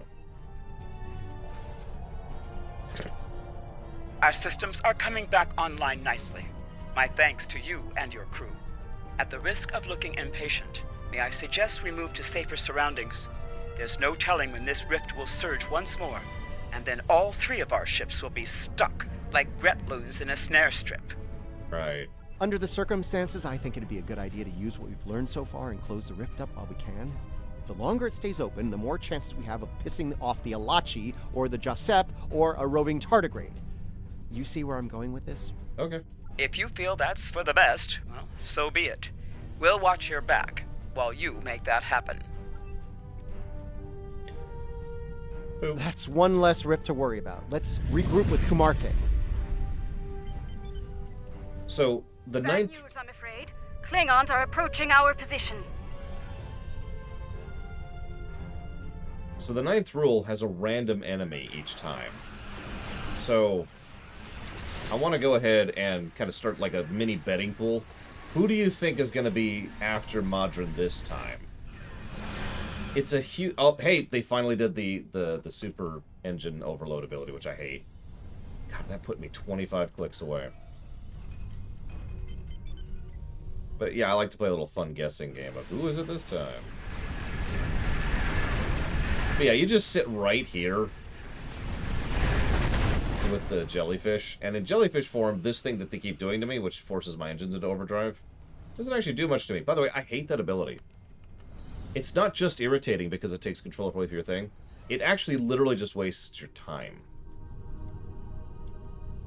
Because it's not like there's any tactical advantage to the enemy for doing it. They just force you to run away for a minute. It's like, oh, right. And then, you know, they just sit there and yada yada. Listen, nobody would ever use viral burst, okay? I don't know what you're talking about. Let me just get in range here. No one would ever use viral... Oh, they actually used it on me. That's funny.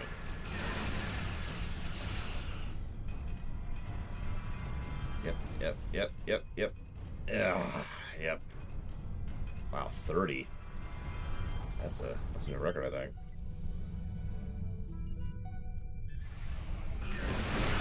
have a dog, Mr. Red? Holy crap. Oh yeah, by the way, this is a great way to get loot. Speaking of which, I'm actually loot here because I have only one endeavor I intend to do today, and that is salvage.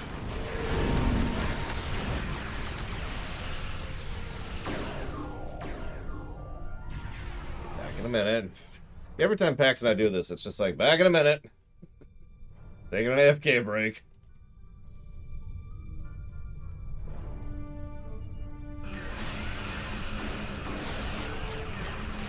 Yes. Need on everything as per the usual loot rolls. Need. Although once I have all the loot I need, I will stop needing. Well, I'll be back in a minute. While we're here, let's get some salvage going on. What do we got? We got all that crap. Oh, and we're done. I am now passing on everything like I always do. I don't know if you've been noticing, every time people group with me, I actually pass on stuff as kind of a thank you. You know, here, have some free loot kind of a thing. That's the first time I've actually looted in this entire run, and it was just to get salvage for an endeavor. Speaking of which, what do we got here? Resist control. Shall we? Yeah, we'll get crit chance. Yeah, I know, Flag End.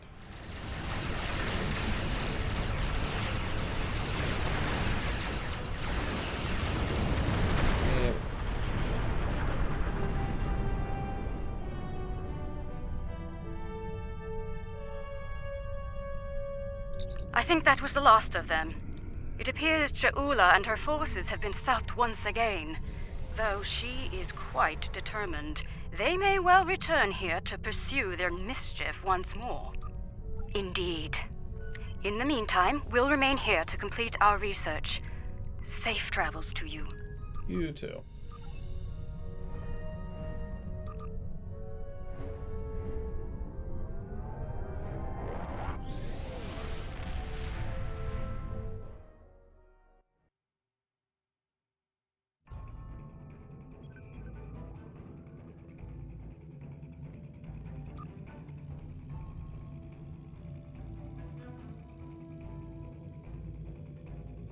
Starfleet's been reading a lot of Klingon ships operating near the Briar Patch.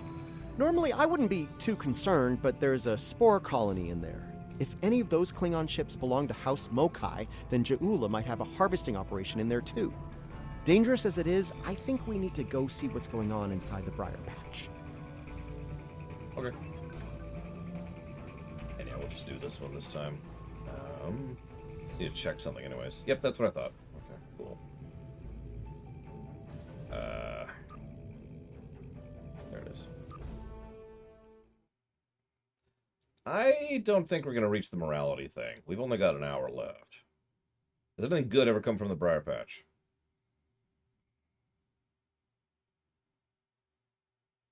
Worf and Troy finally got... Worf and Troy, wow. Riker and Troy finally got together. After 9 years.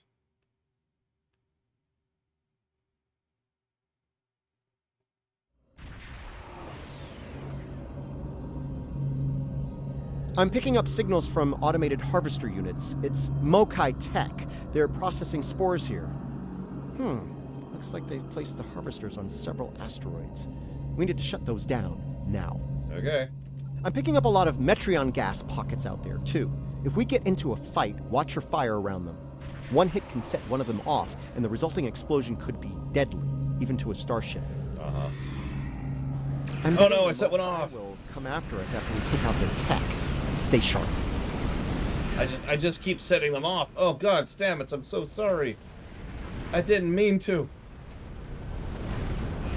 It's God, there's just explosions everywhere. What do I do? What do I do?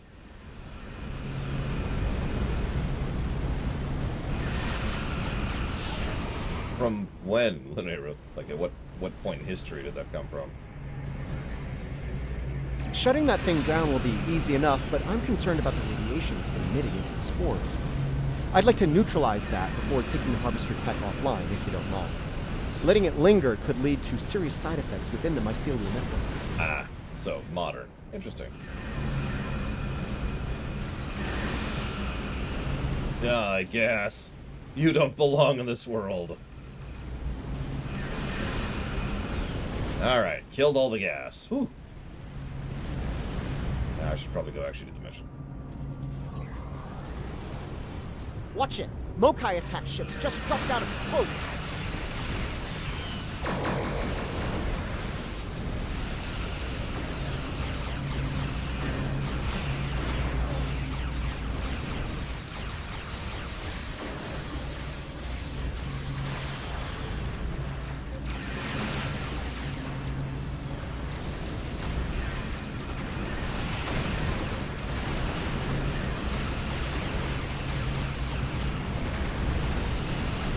Hate to say I told you so, but I did, and here we are. House Mokai knows we're here, and it won't be long before we have more of them to deal with. We better get to the next harvester and shut it down fast. Okay. Then why don't we go do that?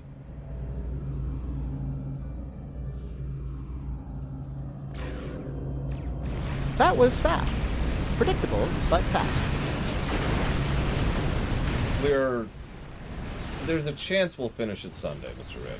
We will definitely finish it by Monday.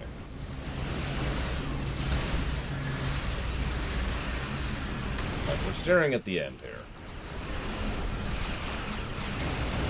I'm actually not sure if I even want to try mortality today. Because, yeah, that's a pretty big one.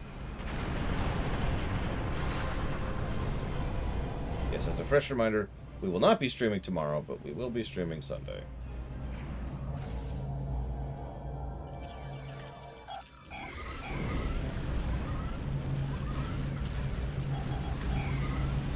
I will have to wake up at the crack of dawn tomorrow.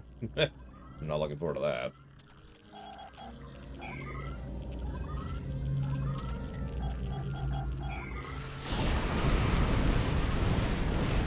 Two down, one to go.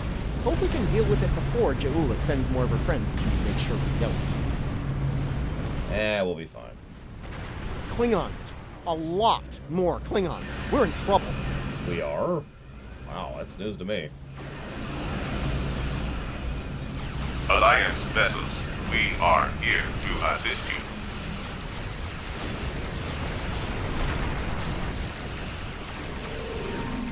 Looks like the Alachi are on our side for a change. That's weird, actually, but I'm with it, you know.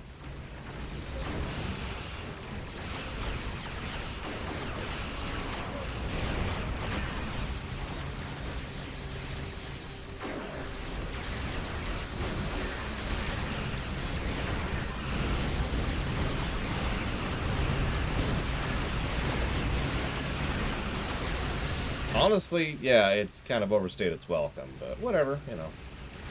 What can I say? Oh god, you're right. We've done with Klingons fighting Alachi. Now we're with Alachi fighting Klingons. I also love the idea that we just kill Mokai by the freaking droves.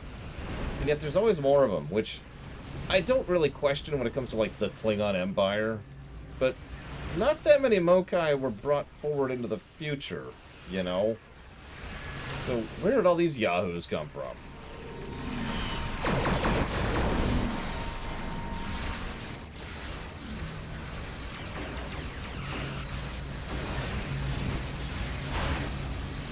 I do like killing thousands upon thousands of Mokai, though.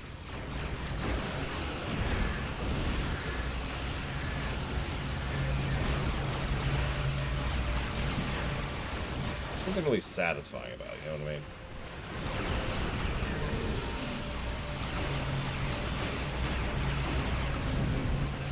Just a few ships left. I think we might make it through this. Well, we would have, but they hit me with the viral impulse thing. I guess. Oh nope, it's on cooldown. It's on cooldown.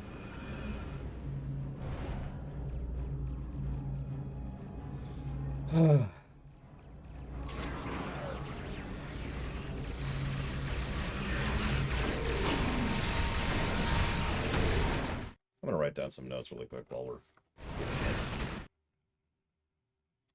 For now, we'll be watching. All clear. Let's shut down the last harvester before the Alachi get nervous. I mean, that super weapon is honestly pretty pathetic if we're being honest with ourselves, but, you know, I get it.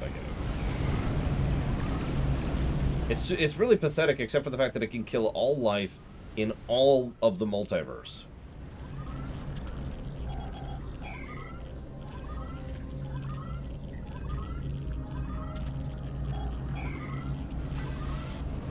That was something.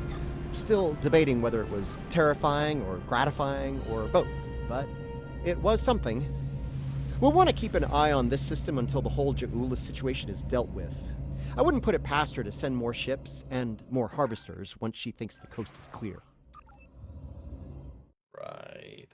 Why would I ever let that go, Mike Kamano? That is right up there with changing time.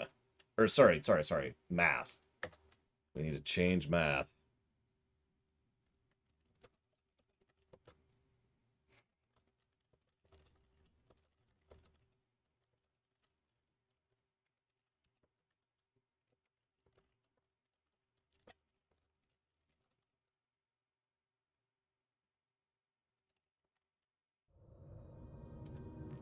Last one. Wait, nope, hang on, I'm wrong. We're gonna skip over one really quick. The Klingons think House Mokai forces are up to something in the Imaga system. I understand there was a problem with a planet killer in that system a while back. Interesting. Oh, where was I? Right, Imaga. In addition to a lot of debris and the ruins of this planet killer, there are spore colonies there. And House Mokai is probably harvesting them, so we should put a stop to that real soon. It'd only be 4 times now, Mr. Red. Getting some unusual readings from the spore colonies in this system. They're mutating at an accelerated rate, absorbing and emitting some nasty radiation as they do so. Yeah, Hochpeng radiation. Right, well, the spores are growing on the debris of this doomsday machine, which is where all of that radiation is coming from. This is a problem. The radiation is bleeding into the mycelial network through the spores. It'll cause serious damage if we don't deal with it soon. Recommendations? Hate to say it, but we need to cull the mutated spore colonies before the damage to the network is too great to reverse. Okay. So we rush Watch in. out. Mokai Raiders on an intercept course. Hit it. We do not want to get hit by those radiation. And we're back out. Trust me. Let's deal with the next spore colony before the Mokai send reinforcements.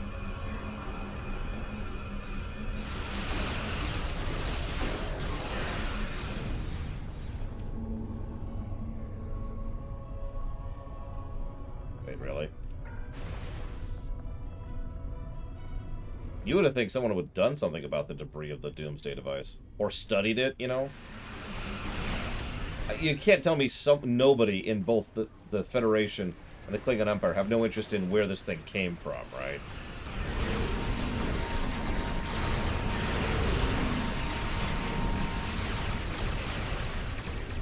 We do not actually know where the Doomsday devices are from.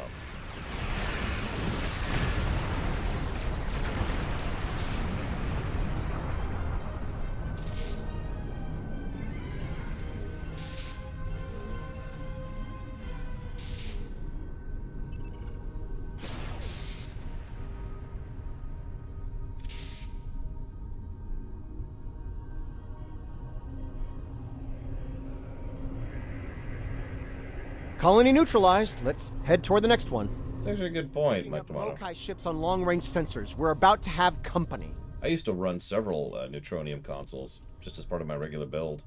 Fleet consoles, obviously.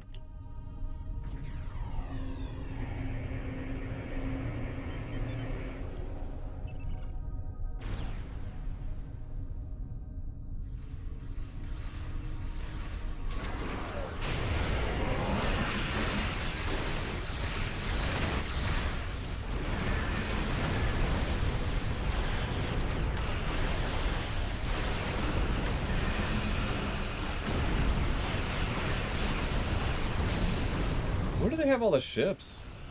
Like, even if Ja'ula is super fertile, where do they get all the ships from? Destroy these fools and take back what is rightfully ours! Oh no, it's Lucara. This will now be the 5th time that we've actually fought the Lucara directly? We will rid the stars of these honorless rebels for the Empire! Begin withdrawal. We will fight another day! And she ran away. I know. More shock.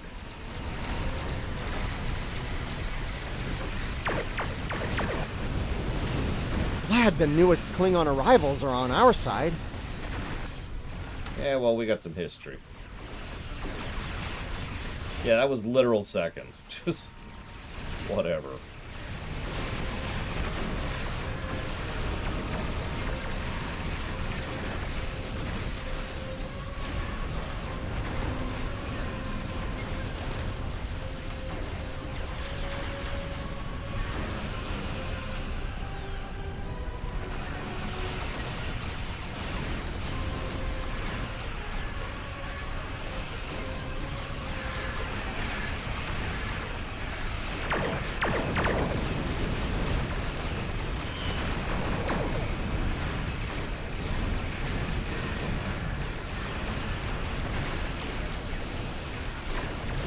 Wow, that would make sense. She is Ja'ula. She can literally just give birth to ships.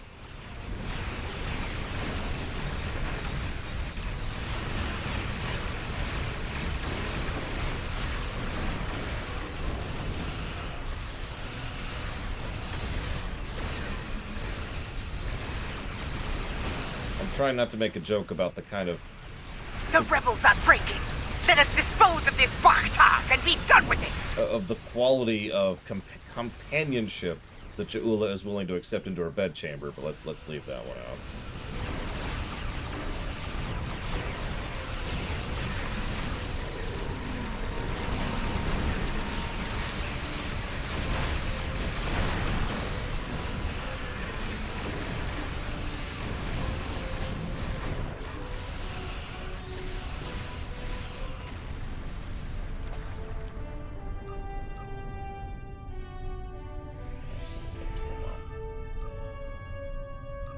Glorious! Did you see how Ja'ula ran like a scalded Targ?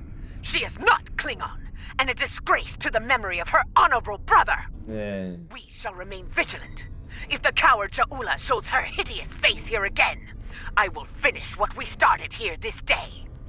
I will send her, screaming, to the gates of Grethor! Do me a favor to remember that line. Is it me, or do most forms of Klingon justice ultimately end with screaming in Grethor? You know, never mind. I think I know the answer to that. Look, as long as House Mokai isn't polluting and destroying the mycelial network, I'm good.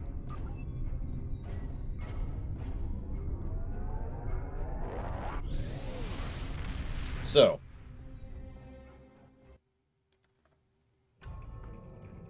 let's see what we get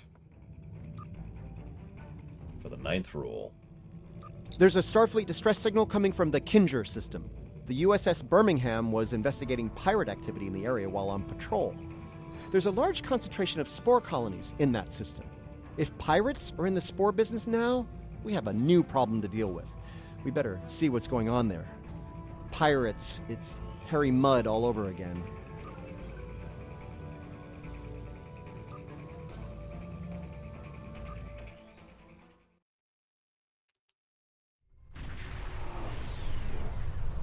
Seven more years, Sluggeretta.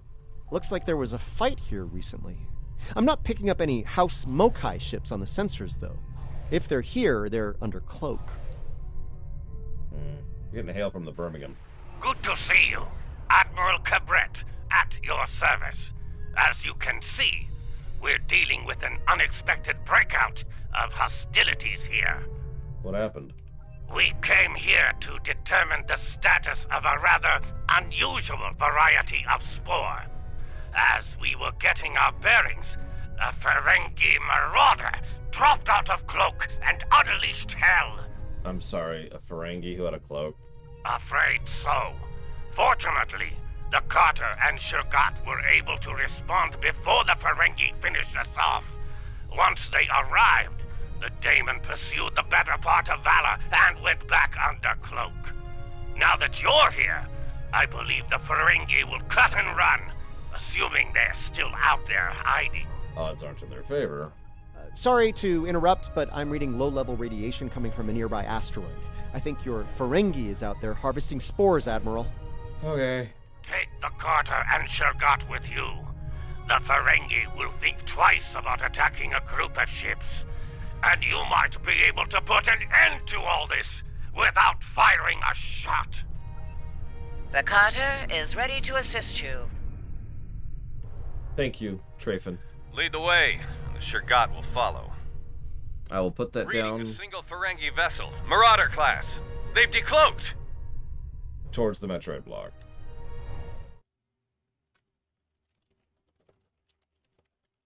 By the way, the name of his ship is called the Modron's Majesty. I made myself clear to that woolly-faced Starfleet Admiral. This salvage is mine and mine alone. Now run along before I'm forced to damage that pretty ship and take it as a prize. After all, even a damaged ship of that class will fetch a fine pile of latinum. So yes, this is why I have this shield on.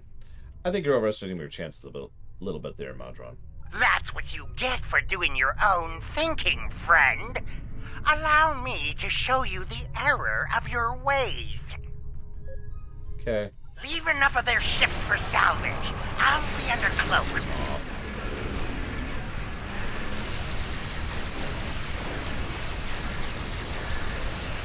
So I do the 9th rule semi-frequently, because it's actually extraordinarily quick to go through if you just mash through the dialogue.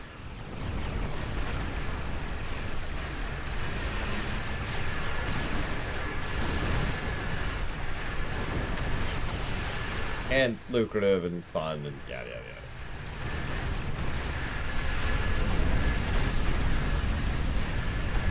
So, could someone do me a favor and Google what the 9th rule of acquisition is? Because I'm not actually sure off the top of my head. Well, there's good news and bad news. Which would you like to hear first? Bad.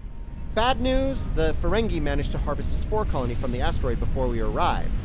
He's got more than enough to make our lives difficult if he sells to Ja'ul. Good news.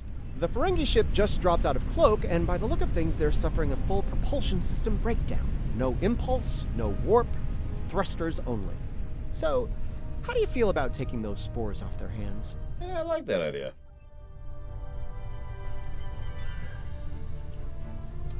I mean... Before you start, let me remind you that I have what you want, and it's one button press away from disintegration. My ship might be a mess, but my personal phaser works just fine. Energize. You beamed out my spores! Not one, not some, but all my spores! I'm ruined! Oh, I don't suppose you're interested in a very promising business opportunity on Risa? Beachfront property? You're under arrest. We've got company, angry company. They're targeting us and the Ferengi. Oh, what? Cutting out the middleman here, Modron. Give us the spores. Orions! That's our role today. Treacherous! This deal gets worse by the minute. I expected more pirate from an Orion captain. I'm disappointed. The nerve of some people. Do they not know the 16th rule of acquisition? A deal is a deal! At least amongst Ferengi.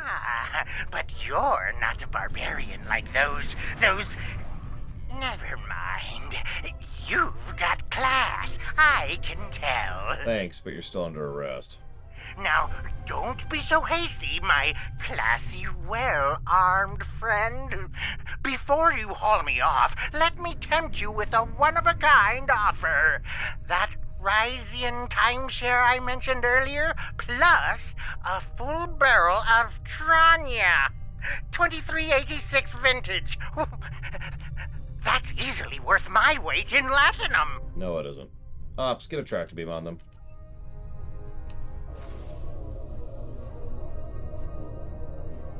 The last episode of Captain Proton. It's yours. The Birmingham is ready for action. And not a moment too soon. It looks like Modron's treacherous friends are coming back for a rematch. I can honestly say I had nothing to do with these ships coming to kill us. They're doing it all on their own. You aren't going to let them kill me, are you? I'm helpless. You have to protect me. Okay. You are, after all, under arrest. So, what would be the main conflict of GTA 5 if the villains are... Well, given how little presence the villains have? Why are you defending that Ferengi worm? He's not worth dying for. True. He's worth arresting. And also, I'm not dying here, you are.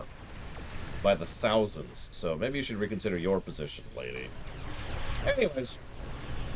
So, yeah. I would say that the main conflict is far more focused on the character stuff. Franklin and his search for who he is. Michael and his trying to figure out his position with his life and how unhappy he is in it. And, of course, Trevor, who, you know, is Trevor. Oh, that's a flag.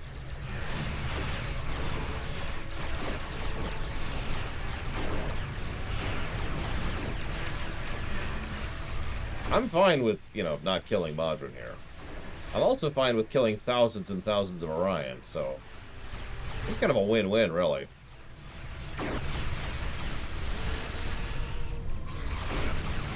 Erogen are funny if you get them here. Oh, someone got away. Let's fix that.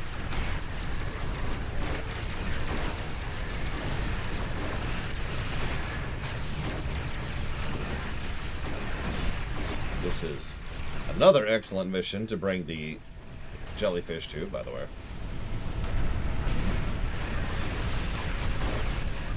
And a good source of loot, if you happen to need random loot. You're killing them so fast. This is actually really funny.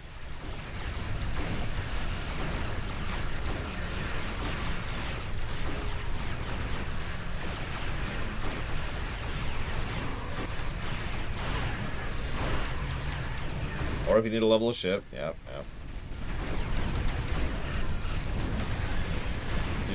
Duke. All day long. Keep up the pressure. Yeah, I think we got him.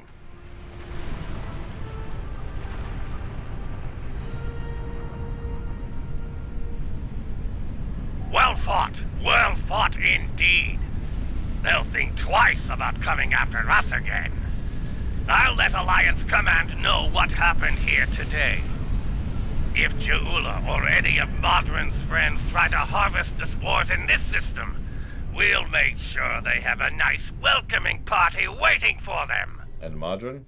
Modron's on his way to a Federation holding facility. We will make sure he faces justice for what he's done here today. Rest assured. Your work is done here. We'll take care of the wrap-up. Cabret, out. Okay.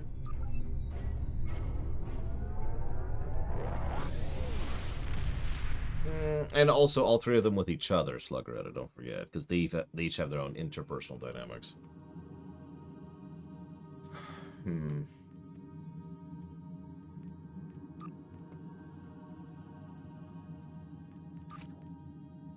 Yeah.